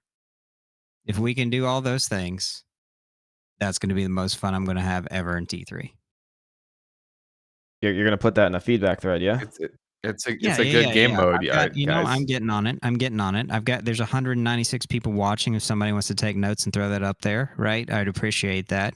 Something else that I have to do because I'm just running around doing whatever Jim asked me to do today. But yeah, I will put that in the feedback before the weekly APC Fishstix feedback 3. So 2 things real quick. 1, we're contemplating if that stream is happening tonight. I woke up at 6 in the morning. I had a 12-hour day. doing all this. I want to get some pressure outside. I got to give the wife some love. I don't want to get divorced so quickly in my marriage. So there is time that I need outside of this. So just stating there, TBD when that feedback thread or discussion happens. Second, I see two captains that are very attractive in this tournament right now, aka Lumberjack and the CaptainTea, waiting to be pulled in. Jim, is it time? Oh. Yeah, let's get them in here. I will take your minutes for you during this meeting, Adam, on the picks, and you take it away. Thank you, Jim, and I would like a recap of today's discussion after this stream. All right, Lumberjack, CaptainTea, congratulations on making it to the finals. Lumberjack, solid performance, undefeated going into it. CaptainTea could have been undefeated if it wasn't for Lumberjack, but still holding some strong ground and want some redemption. You both here with me? Or? Mm-hmm. Lumberjack. I think T just popped AFK for a moment. Okay, well, I picked a good time to pull him in. Well, in that case, Lumberjack, tell me a little bit about your team. I know Jim kind of bullied you to become a captain. What was your pick strategy? Well, my pick strategy started out with pick people who can kill people. So I picked Sterilize, I picked Jet Boom, because I felt that, if you can kill people at the right moment, not just fragged, but kill people at the right moment, you are going to do better than the other team. Mix that in with some good teamwork, which we can hopefully build up throughout the tournament, and we've got a winning team. And that went all out the window when I picked Sterilize, and he started pinning me all the players I should pick. Because he is a sweaty, try-hard pug player. Like, he's been playing in all the T3 comps, for Euro, probably NA as well. So he was like, pick this guy, pick this guy, pick this guy. And I think between me and him, we have picked an amazing team. We've got everyone who's shown up and played with us today has been fantastic. All the randoms we've got have shown up. They've played and they've listened. They played well, and yeah, it's been such a fun experience. Hell yeah, I love to hear that, and I'd love to see that there's multiple players on your team enjoying themselves, both veteran and new. It's good to hear that I'm not the only one who was bullied by Sterilize to pick certain people. CaptainTea, I think I saw you got back. Yeah, you're here? Yep.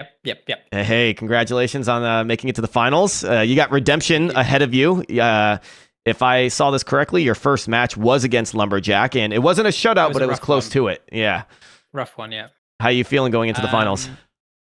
We're feeling confident. We hopefully it's not just cope, but we did not really know what to do with our team, and we have since worked it out. So I'm hoping that that will show that we have got something to say about the first game.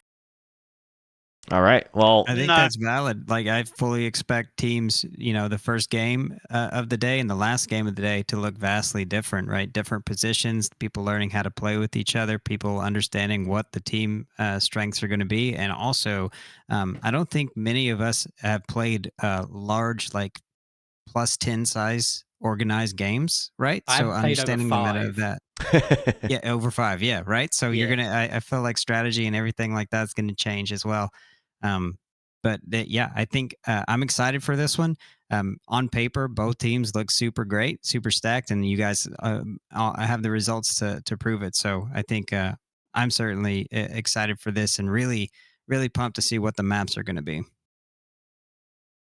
So I do want to get you guys back to your teams because there is important discussions for you guys to have in order to have the best possible match ahead of us. So let's jump into why we're here in the first place, which is the maps, picks and bans.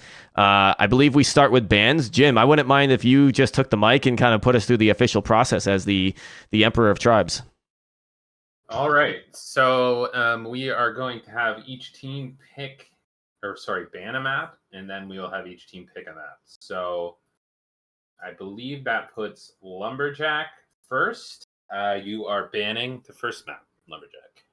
Catabatic, please. Ooh. Oh, my prediction was right there.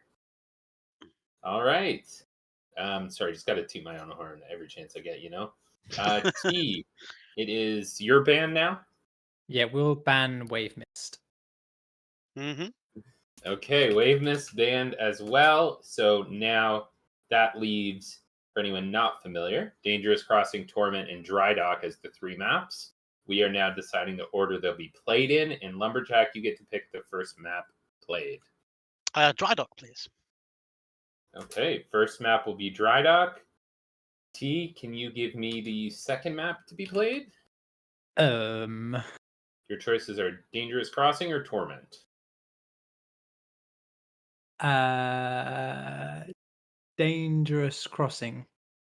Okay, and that leaves for the rubber match, if we need it, Torment. Amazing. Sounds good. All right. Looks like it's set in stone. I'm excited to see how this all plays out. I'm not surprised with the Wave Mist band, and then the Cattle one too. So, any last thoughts before we go? Because I do want to get you guys back with your teams and get ready to strategize. We're good? Nothing. All right, let's do it. Well, oh, go ahead, Lumberjack. This is cute. This is where you're supposed to talk crap. Okay, guys, come on. Yeah, Let's build some I was- storylines. I would just like to say that CaptainTea is going to get lumberjacked. Let's go. All right. Well, virtually shake hands, boys. We'll see you out in the battlefield in a few minutes. Good luck. Have fun. Yep. Good luck, guys. I just got DMs from Evil and Jig. It just says fuck sterilize. I don't know what that means or anything, but Oh, spicy. All right, and for the cast, I unfortunately haven't heard from Freaky all morning. He did say he was a wild card going into this, so I can't confirm. I couldn't confirm if he was going to be our caster today in any shape or form. But with that, it's only right to have Greth to come back, give some EU representation for the EU region, as we don't get to have that every single day. Fishstix HotRodRe, as I get Greth in here, any last words before you guys depart? You get to take a back seat here and enjoy the rest of the show from home. yeah. So I'll go first. I just made that up about the DMs and everything. That's actually not true. I felt really bad about that immediately. Thank you again for inviting me to be a very unprofessional member of the casting squad alongside this pillar of professionalism in Fishstix. Really appreciate that. Really appreciate you and everything that Jim has done today. I understand that Jim's been a little testy, but he's had a hell of a weekend. So I think we can give him a break, and I'm super excited for the finals. Amen. It's been a long and fun 2 days. Big shout outs to APC, Jim, everyone who helped organize this. A lot of people involved. Shout outs to Prophecy for throwing us some ducats for the prize pool, man. I mean, you didn't have to do that. It would have been sick without it, but I think it made it even better to have something on the line.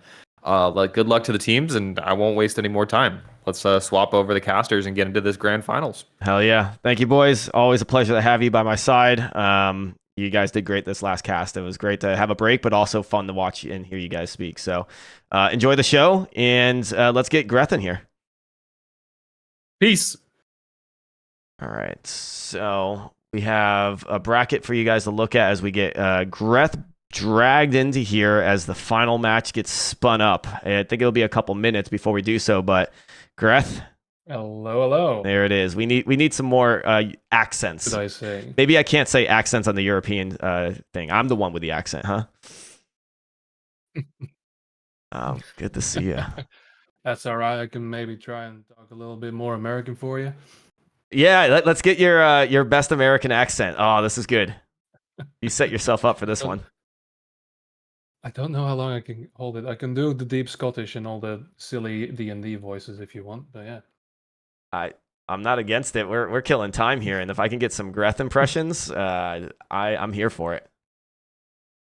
Well, then first, shall we go with the valiant warrior indeed? We are here in the EU doing the finals of this wonderful grand tournament. Yes, that's okay. You delivered. Thank you so much. Oh, it shows that I'm HotRodRe. Ooh, get this off me. Ooh, get it off me. Get it off me. Get it off me. I mean, we all dream those dreams. I don't know. I'm in a BM mood today, evidently. So, oh God, I have the wrong name over here. Change this to AP Sizzle. Oh yeah. Boom. All right, now we're good. Everything's where it needs to be. A beautiful lower third that just completely just fits in this graphic perfectly. It's flawless. It's beautiful.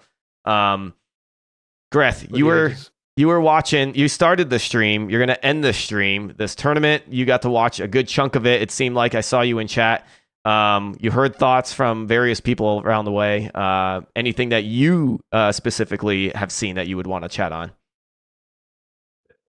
Well, I think everything has been covered quite well. It's been great seeing the teams come together a little bit and, just be a little bit more than just a pug. And yeah, I think the teams have come together rather well, strategies and everything like that. So yeah, we've had a few favorites throughout the tournament, and now I don't know. I don't want to say anything. I just want to see the match play out, and I'll pick my favorites when the last points are being scored. Hey, that's nothing that anyone ever does. Yeah, I mean, we all looked at Shaz. Like, we talked about that from the very beginning, that Shaz has this just amazing team. But I don't think many people talked about Lumberjack's team. CaptainTea's, I think we mentioned a couple times. Like, look, the guy picked up a lot of cappers. And's got some strong duelers too. But no one talked too much about Lumberjack along the way. Not until you saw that undefeated record. Yeah, that's the thing. And that's the key thing as well. For people who have never watched this or watched the VOD after, that's what this game is about. You can have your big hitters, you can have your star players, but it doesn't matter if they don't make it to the stand or if your flag doesn't come home. That's the thing. Like, if you can get a good flow going, that's all you need. That's right. It looks like we are piling into the match, which is freaking awesome. We're not delaying. They picked their first map. That is Dry Dock. And they're jumping in and they're ready to go. So let's bring that up. We're going to watch actually Sephi's stream. We watched CaptainTea last time, but Sephi is on CaptainTea's team, but we're gonna get a new perspective. That's good. All right, Dry Dock. Okay, so can I talk about the map? This is your moment, man. All right. No. So the weird thing about Dry Dock, or Bella Mega as it is properly called, this one, apart from the other first two, actually is a little larger, has a larger scale to it. So at the start, wasn't really that great of a map. Now, with the physics being dialed in more, actually seeing some nice flow to it and some interesting caps, because we've seen a couple, especially that back to front. If it hits, blink and you're back home, right? These are like 5-second returns or something. So still, you don't even need the info for that, really, because, well, it's going to take a while. Everybody's going to see you going around that base, right? So that's the thing. Are they going to go for the interesting grabs, or, well, even on this map, if you toss it high enough over the sky, over the rocks, it can just land on the stand right there. Right. And we watched this map earlier in the group stage, and there's an extreme focus for timed caps, right? You can llama it and it can be successful, and you can punt it, as you were saying. But what we've seen so far is people are prioritizing those timed caps right off the bat. You only go after those llama grabs or those cluster type plays in desperation.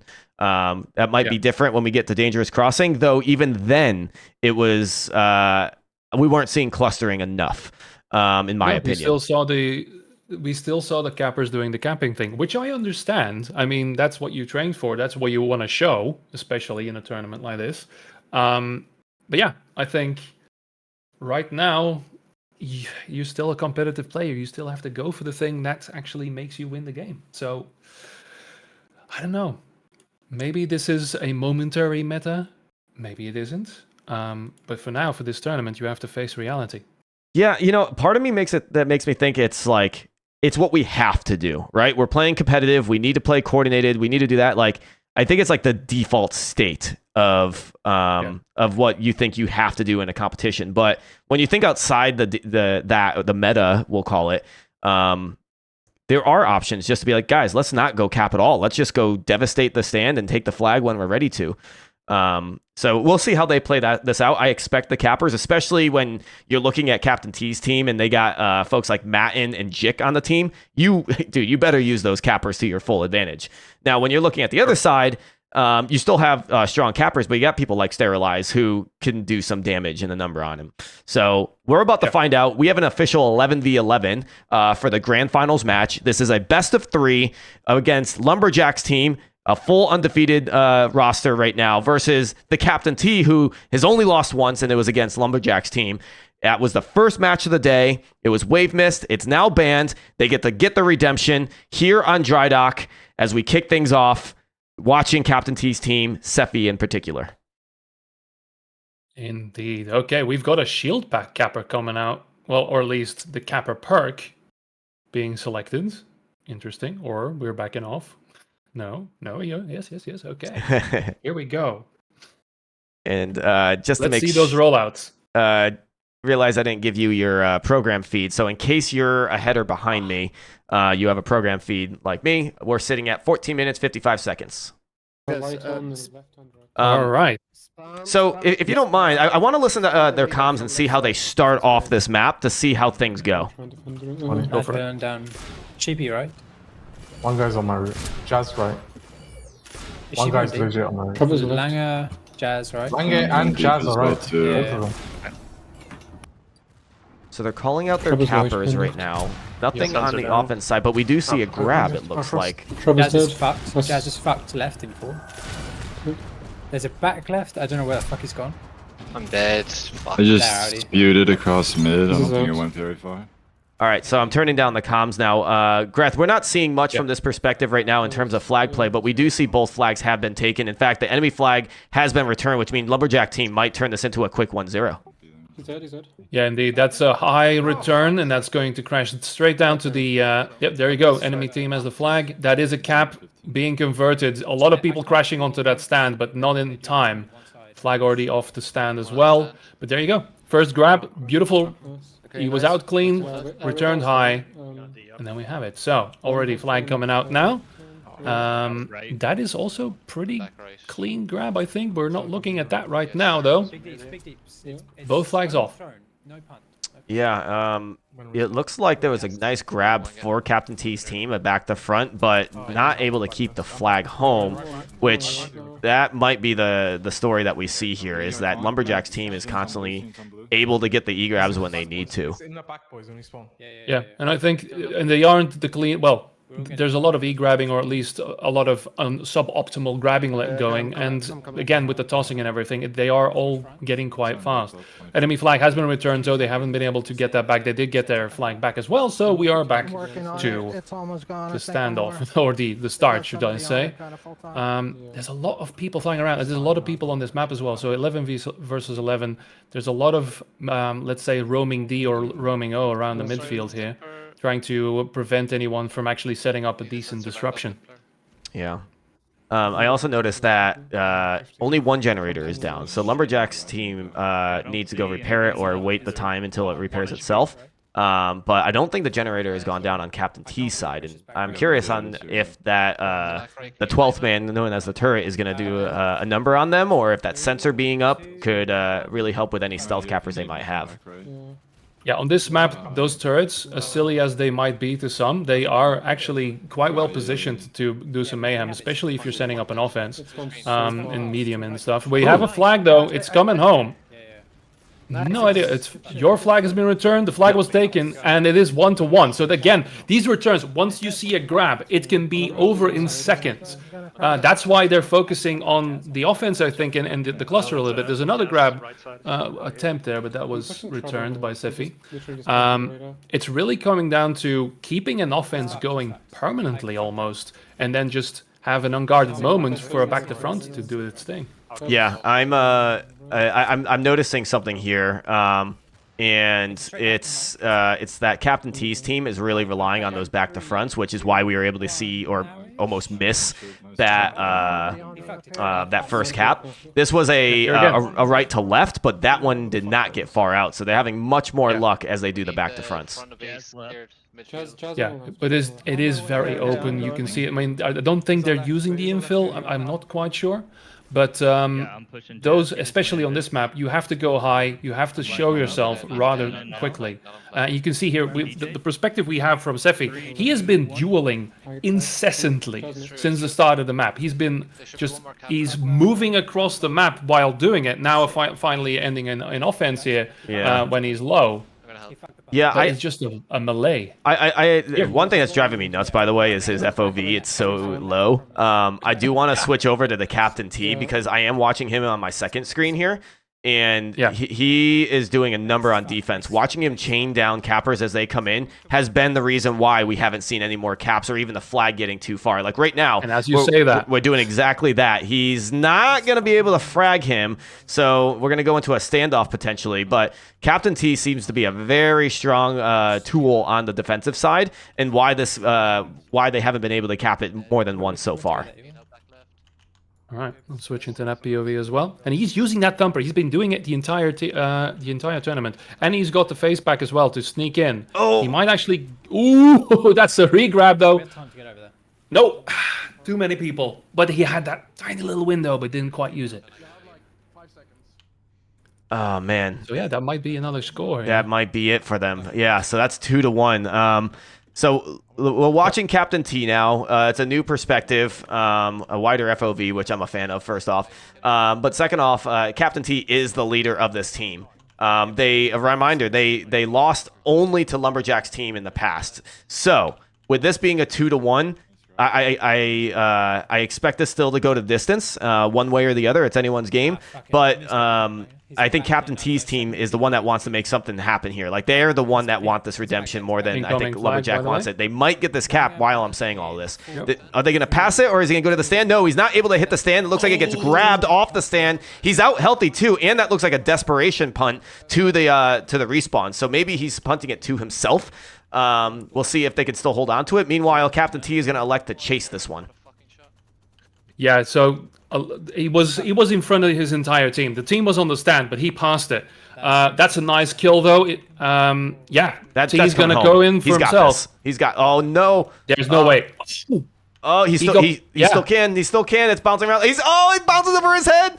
It's still in the hands of CaptainTea's team. So this is not do or die situation. Someone else in there as well. There's someone else in there as well, but he gets taken down. Can the team still grab it? It's still on the floor. It's still in play. It's still in play. How is this? Yeah, no, they finally got the pickup. They finally got the pickup, but now, okay, passed off to folks in the back. We are in an official standoff. There is a flag drop there. Yep. I don't know if that was a conk. I don't know if that's a pass. I don't know, but we're going to find out very soon as CaptainTea comes in. He's going to stealth very shortly, I'm sure, so he can hold himself. Or just rip into him. Yeah, here comes the conk. No good. Yep.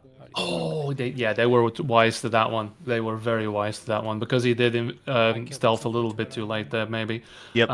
Yeah, he was trying to get it done really quickly, and they'll need a little bit more coordination here for that. Oh, that's bad.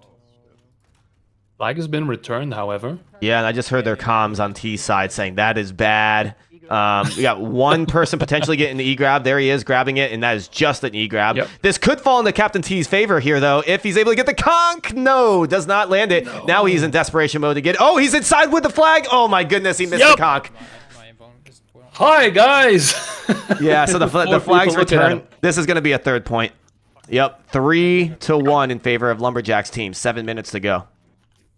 Okay, so I think they need to do something on the offense. They've had good grabs. There you go. That is into the confusion of the cap. Always a good timing to grab it out. He's out clean there. That's Matin, right? Yeah.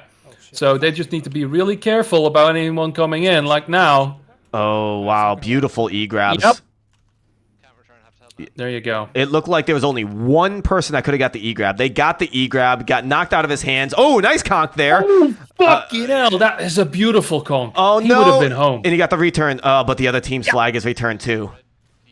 Oh. CaptainTea is doing a great job here. Ooh, they spotted Jazz on his route there. Not really. I don't even know if that's a route anymore.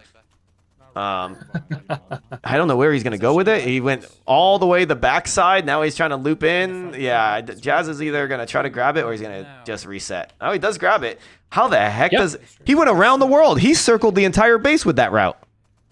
Yeah. And the confusion helped.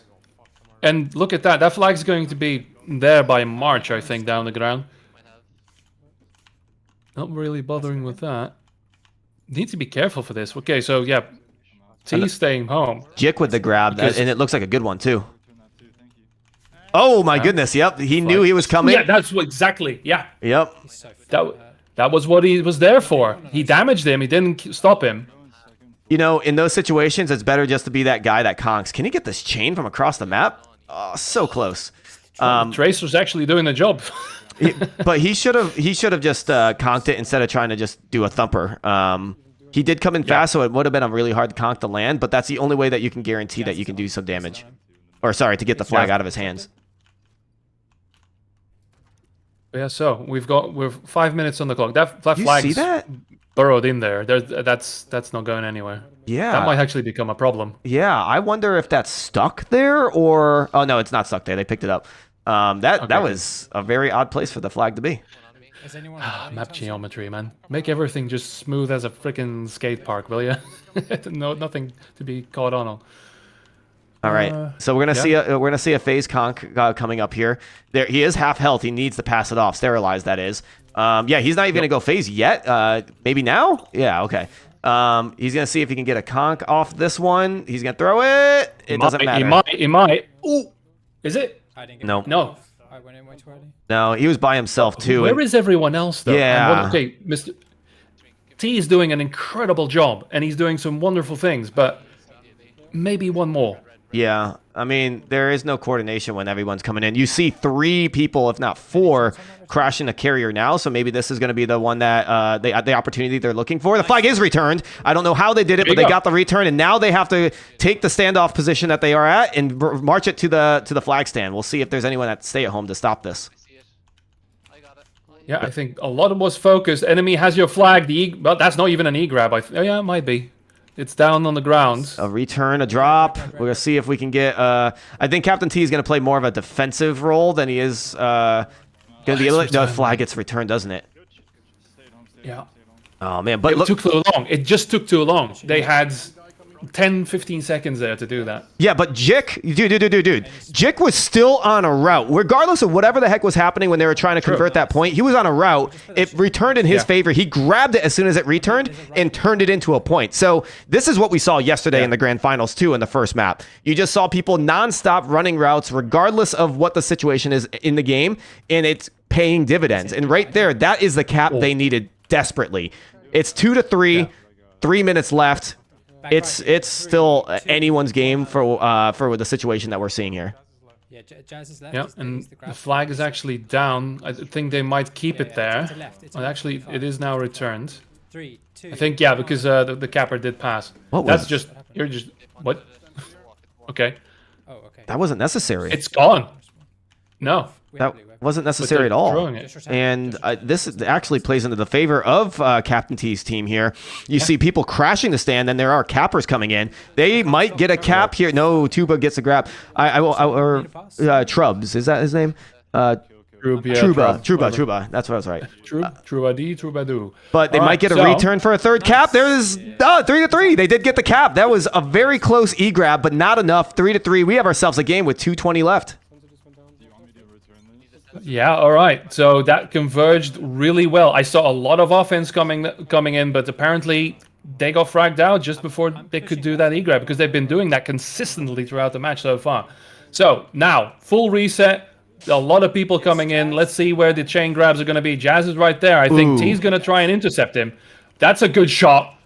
And he's going to try and chain him out here as well. He's going to be very low indeed. But is he the only capper, though? He's been doing this to Jazz this whole map. Jazz has got to be frustrated.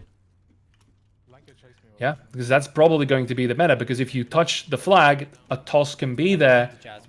And that's dangerous. Man, this is a grand finals map. This is just the first of the potential 3 that we see here. Lumberjack's team, guys, he shut out half the teams, 5-0 in the group stage. And now they're facing their potential first map lost. Okay, here we go. They seen him. They haven't quite damaged him. He's already invisible. and he's out with it. Pick up on that shit. How far? He's very low. He has to pass it on. He has to pass it on. But there is a lot of offense there. And from the other side as well, we have got a very high route. That was a proper back to front, probably. So there's a lot. There's 4 people there. It's returned. Oh, they got the return. Matt had a nice grab, but they returned it. But both flags are returned. So it looks like we're going to go into a sudden death here. That's a walk. It has to be, right? Unless somebody else is out. Wait, there's actually a radar. We can see who's coming out. Yeah, we finally got radar to look at. The chain is very strong by CaptainTea, but Sterilized did a nice punt to the stand. This is not good. Not good if you're CaptainTea's team. You are stressing out. This might be the return they need. He's got the mid-air. He got the mid-air. There's a lot of people here. He's fragging out. He's fragging out. They're all very low. They're also very low. Return. Offense coming in. Sapphire got it.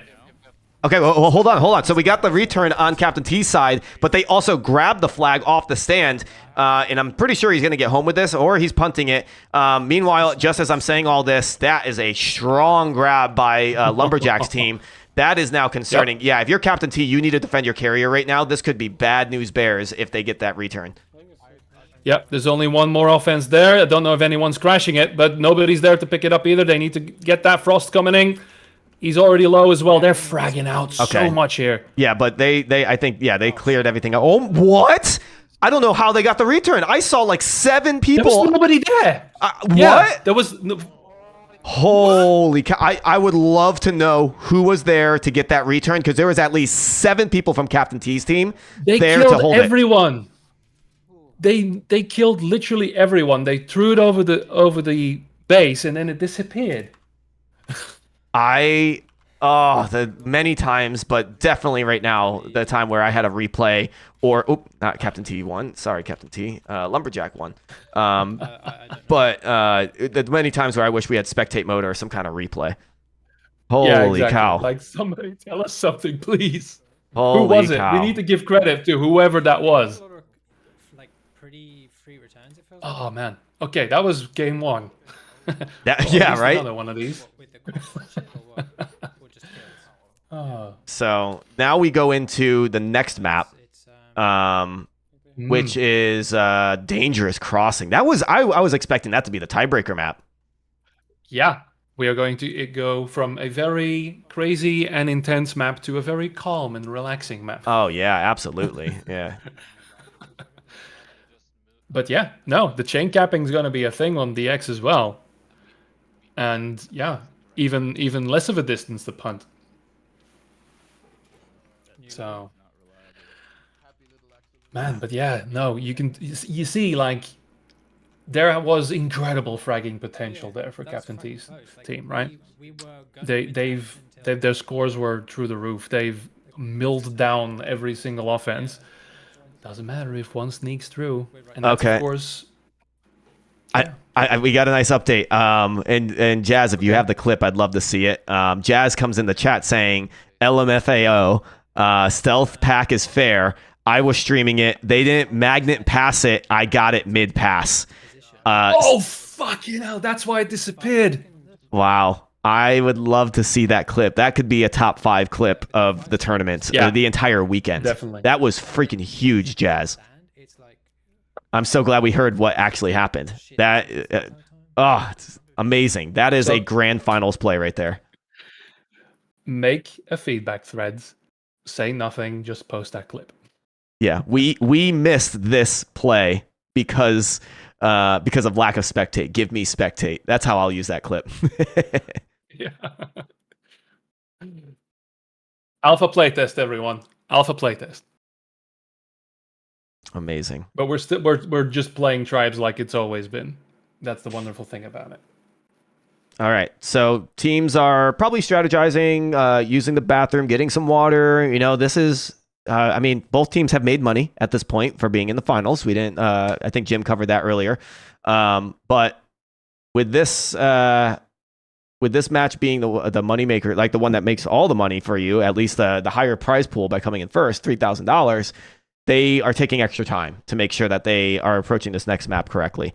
Yeah, we can see actually if they have comms going on CaptainTea's side. I'm going to turn that up and see if that's the case. I will tell them. Doesn't sound like it. What? I'm here. Dropped my wedding ring. Oof, that No, could no, have no, been we're bad. good. It's tribes coming back into your life. It's a sign. Yeah, it's like, yeah, I wasn't married when I was in tribes before. No, I play with this thing. I'm new to it. I got married in December, so I'm still playing with it like a fidget spinner. Right. On this map, yeah, we Yeah, so I don't hear any comms right now, but before we get into this match, I'm sure we will hear more. Greth, I'm going to take this time. I'm going to take a real quick bathroom break. They're about to start the match. It looks like they almost got everyone, so fill in the blank for me for a minute, if you don't mind. Because it is disc sniper. All right, so the core principles of map design for a tribes-based game. No. Sorry, guys. I won't leave. This is what I do to you. I'm so sorry. No, I'll be right back. All right. No, I'm still going through with it. Dangerous crossing, proving that the old designs still have a place. You are still here. You know, I might say a little bit about, you know, the infiltrator. It has, well, the infiltrator or the stealth pack or the phase pack, whatever it is, now connected to the radar. Does give base play something to go with. Now, of course, on Dangerous Crossing, we've seen the emergent gameplay of organized team play where you can simply spam it across the map. So you can take out the radar right from the get-go, so you're not going to have that much chance using it on this map particular, which in some sense you can basically see everybody starting their routes anyway, so you can sort of start timing them when they come out. Yeah.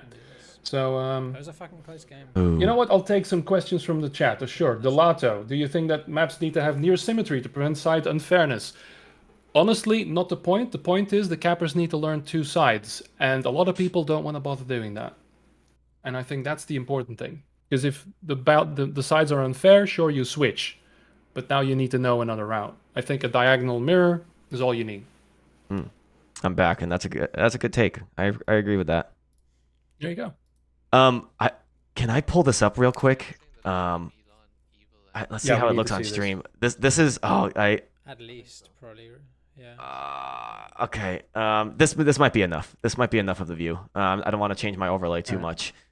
This is how the title is LOL. The last map, the Grand Finals map 1 ended. Over sudden death came out of nowhere. Look at that again. I'm gonna pause it. I'm gonna show you guys. Look at all the red triangles right there. You got 1, 2, 3, 4. Is it 4 or 5? Get another view. Yeah, there's 5. 1, 2, 3, 4, 5, maybe even 6. And everybody's looking one way. And they passed it off once. There's nobody there, right? They passed it off once. They felt so clean. So they're like, all right, you know, Jick and whoever else is over there, you're good. And then decides to pass it again. There's actually 4 people converging on it. The pass did not go off, and he let go. There's at least 5 or 6 people, and someone's respawning right there in the middle of it. They were so confident. Oh my god! Oh, I wish I had a better view of that. He used every single element of the map as well. He started by the rocks, then used the base. He line of sighted them perfectly, even though he was invisible. It was just straight arrow. He was going for that fucking flag. He didn't even have to adjust. He knew where it was gonna be. It's beautiful. And absolutely beautiful. I agree with you guys. Like stealth, it's like it's not the biggest because like it's stealth, but given the fact that this is in the game right now, and that's what everyone's playing with, we have you play with what you have, especially when you're in the championship, right? Impressive nonetheless. Jazz being there at the right place at the right time, that's what it takes sometimes. But it looks like we're in this map. We're going for the map. Okay, DX.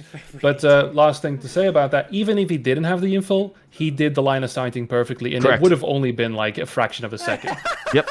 There's just 17 fucking discs. All right, something just happened. I just Right, heard someone. Boom! It's already happened. Yeah, someone's laughing their ass off on CaptainTea's side. I missed what happened. I think they were maybe laughing about exchanging discs to take down the it sensor. was like a convergence of discs across the map, basically, like they crossed paths. Beautiful to see. If we could have. Yeah. That's funny. All right, so we're in map 2 of the grand finals. Lumberjack, the undefeated squad, is up 1-0. They can continue the undefeated streak going into this map as they now have the first flag in hand, clean as just anything else. I can't see where the flag is. It's dropped, but it's captured. I don't know what happened at the end there, but they got the point nonetheless. I think he slapped his knees again. And here comes the conversions of the offense. It does happen on the X, guys. It's been happening for 25 years. The Lumber Chads. I like that. The Lumber Chads. Sure. And this is CaptainTea's map pick. I'm still wondering why they decided. They probably didn't want to play Torment, right? And so they said, you know what? Let's pick the lesser of two evils. It's still a little rough, yeah. This is the one that almost everybody in these teams can just play with their eyes closed. Oh, that was a thing. Look at this, another cap coming in. This looks clean. Yep. I can't see the health, but he looks like he's on the perfect flag route. No shot. Ooh, and that E didn't go anywhere. No, guys, you're not getting in there. Okay, well, it looks like he got stopped. The flag carrier got stopped. I don't know where or when, but the flag has been returned. Okay. No, it's still dropped. Is that flag? It's in the base, but is it stuck on the ceiling, maybe? It looks like it's elevated. I think. Yeah, it's in the right room, but I feel like it's like elevated as if it's on the ground. They're gonna keep it there. I don't blame them. Yeah, that was definitely like stuck in the corner. It's got returned though. Oh. What comes out? It's always exciting to see. Like somebody goes into the DX base. Does anyone come out? Yeah. Yeah, exactly. Wow, nice midfield pickup, but not enough. The flag's now back home. The opposing team's flag, Lumberjack, his flag is walking it. Yeah, there's a lot of people walking it. There's a lot of people in that. Look, what's going on? CaptainTea's team here that we're watching up 1-0 right now. Oh my God, the flag's in the stand. On the flag stand. Nice little punt to prevent the cap, but they even return it too. Damn, good crash. Okay. So this is for a moment there. That might have been a mistake because the flag for the return was there, but Lange just threw the flag out instead of returning its own. But yeah. So good. Reset again. What I'm seeing here I think the real story is like CaptainTea's team are very cap heavy team. You got Jick and Matten, right? But Lumberjack's team is just like frag heavy, right? And so we're seeing like a battle of those two basically converge right now.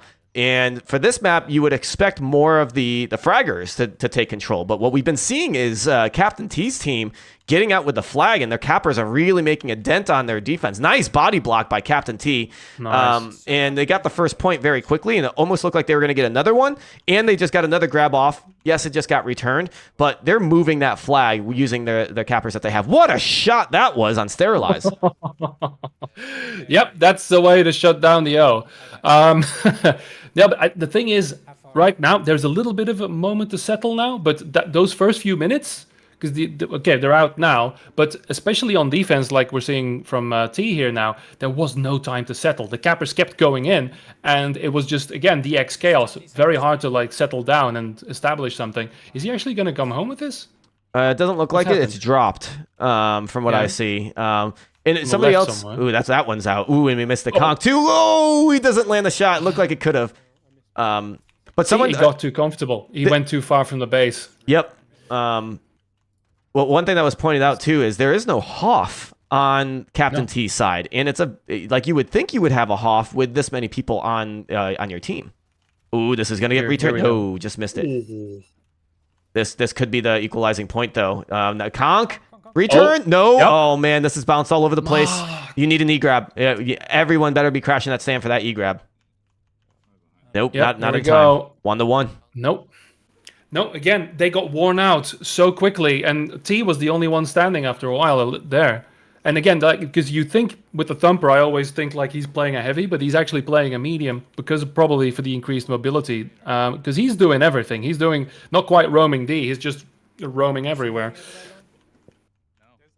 All right. Well, the flag's taken again. CaptainTea's team is continuously grabbing this flag and getting it off the stand, and more than 50% of the time they make it at least halfway through. That's a nice little stop on the stand. There's a lot of crash on the stand right here. They need that return for this second point. Nice return, nice capture. You got 2-1 now. That was textbook. That was exactly that. Textbook, great defense, good crashing for the other team, not able to get the flag off like they just did now, passing it off on their side of the flag or on their side of the map. And the Cappers just doing a darn good job. I can't stop screaming that. They are doing such a great job. Yeah, and even a little bit of an E-grab in the confusion of it all, it went really far. It does return now because there was no follow-up. But still, again, that made it across the midfield every single time. Very dangerous. I didn't see any roads. All right. Let's see a how little this... bit of a settling of the X. Who's capping in the waves on Lumberjack's team? That would have to be Matin. No, he's on CaptainTea side. Is it the other team? So would it be Skate and Stern? You would think it's Frost. I just saw him spot Frost, but I haven't seen him. And it's Jazz, but I haven't seen him doing much either. There's Lang also on a route. So maybe Lang was the one, yeah. Okay. So Lang's been doing it almost consistently, I think. Okay, let's see what he... Ooh, that's a nice stealth. He completely threw off CaptainTea. Meanwhile, someone else grabbed it. It was Skate. Yeah. Not letting his capper grab it, and instead, as what I would imagine is a distract, taking it off. So I think that's... Okay, so I think I'm putting together what I'm trying to piece as I'm speaking. You have cappers like Jazz and Lang coming in, but I don't see them being the ones grabbing the flag. Instead, you're seeing someone like Skate who's grabbing it, or Sterilize who's grabbing it and throwing it off the stand. Yes, keep the flag moving. I'm not saying don't, but when you have your flag cappers just about to hit the stand, don't take it away from them. Yeah, I'm wondering if it's maybe because we see the lights, right? And we've seen a lot of medium before, maybe because the mobility changes to the medium were just enough to throw off some of the routes that were going and just go. Here we go, Jix home with this one, I think. Pass it off. Nice pass. Nice cap. That was good just flag play. in the time as well. Yep, a great flag passing. Jick goes to T. T goes to, I missed who that was, Lon. And then Lon gets the dunk as the cap comes in for 3-1. But there's a quick grab on the other side that could put this 3-2, making it a 1-point game again. Let's see if they can get in without the flag getting get grabbed. Straight in the base. Conk! He got conked. He got conked on the stand. Let's see if his flag carrier can... Yep, but then... Not enough. He gets the cap. People in there. So 3-2. We saw 2 points just get scored in a matter of, I don't know, 15 seconds. That's how quick it can happen. Dangerous crossing. Yep. All right. And again, a little calm on the ocean before the storm commences again. Because there's... Yeah, he's looking. T is already looking. Where is he? It's going to be a left, maybe. Matt Villain pretending that he's important here. Showing some... Okay, here he is. Oh. I think he got bumped or something. Ooh, nice grab. That was a perfect timing for the grab. So Lang, there it is. See, when the cappers are able to get the flag, they're being more effective than, let's say, Skate grabbing it and tossing it midfield. It is a strategy, but it's not working out for them. That's a beautiful grab in midair. Oh, almost got it. But is it enough? 2 there, 3. Oh, this is going to be very close. Another grab there. The conk doesn't connect. Okay. In midair, their T getting taken out. But where is their flag? They a capper came in and swooped up and took it very clean. Looks like they now have control, and we're going into a standoff. Yep. So T's asking, am I staying on D? I believe that's him. You need to pass that, mate. Should one of us be a heavy? Okay, yeah, they're fully set up here now. Oh. Are we going to see another sneaky sneak? Yeah, right. Will. I can't be too confident anymore if the flag's secure or not. If Jazz is there in cloak, I don't know until he pops out like that right there. Yep, spotted. That's so and it was funny. Jazz. Right on cue. Yeah, it really is like the Dark Templars in StarCraft, isn't it? Man, it is. Yeah. That's beautiful. Good reference. Frost, it's Frost. Probably not doing anything there. Is someone AFK? That player looked like he was AFK, just sitting there on the ground. In full PTSD mode. Where is that chevron going? Okay. Looks like a 6-6 split right now. I think there's 6 on defense if I saw those triangles correctly, and then 6 on offense. So Yep. That was close. See, you can't. It is actually worse than in Ascent. You have to be so incredibly paranoid. These taken down. I'm looking at the scoreboards. I'm looking at the kill feeds. Oh, nice shot. Sapphire gets it. Oh. This I see a lot of blue triangles, but that flag bounces so much you can never be too sure. Here comes somebody to get the return. He ends up getting the return. You can never be sure with the flag being that bouncy, and now this could turn into a tie game. I used to be playing with fucking flag. It might. They're coming in. Is there anyone else out there? Major Tom. No. 3-3. 4 minutes. 4:20 on the clock. 3-3. Lays it. The game is on the line. Lumberjack's team just needs to score 1 point and defend it from the rest of the game to take the W. Get that. Did he return it? He returned it. That, again, could have already been... The flag, negotiating the flag, let's call it, is... It's no longer a detail, guys. It's where the game is won or lost. That one pass, that one bounce, it is minute. Yep. The flags are very much more RNG on the ground than they ever have before in a tribes game, I'd say. I like it bouncy, but not that bouncy. And they're floaty, but you got to play with what you have. And so you need to minimize the amount of times you pass the flag. And if you pass it, you need to do that magnetic pass, we keep calling it. That's the only safe way of doing it. Otherwise, what we saw last map with Jazz can happen. What we just saw there with that return can happen. You need to be safer with your passes. Especially on the X's terrain, because it can go deep and far. All right, we got a flag out on Lumberjack's side, and this could be devastating if they end up turning this into a point. Ooh, nice grab by Matten. But that's what we're seeing less of now, is more flag grabs from our cappers. It looks like, if I had to guess, Lumberjack's team definitely changed up their strat with D. They still have, nice use of the phase pack right there, but he's now out, and the flag's returned. I don't know by who, but that was good. That was necessary. Jick is out, though. Oh, this is big. This is big. This is big. Jick is out with a flag. I don't see a single enemy coming to the stand. You see people crashing, but no one's at the stand. Jick's at home. He gets in, scores the 4th point. 4-3, 2 minutes and 40 seconds left. Everybody was concerned with the other base. Everyone was over there, and he just didn't care. He brought it home. Amazing. That's incredible. This is what we want. I'm sorry, but I'm rooting for a third map, and so I want CaptainTea's team to do it. I want to see the undefeated team lose a map for the first time, get humbled a little bit, and then really take it down to the wire. And then on the experimental map that we just got this week. Perfect. Holy cow. But there's with still... with the better terrain, by the way. I will say. Said by Greth himself. That's a compliment if the level designer is watching. Exactly. Wow. Take it. Wow. Oh, no. Come on, return it. Guys, just return it. Put it back in the base. Yeah, but the flag's taken. I don't know who has it, but it might be a cap. It might be a 5th final cap. Oh, no, he broke his knees. Matten passes it into the flag stand and gets a cap, and that's a victory. Oh. 5-3. We're going to a 3rd and final map. Hell yeah. That is what we came for. Yeah. It has to come down to the wire. And now the routes aren't going to be as established, and this map has an incredible clustering potential as well. Let's see that flag doused in orange soda. Doused in orange soda? That's what I call the lava, because it's... I didn't get that, but you're... Okay, I get it. Scripted, yeah, exactly. This is why we pay the writers. Oh, guys. 2nd grand final of the weekend. Last night, we saw the North American Grand Final come down to the wire, a 3rd map. It was dangerous crossing that time. This time, we are going to a 3rd map again, but now we get to see Torment. Torment is going to be the map that decides it all. First place takes $3,000.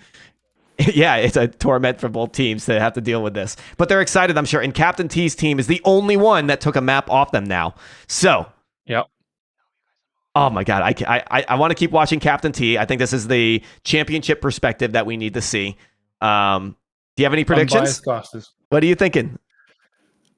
I mean, the capping came together for them this time, didn't it? It did. The reason why they probably took it, because we had Matten and everyone. Yeah, so I don't know. If right now this map, if they are going for the long routes, you can have probably faster returns than you go down on any of the others ones, right? It's straight down. It's an open stand. You can come from any direction here. So being invisible is going to be a big thing as well. It really is who can get into the flow. Is fragging out going to be more important, or are just going to be able to set up a chain grab and just cap it out in seconds?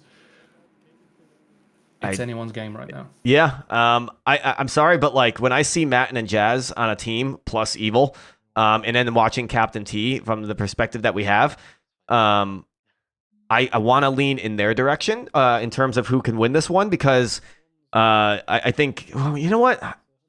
I need to chew on this one a little bit. But what I was going to say is having Jick and Matten on your team for a map like Torment, that strong cap routes can really dictate the tides of the game. Mm-hmm. But then I started thinking, I've seen it the other way around, though. I've seen this play as a cluster because you can easily punt it into the middle where the orange soda or lava is, which then could be an easy pickup. And if you're a frag-friendly team and you got someone like Sterilized, there to pick it up or clean up or play cleanup duty, I don't know. Well, this one, I'm going to lean in CaptainTea's direction, but I'm not fully confident. Yeah, if they can keep the battle going on the stand, which they can. And, well, honestly, we might see some repairing going on, because I think that radar is going to be really important as well. Because, again, very open. I don't know how well. I only skied a little bit on this map, and I was going really fast. So if you had a little bit of practice time, well, yeah, then there are going to be some monster grabs. We might even see some medium coming into play, because there is going to be a lot of explosions on that stand. But yeah. So, by the way, Solstice, grab the map designers, because here's a test for you, for your new map. Hot Rod, I'm guessing you're the one that put the poll up on my stream, or whoever it was, but it's not map 2. We're going into map 3, goddammit. Who's going to win map 3? Who's going to win the grand finals? It's winners takes all, damn it. Like, it's one of the two, man. Like, who's going to win the grand finals? Who's taking it all? Who's taking the cash home? Sorry, I'm really beating up on Hot Rod, but I did just give him mod. So it's a tough love relationship, as I mentioned. Nepotism at work again, I see. No, that's not nepotism. No. Well, if it turns out you're related, maybe. But yeah, no, it's fine. So the winner can buy the Founders Pack. The losers will have to buy the game for real. Man, I'm so excited right now. I feel very lucky that this tournament turned out as successful as it did. I left. Yeah, I said this earlier in the cast, but I left last night's cast after I think it was a 8-hour cast, and it was like a 2-hour EU draft in the morning. Yeah, it's good. Walked up to my wife. I was like, "That was fucking awesome. I'm so happy that came out the way it did." And I texted Jim and I was like, "Hey, great job out there, man. Like, so proud of what Jim was able to put together." And then the whole team, and then seeing the T3 comp server fill up with all brand new new blood, which we want to build that comp server. We're actually going to rename that server, I think, from T3 comp to something more like organized T3 or something more friendly. So it doesn't come off like you have to be top of the chain of the game to be here. We want it to be new blood friendly on top of having, top level pugs.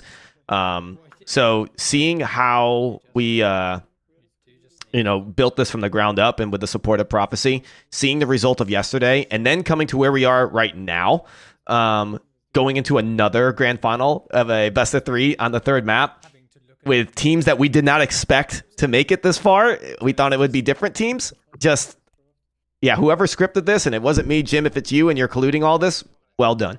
You know how to tell a story. Well, he commands reality, so there is that. But yeah, no, but dude, kudos to you because I saw the buildup of anxiety, the whole spectator thing, building this up, bringing all of these people back together after so long to have a decent tournament, and all of you organizing it. Like, well done. And you're doing this every week now, yeah? Oh, come on, man. Yeah, I'll be in Vegas next weekend working. So if anybody wants to, if anyone has a house in Vegas that I can crash and cast from, I'll do it. Don't hold me to that. I can't do it. or maybe take a little bit of a rest, because I know it's basically what you've been doing the last 3 weeks or so. It's just been a getting big this build up. together. And it wasn't just, let's just put out a form and wait until people sign up. Like, there's way more than just that behind it. And Jim Christ, again, bless his heart for bringing us to where we are. The other piece that Jim would say if he was here is Honor Ball. He's excited to put on an Honor Ball 4v4 tournament. It's not gonna be next weekend. Give us a break. In fact, there's a lot of good American football going on. It'll be tomorrow, everyone. Sign up now. But the Super Bowl is coming up, and we want to watch the Super Bowl. So we'll probably have to wait until after the Super Bowl to put up the next tournament. But that means we need to announce it and get signups open soon. So stay tuned. No official announcements yet, but Honor Ball is likely to be the next tournament that we do. Yeah, gotta try it all. I mean, yeah, CTF is still the heart of it, but from the first playtest, the quickly ragged together mode, and now having a proper map for it and showing it can be a bit of fun. And honestly, what are the design goals, right? Because it's basically Tribes Rocket League. Yep. Oh wait. Looks like Jazz has crashed twice now. That's great. He's rebooting. He's rebooting. Okay. So no worries.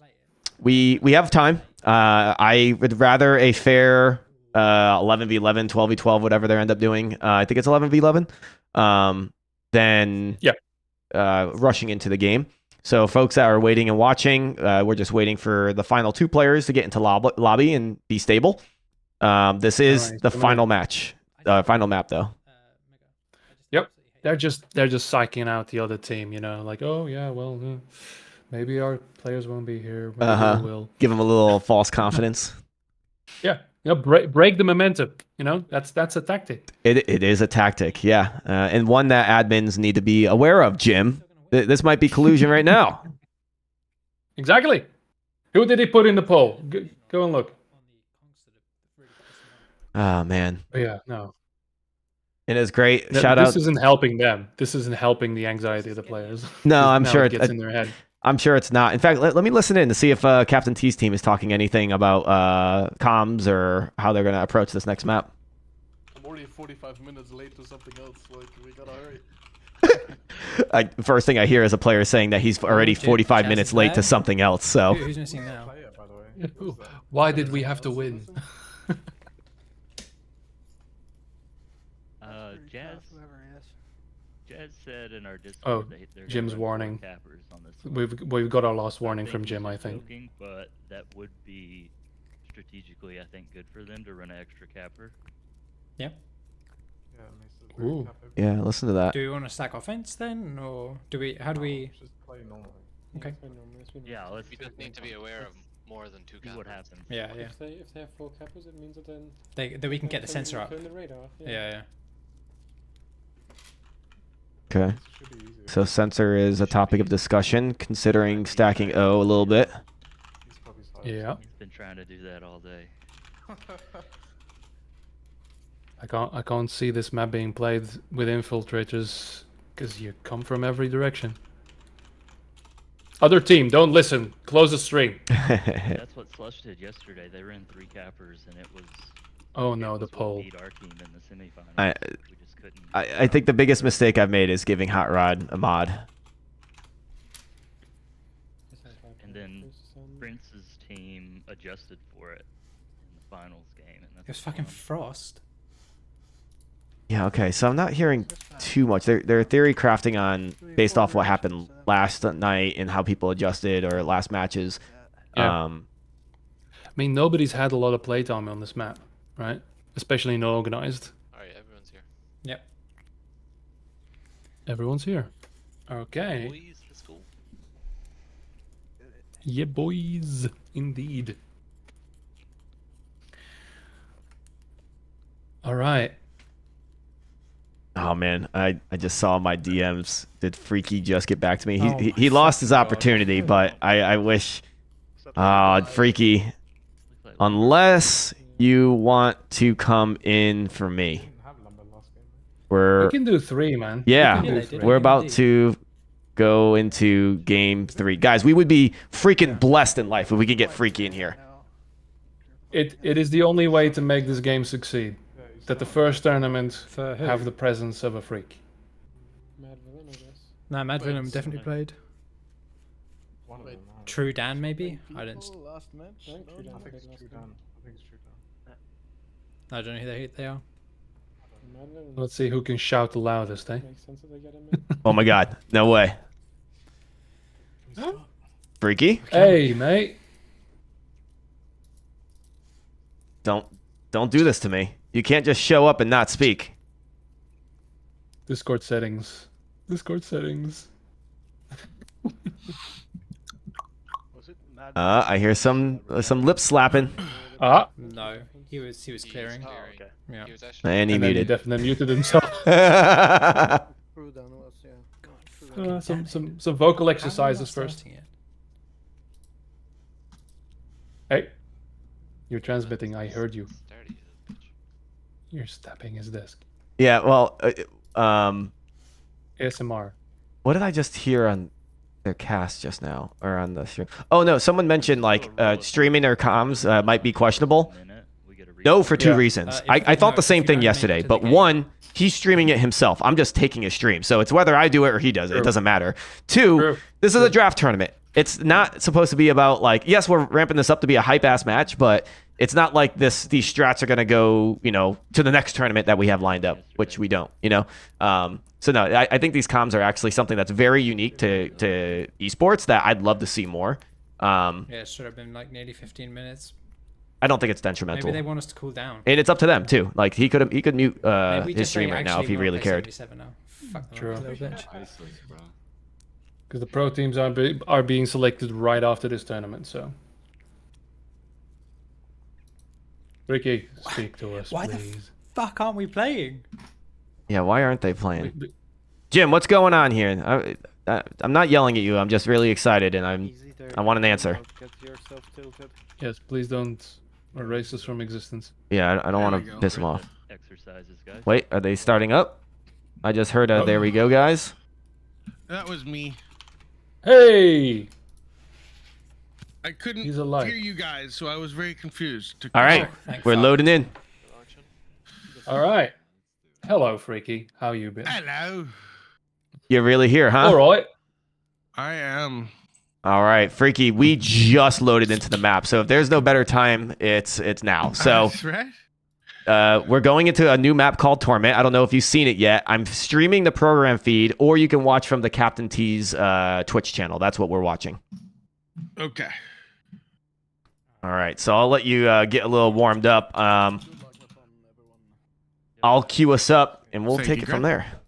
I wonder if it's useful to hold with a heavy, but maybe. All right, guys. So I believe this was an 11v11, setting the stage once again. This is the grand finals. It is a best of 3, and we are on map 3, meaning both teams have won a map. Lumberjack's team finally lost a map this entire series when they went undefeated throughout the entire round robin, and now they're faced up against this behemoth of a team, the CaptainTea, who has a squad full of dedicated cappers for many years, and we're gonna see it all play out on Torment and see who's gonna take the first tournament in Europe in Tribes 3. Where the fuck? It's left. There's nothing right. Indeed. So, the radars are already offline.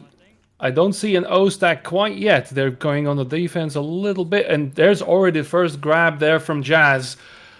And I have no idea how he will be received because he's out quite clean. Is anyone there on the receiving end to do something about that? I mean, T's really making a run for it. He's trying to chain him out. But a grab on the other end as well. Got him. Oh, that's a beautiful shot. He took him out rather well. Good timing for the capper to fly off the ground. He knew that a conch was coming, and he just scooted his ass up to make sure he dodged it. Yep. And that might be instantly the first point of the game. Yeah, there you go. Nobody else followed, really. They were talking about it, an O-stack. Maybe they need to do it. Look at that. A punt, how far it goes. Straight down into the middle of the map, picked up, and thrown again. They're just alley-ooping it over to the middle of the map. Incredible. Yep, this is exactly what I was calling out. You have the CaptainTea's team, who is capper heavy, and they're running routes, and then you have a cluster-friendly team like Lumberjack doing exactly that, where they're throwing and punting. They did get the return, almost a cap to equalize the score, but then you got a capper who grabbed it. It was a very slow route, so he elected to punt it. This might get returned. Now they have to hold on to the flag. A lot of focus is now on the enemy team. Nice little pass off to get that, and it might be a cap. It might be. There's still someone there. No, it's falling into the base. Watch out for that. But they need to. Oh shit! T fell down, but it is a cap. It's 1-1. 1-1. Freaky, take the mic away from me. I'm gonna let you and Greth take this. I'm trying. It's hard to follow all the action from a first-person perspective. Oh yeah, it is. Yeah, Jag has a flag. Get a punted off towards the middle. Lots of chain iron fire coming from CaptainTea. Langer's coming to it as well. Trying to defend it out in the field. Looks like cut off the offense, trying to go for it, and it looks like it got returned. Yeah. A nice thing to rely on is the indicators on the top. It'll show you if the flag's taken or dropped. That's been my I've been crutch. looking at the kill feed more than anything else on the map. All right, yeah. Now the O's coming in though. There's a lot of O in the air here around this very open stand indeed. But where is the capper? Who's coming in? Still no, but the T's looking around like his head on a swivel. There he is. Last second, swooped in. Both flags are out. It looks like they're in. Oh no, I say that, and the other. Oh no, they're gonna toss it off. Now we're at a flag standoff. Looks like. Yeah. On the other end, I think a similar thing. Now he needs to be careful. So one thing, Freaky, that we've seen whole tournament is these sneaky infiltrators, these cloaked people that come out of nowhere like that. Dang phase packs. Oh yeah, we've got all sorts in this game. Oh yeah. But still that standoff, 1:20. I don't think it's gonna go the full way. Although we've seen it before. This is a very open offense here. Nice. There's a back right. It's not gonna do much. Where is everyone? I'm scared. It's a horror game. Well, waiting for there's the phaser, pops up, and immediately gets MA'd from 3 different people. They are aware. They are aware. Oh, yeah. But it is a freaking horror game. And it's on the other end exactly the same thing, I'm sure. Here he goes. Skate, he's the distraction. Don't worry about him. Because I don't know how much of the tournament you've been able to see, but it's we've had some choice bits with Infiltrator. Here we go. Oh, it's a conk. Flag's out. Picked up. Not sure who. He's still alive though. Not for long. Ooh, MA'd. Yep. Down. Grab it, grab it, grab it. Please grab Here it. Please it grab it. comes. Why are you not grabbing it? Oh. Okay. Finally grabbed it. Still have plenty of people on their team around it. He's gonna look for a toss off. There it is. Yep. CaptainTea's 20 got seconds. it now. And it looks like slowly making his way back to his space for the rest of his team. And here comes. Yep, here they are at about 10 seconds. We're gonna have another crash up from behind. No health. Very low. Yeah. One more chance. But when they touch that stand, they can score it. Stand, someone get on stand. 5, 4, 3, 2, 1. Immediately takes a disc or something to the face. Flag goes down. It's gonna fall down underneath. Picked back up top onto the stand, and bada boom. They get it, and nothing changes in the scores. It's 2-2 because on the other end they also capped it. Yeah. Beautiful. All right, I a guess little bit that's of one fun. way to beat the turtle. Yep. I mean, the standoff thing, I didn't like it at first, but it does break the standoff. These matches are shorter, so they need something to break up the incessant turtling. But man, I don't know if I love her. For a player, it must be awful to have that horror show going on. I mean, just wait for something to pop up. The action and stuff, and with all the ways to return the flag, I don't feel it's necessary. I don't. It made sense for other games because it took forever to get across the map, but it takes like 5 seconds in this game. Yeah, that was a belly I flop don't know. right there. Anyway. Again, with the flag physics as well, look, a simple toss into the midfield gets really far, and everything is dangerous. Every flag touch is dangerous here. This is again, the flag has been taken. I don't see cap. That's a cap. somebody set up for a monster route and capped it in about 5 seconds because the outside, the outfield for this map is gigantic. I've lost track of what the score actually is. Is it 3-2 now? It's 3-2 for CaptainTea here now.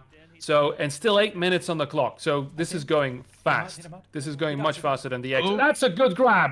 That's another one that goes straight through the base. Oh, he doesn't die. He doesn't die. Lots of Jenga fire. Trying to rip him up. He's got a sliver. He's able to toss it up. Almost landed in the lava there. Tosses it way high up in the air with a punt.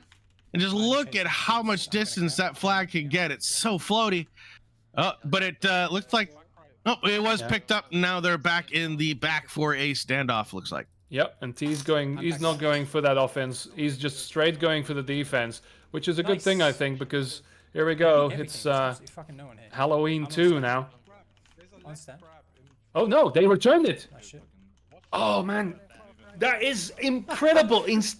Instantly a 4 points on the board here now. There's a gap. Still a lot of time on the board though, but yeah, that return was quick. Again, probably some infiltrator shenanigans. We will never know. But there you go. Even there you go. Repairing the radar. We are actually seeing it used because they need to see. They need to see these people coming in. We did see that a little bit last night, and APC was like floored that someone actually stayed home and did his job, repaired the turrets and the sensors. And well, there you go. In mine. New drives. Well, it's a proper offense now. Here we go. Yeah, I'm flag grab. Flags out. Yep. Yeah, both flags are out, and both flags look like they are home. That's fine. That's fine. That's fine. Oh no, they tossed the flag off. It's going over towards the lava. Oh, just short. It's just to the right of landing in the lava. That could have been pretty bad. Yeah, but that was a little bit of a miscoordination there because there was nobody there, and just yeah, there we go. Lang is actually going in. You got spotted really well by T here. Holy hell. Mm-hmm. And he looks like he's gonna go down before the rest of his team can join him. Yeah, he's staying here. Again, so that's already a minute 15 now on the standoff. 6 minutes on the clock. They're in front, 2 points in front, should I say. Okay, T actually going to help the offense, apparently. Spotting a few coming in. So in about 10 seconds or so, we're going to see an attempt at the flag at home. Looking back. Where is he going? Oh, are they waiting? I think he's just trying to sync up with his team. It looks like they have... Gosh, there's so many... Yeah. That was it. That was he's coming in now. That was a successful conk. Yeah. Looks like was the flag returned on the other side? It was. It was. Yeah. So something went down there. They might be able to get another point to the ball. Oh, please let this go into overtime. I really want it. Oh, E-grab! It's out. It looks like it was dropped. Was it? I can't tell. There it goes. It was returned, and that's a score. Yeah, sure. All right. Only 1 point of difference now. Still 5 minutes left in this game. 4-3. 4:45 left on the map. Flag was grabbed. He's going to toss it off. It's going to be a huge toss going all the way to the flag stand. Can he pick it up midair? No, it's too floaty. He ran out of energy. Now here comes all that spam. It's going back towards the lava. Not what they want. No, I don't even know. Oh, I don't even know where it is. It's still in play. Yeah, I think someone behind him has it. I'm not sure. I don't think he has it. It's home. No, on the right side. On the right side, it's coming in now. He's passing it off to the top and waiting for the return. There's the return. I don't know about that. Nice try. Nice try. Oh no, they got the return on the other side. Yep. Shitty wall. The grab and a toss. Yeah, I don't think anyone's going to run a flag route anymore. They're just going to throw it everywhere. That's a good mid-air, though. T really racking up the kills. And, yeah, don't be slow around him. You get a thumper to the face. He's been using that thumper the entire tournament. Hasn't touched the spin fuser. I think it might... guys, take a look at the balance of that one, because I think... Ooh. Oh, come on! Nice, Oh. sick, man, A right there. Case in point. Yeah. All right. Is that back right? It's been quiet. It's been too quiet. There's a lot of offense coming in, but he's been killing them all. Oh. But there we go. Back left. There he is. He missed it though. I body blocked him. You could feel the tension rise in the air, right? There's yeah. a capper somewhere. You knew he was coming. That was that was a crazy reaction time to that, and there is the final score. Again, you blink and it's over. Captain T, there's no lunatic, Lon, Lampos, Snacky, Ringo, Right Rash, Sefi, Evil, Matin, Jik. You take the first tournament victory of Tribes 3 Rivals. Congratulations. In the blink of an eye, it was over. And ladies and gentlemen, we have our second champion of the Rivals Rumble, our first European champion. The CaptainTea comes from as the underdog going into the finals. There was a undefeated team called Lumberchads or Lumberjack, and it wasn't looking good for them at start as they were down one map in the beginning of the best of three. Then something happened that turned it around. The team that was not undefeated gets taken down in the second map, goes to a third map, and this time, unlike North America, the undefeated team gets defeated, and they take home the first place prize. We have the Captain Team and friends as our victors. We're going to try to get an interview to see if we can chat with them. Jim Christ, if you're watching, if you could please coordinate with that with us for that. But gentlemen, that was a clinic in a way. What I was seeing as I was watching was, I mean, first off, Lumberjack and CaptainTea and his thumper and his defensive strategies and making sure that he stays on defense at one point, or should he push up to help with the return? It was very much a capper heavy map. That very last grab was because of their cappers, their routes, in a way for them to get the flag home quickly versus the cluster that we were seeing. Yeah, it's and again, the middle of the game was chaos. There were a couple of clean grabs, and then it devolved into the cluster. A lot of passing, a lot of crashing the stand, and really the longest time they took was trying to get their flag back to their stand, not the grab itself. And then that last point, however, that was just a beautiful setup after a long period, a long standoff. I think he must have started that route right in the middle of the standoff and hoped it would be over by the time he could do that. And then grab it, and he's home in seconds. It was over before we knew it. Well, let's talk to the guy in charge. He drafted this team. He led them to victory. I want to hear, CaptainTea, how you're feeling, because that was awesome. Congratulations on beating the Titans. Thank you very much. First things first, I just want to shout out Mr. Rosso Crazy, who said Lumberjack's got CaptainTea bagged. I think that aptly sums up what happened. No, it was a good game. I knew that we were stronger than them, especially if we played sevens, which is what I picked this team for. We wiped the floor with them. So I'm just really happy that even in 11s we could too. I mean, that was we demolished them, let's be real. I mean, so we were here live not too long ago talking about the map selections, and you hesitated on that second map pick. Oh boy, I got the wrong screen up right now. Hold on a second. There we go. I just had like an infinite wall. But tell me, why did you pick the second map that you did, and did you worry about the final map? Well, so we knew that we didn't want to play a map with closed, that was so enclosed, because that means that hunting Matin and Jika is that much easier, and they are two of the best cappers here. So we wanted to make sure that they could do whatever they wanted, and on DX they have way more space to do that. Got it. And I was leaning in your direction going into that final map because, dude, Matin and Jik, what a combination that is on capping. Yeah, no, it's pretty nice. And then we also managed to get like a good standoff routine down as well, to make sure that the conk attempts on our flag holder would most of the time not be that effective. So everything went really smoothly in the final. Yeah, that was good showing. I wanted to ask about that. I wanted to ask about that because especially in the last map, it was really like a horror movie. Just all of you standing there and waiting when to jet up, when the invisible horrors were coming to go for your flag. How was that on the ground itself? Yeah, no, it's a bit tricky to try and especially if the sensor's down. If the sensor's up, then it becomes a lot easier. Sensor down though, it feels like you're walking into mist. Basically, there's really not a whole lot you can do to mitigate them coming. So you just gotta like guess. I think what a good strat is having one person, the flag carrier jets up, one person just be on the ground below them, and you just cycle it. Smart. Yeah. Taking turns jetting up and down. Okay, yeah.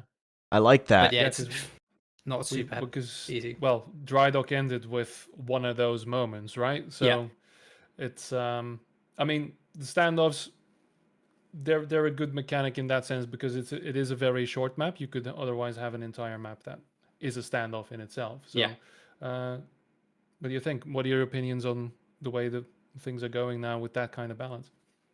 I think it's interesting. It's an interesting way of approaching standoffs. I don't know that Tribes games have ever really struggled with having standoffs that last that long, especially when teams are strong, especially in 7v7 as well, because it's very hard to hold a flag as 3 versus 4. But the higher the numbers go, I think the more sense that kind of this kind of style works. Yeah. Now, I wanted to ask CaptainTea, like, now that you've won this match, you got to know your players a bit more. Some of them I imagine you never even played with or heard of before. No. So, I'm sure those players have made an impact. And I saw some players that on the kill feed that were making epic plays from time to time. We watched your point of view a couple times towards the end. But now that you have this team solidified as a grand finals champion, there was a grand final champion last week too. What do you think about maybe going against them one day? No, that'd be sick. I think that it would be fun to do like something like that. Show match is always fun, especially like people like Sefe and Snakke. I know Snakke, but I wasn't really sure of how good he was at Tribes, but they both played really well. And a big shout out to Lampos for being our generator and sensor monkey, because that's not super fun, but someone needs to do it. So no, it was a lot of fun, and it would be fun to play another like cohesive team. Yeah, I think that would be a great matchup. I would have to like compare the rosters again and like think about the last 2 days and be like, all right, who would actually win this one? Because latency plays a factor, but I would say a smaller factor, especially with the sped up projectiles, and seeing NA players perform well in the EU tournament and vice versa. So I would love to see how and if we can make that a match. Whether it's 7v7 or 12v12, whatever we can pull together. Perhaps, Jim, we can see if we can get a little show match going, and we carry the momentum from this into next week by just doing a show match stream. I won't be able to do it myself, but we got many great people I'm sure that could. But hell yeah, I'm glad you're interested. I didn't ask Fire the same question yesterday when he won, but that's because we didn't know who would be on the other side of the pond. So again, congrats to being the first European winners. This was well earned on your behalf. Thank you. Thanks for hosting it. Of course. Now we're going to go talk to Lumberjack. So if I pull you to the side real quick. And Lumberjack, welcome back. And man, dude, what a run you guys had going into that final match. Oh, thank you. You can I start with the very beginning of the grand finals when we talked about the maps and the bans and all? Can I hear your perspective on what your targeted ban was, why you picked the map pick, and how you felt about that default third pick of Torment? We didn't feel that Katabatic the whole setup of the map would work for us at all. We played it a couple of times, and we felt that having the really open map with the large sides meant it was much harder to get in Matten's face and such. So we wanted wave mist again, so we could ping them and snipe them straight from when we started. I bet. So So we banned Kala straight out, and then we were like, we want wave mist or we want dry dock. something where you've got that good visibility. You can see them coming. Dry dock is a bit of it's a tough map for defense, like compared to other maps, because you've got a lot of line of sight blockers. It's very easy to spam the stand from like the central thing. There's a lot of crash you can do there. But I think DX though was probably the most fun one. God, that was that was just madness. Oh, it was so fun to watch. And you could tell the two different dynamics that you both had. Like you had CaptainTea's team who was very capper heavy, whereas you guys were very frag friendly, right? Like you were more doing that cluster, and I saw you guys start even Torment under that route. Was that the plan? Basically, our plan for Torment was that our cappers didn't have the best routes for Torment because it's been out for 2 days. We haven't been like sweating it to get routes and stuff. So our plan was to win standoffs, basically. And that worked a few times. We got a few caps from that. Unfortunately, there were a few guys on T's team who were really, really harassing our Hoff. So that one guy who was meant to prevent the regrabs, was basically dead half the game. And right. I kept getting those regrabs and regrabs, and especially in that last bit where they had like 2 or 3 caps in the space of a couple of minutes. That really sealed the deal there. And unfortunately, Sterilized crashed about a minute before the end of the game, so that was unfortunate. But yeah. Yeah, because I saw like in the second part of Torment that there was like a good chunk of that game that was just throwing flags across the map, right? Just blowing it around. And then that last cap, because we missed it because we were that was just an instant thing. That was a proper route set up by them, I suppose, and that just slipped in between the cluster play that came before. Yeah, we saw various acts of gods happening with people crashing across the tournament, and we knew it was going to happen. We went into this tournament last week. We weren't as optimistic, right? And all the crashes and the bugs we saw were like, dude, this tournament needs to be delayed, right? And then fast forward to now, we expected it. It's an alpha test for God's sake, but in the grand scheme of things played out well. Yes, we want to see different changes in the game from the stealth and the flag physics and all that, but we played with what we had, and we had fucking awesome games. That's just a flat out fact. And Lumberjack, the fact that you were able to step up, be a captain when you weren't originally planning to do so, make it into the finals undefeated, you got to be proud of yourself, man. Thank you and congrats. Yeah. Well, thank you. I'm just sad that we let any caps through, to be honest. Do better next time, all right? Yeah, next week, yeah. Right? I was props to Matin and Jik there. They had amazing routes, and they really caused our defense to crumble on that last map. Well, it's Stripes again, guys. It is. It was awesome to be able to put this on and see it come to life. Lumberjack, before you go, anything you'd like to add? No, Tribes is amazing. Amen to that. Say less. All right, so Lumberjack, we'll bid you farewell, and thanks again for the great matches. No worries. Thank you for casting. It's been awesome watching. Of course. All right, gentlemen, so we come to these final hours. I don't have another tournament to talk about right now like I did last night, so we can wrap things up fairly quickly. I am talking to Fish on the side to see how and if we want to do a feedback discussion right now, but I think maybe shutting off the stream is just right. It's the way to end the VOD. It's the way to give the voice a break, give me some lunch. And then maybe later today we could do a little feedback discussion. That's the only thing I have to say other than, I'll close out the stream with a couple other words, but Greth, I'll start with you. My caster from the beginning and my caster to the end. How you feeling? Any last words? See, Jim, now I am the Alpha and the Omega. No, don't anger him. No, I've been, again, like I said at the start, I've been looking forward to actually casting this game again since the announcement. This has been wonderful. Once we get everything properly set up, once we get ranked mode and everything, I want to do this on the regular. And yeah, we will continue building the scene like we always have. And this was a beautiful beginning to it. And thank you for setting it up. Of course. And Freaky? It's just good to be back, man. I was talking about this a couple of weeks ago when it was, fresh out of the gates, and I was like, someone puts out a Tribes game every 10 years, and everybody who's been involved from the get-go will come out of the woodworks. Yep. And it's like this giant, reunion. Yep. I don't know what else.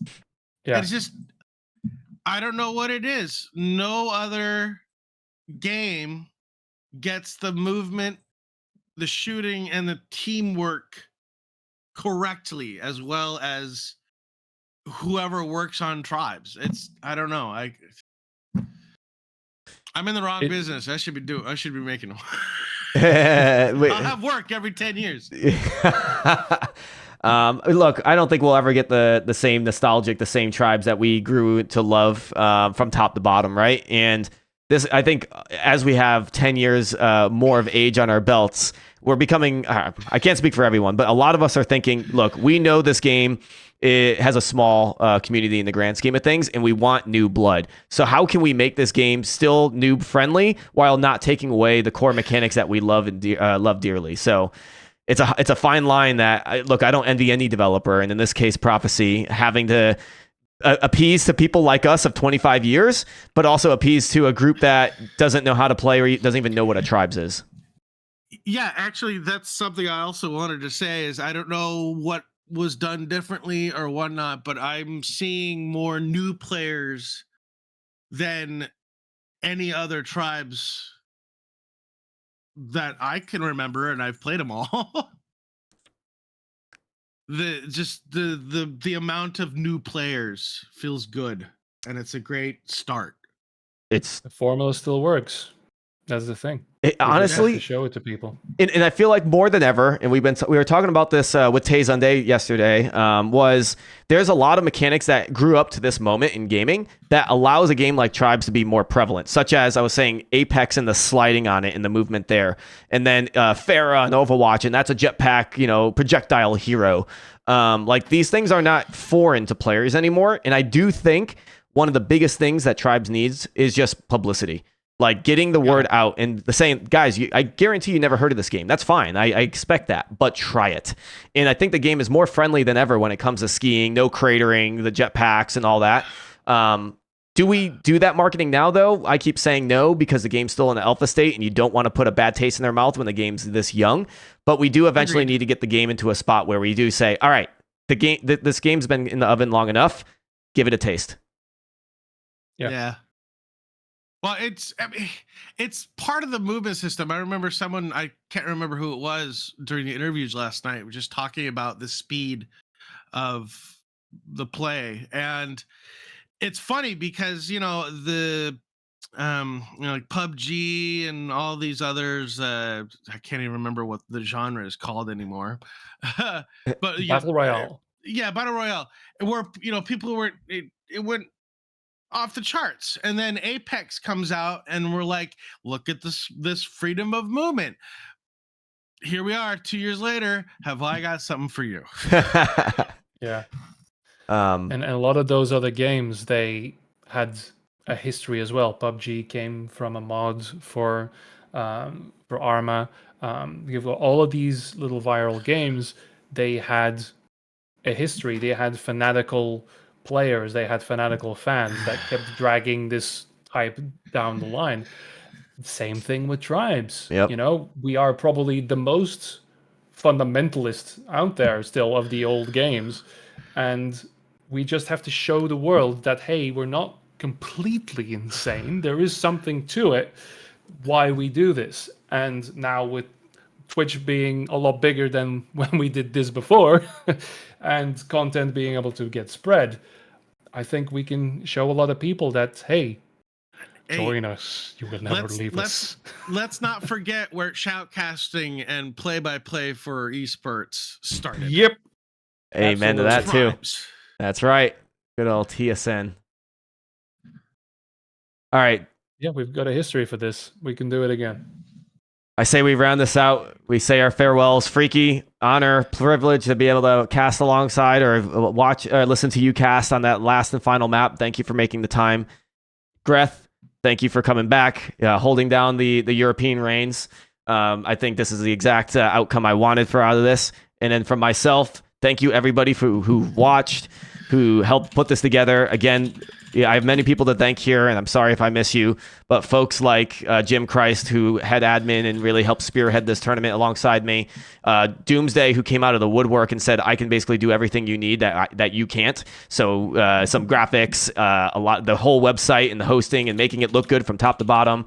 Hausya, building that awesome draft tool that was just a savior, and the graphics that you see before you. I'm just trying to add in little blanks that I'm makeshifting along the way. Thank you. And honestly, the casters that made the time, the special guest Tay, so cool to hear your past. And then honestly, like the captains are a big part of this too. They stepped up. Some people we had to ask. They said okay. They drafted these teams. They held. They knew they were accountable. They were held to a higher standard to making sure this tournament goes well. And they seem to have done that because the resounding success we've seen with players coming out of the woodwork and saying this is what made me even more excited for Tribes, or going to the T3 comp server to get ready to play more. And then the viewers, guys, I know it's very cliche, but it's not possible without people watching it and being a part of this community altogether. So thank you, everybody. I truly mean that. This is just a privilege to be a part of and to help drive this. So with that, and thank you for bringing it together, man, because you're course. the only one crazy enough to do this from the get-go. Don't regret it at all. Look at that gifted sub to you to end the stream, Freaky. And of course, I see Solstice. Thank you for your direct support, Prophecy for funding this and being a part of this. Before we go, I did have a request from Miss Kane, and I feel I would be cheating him if I didn't follow through. My he, my who, my ha. That's all you're getting. I can't end it any better than that. Thank you, everybody. I'm going to raid some other stream. I don't think he plays with us in the T3 comp server or anything. Welcome him. Love him. Until then, I'll see you out in the battlefields. Have a good night, everybody. GG's, everyone.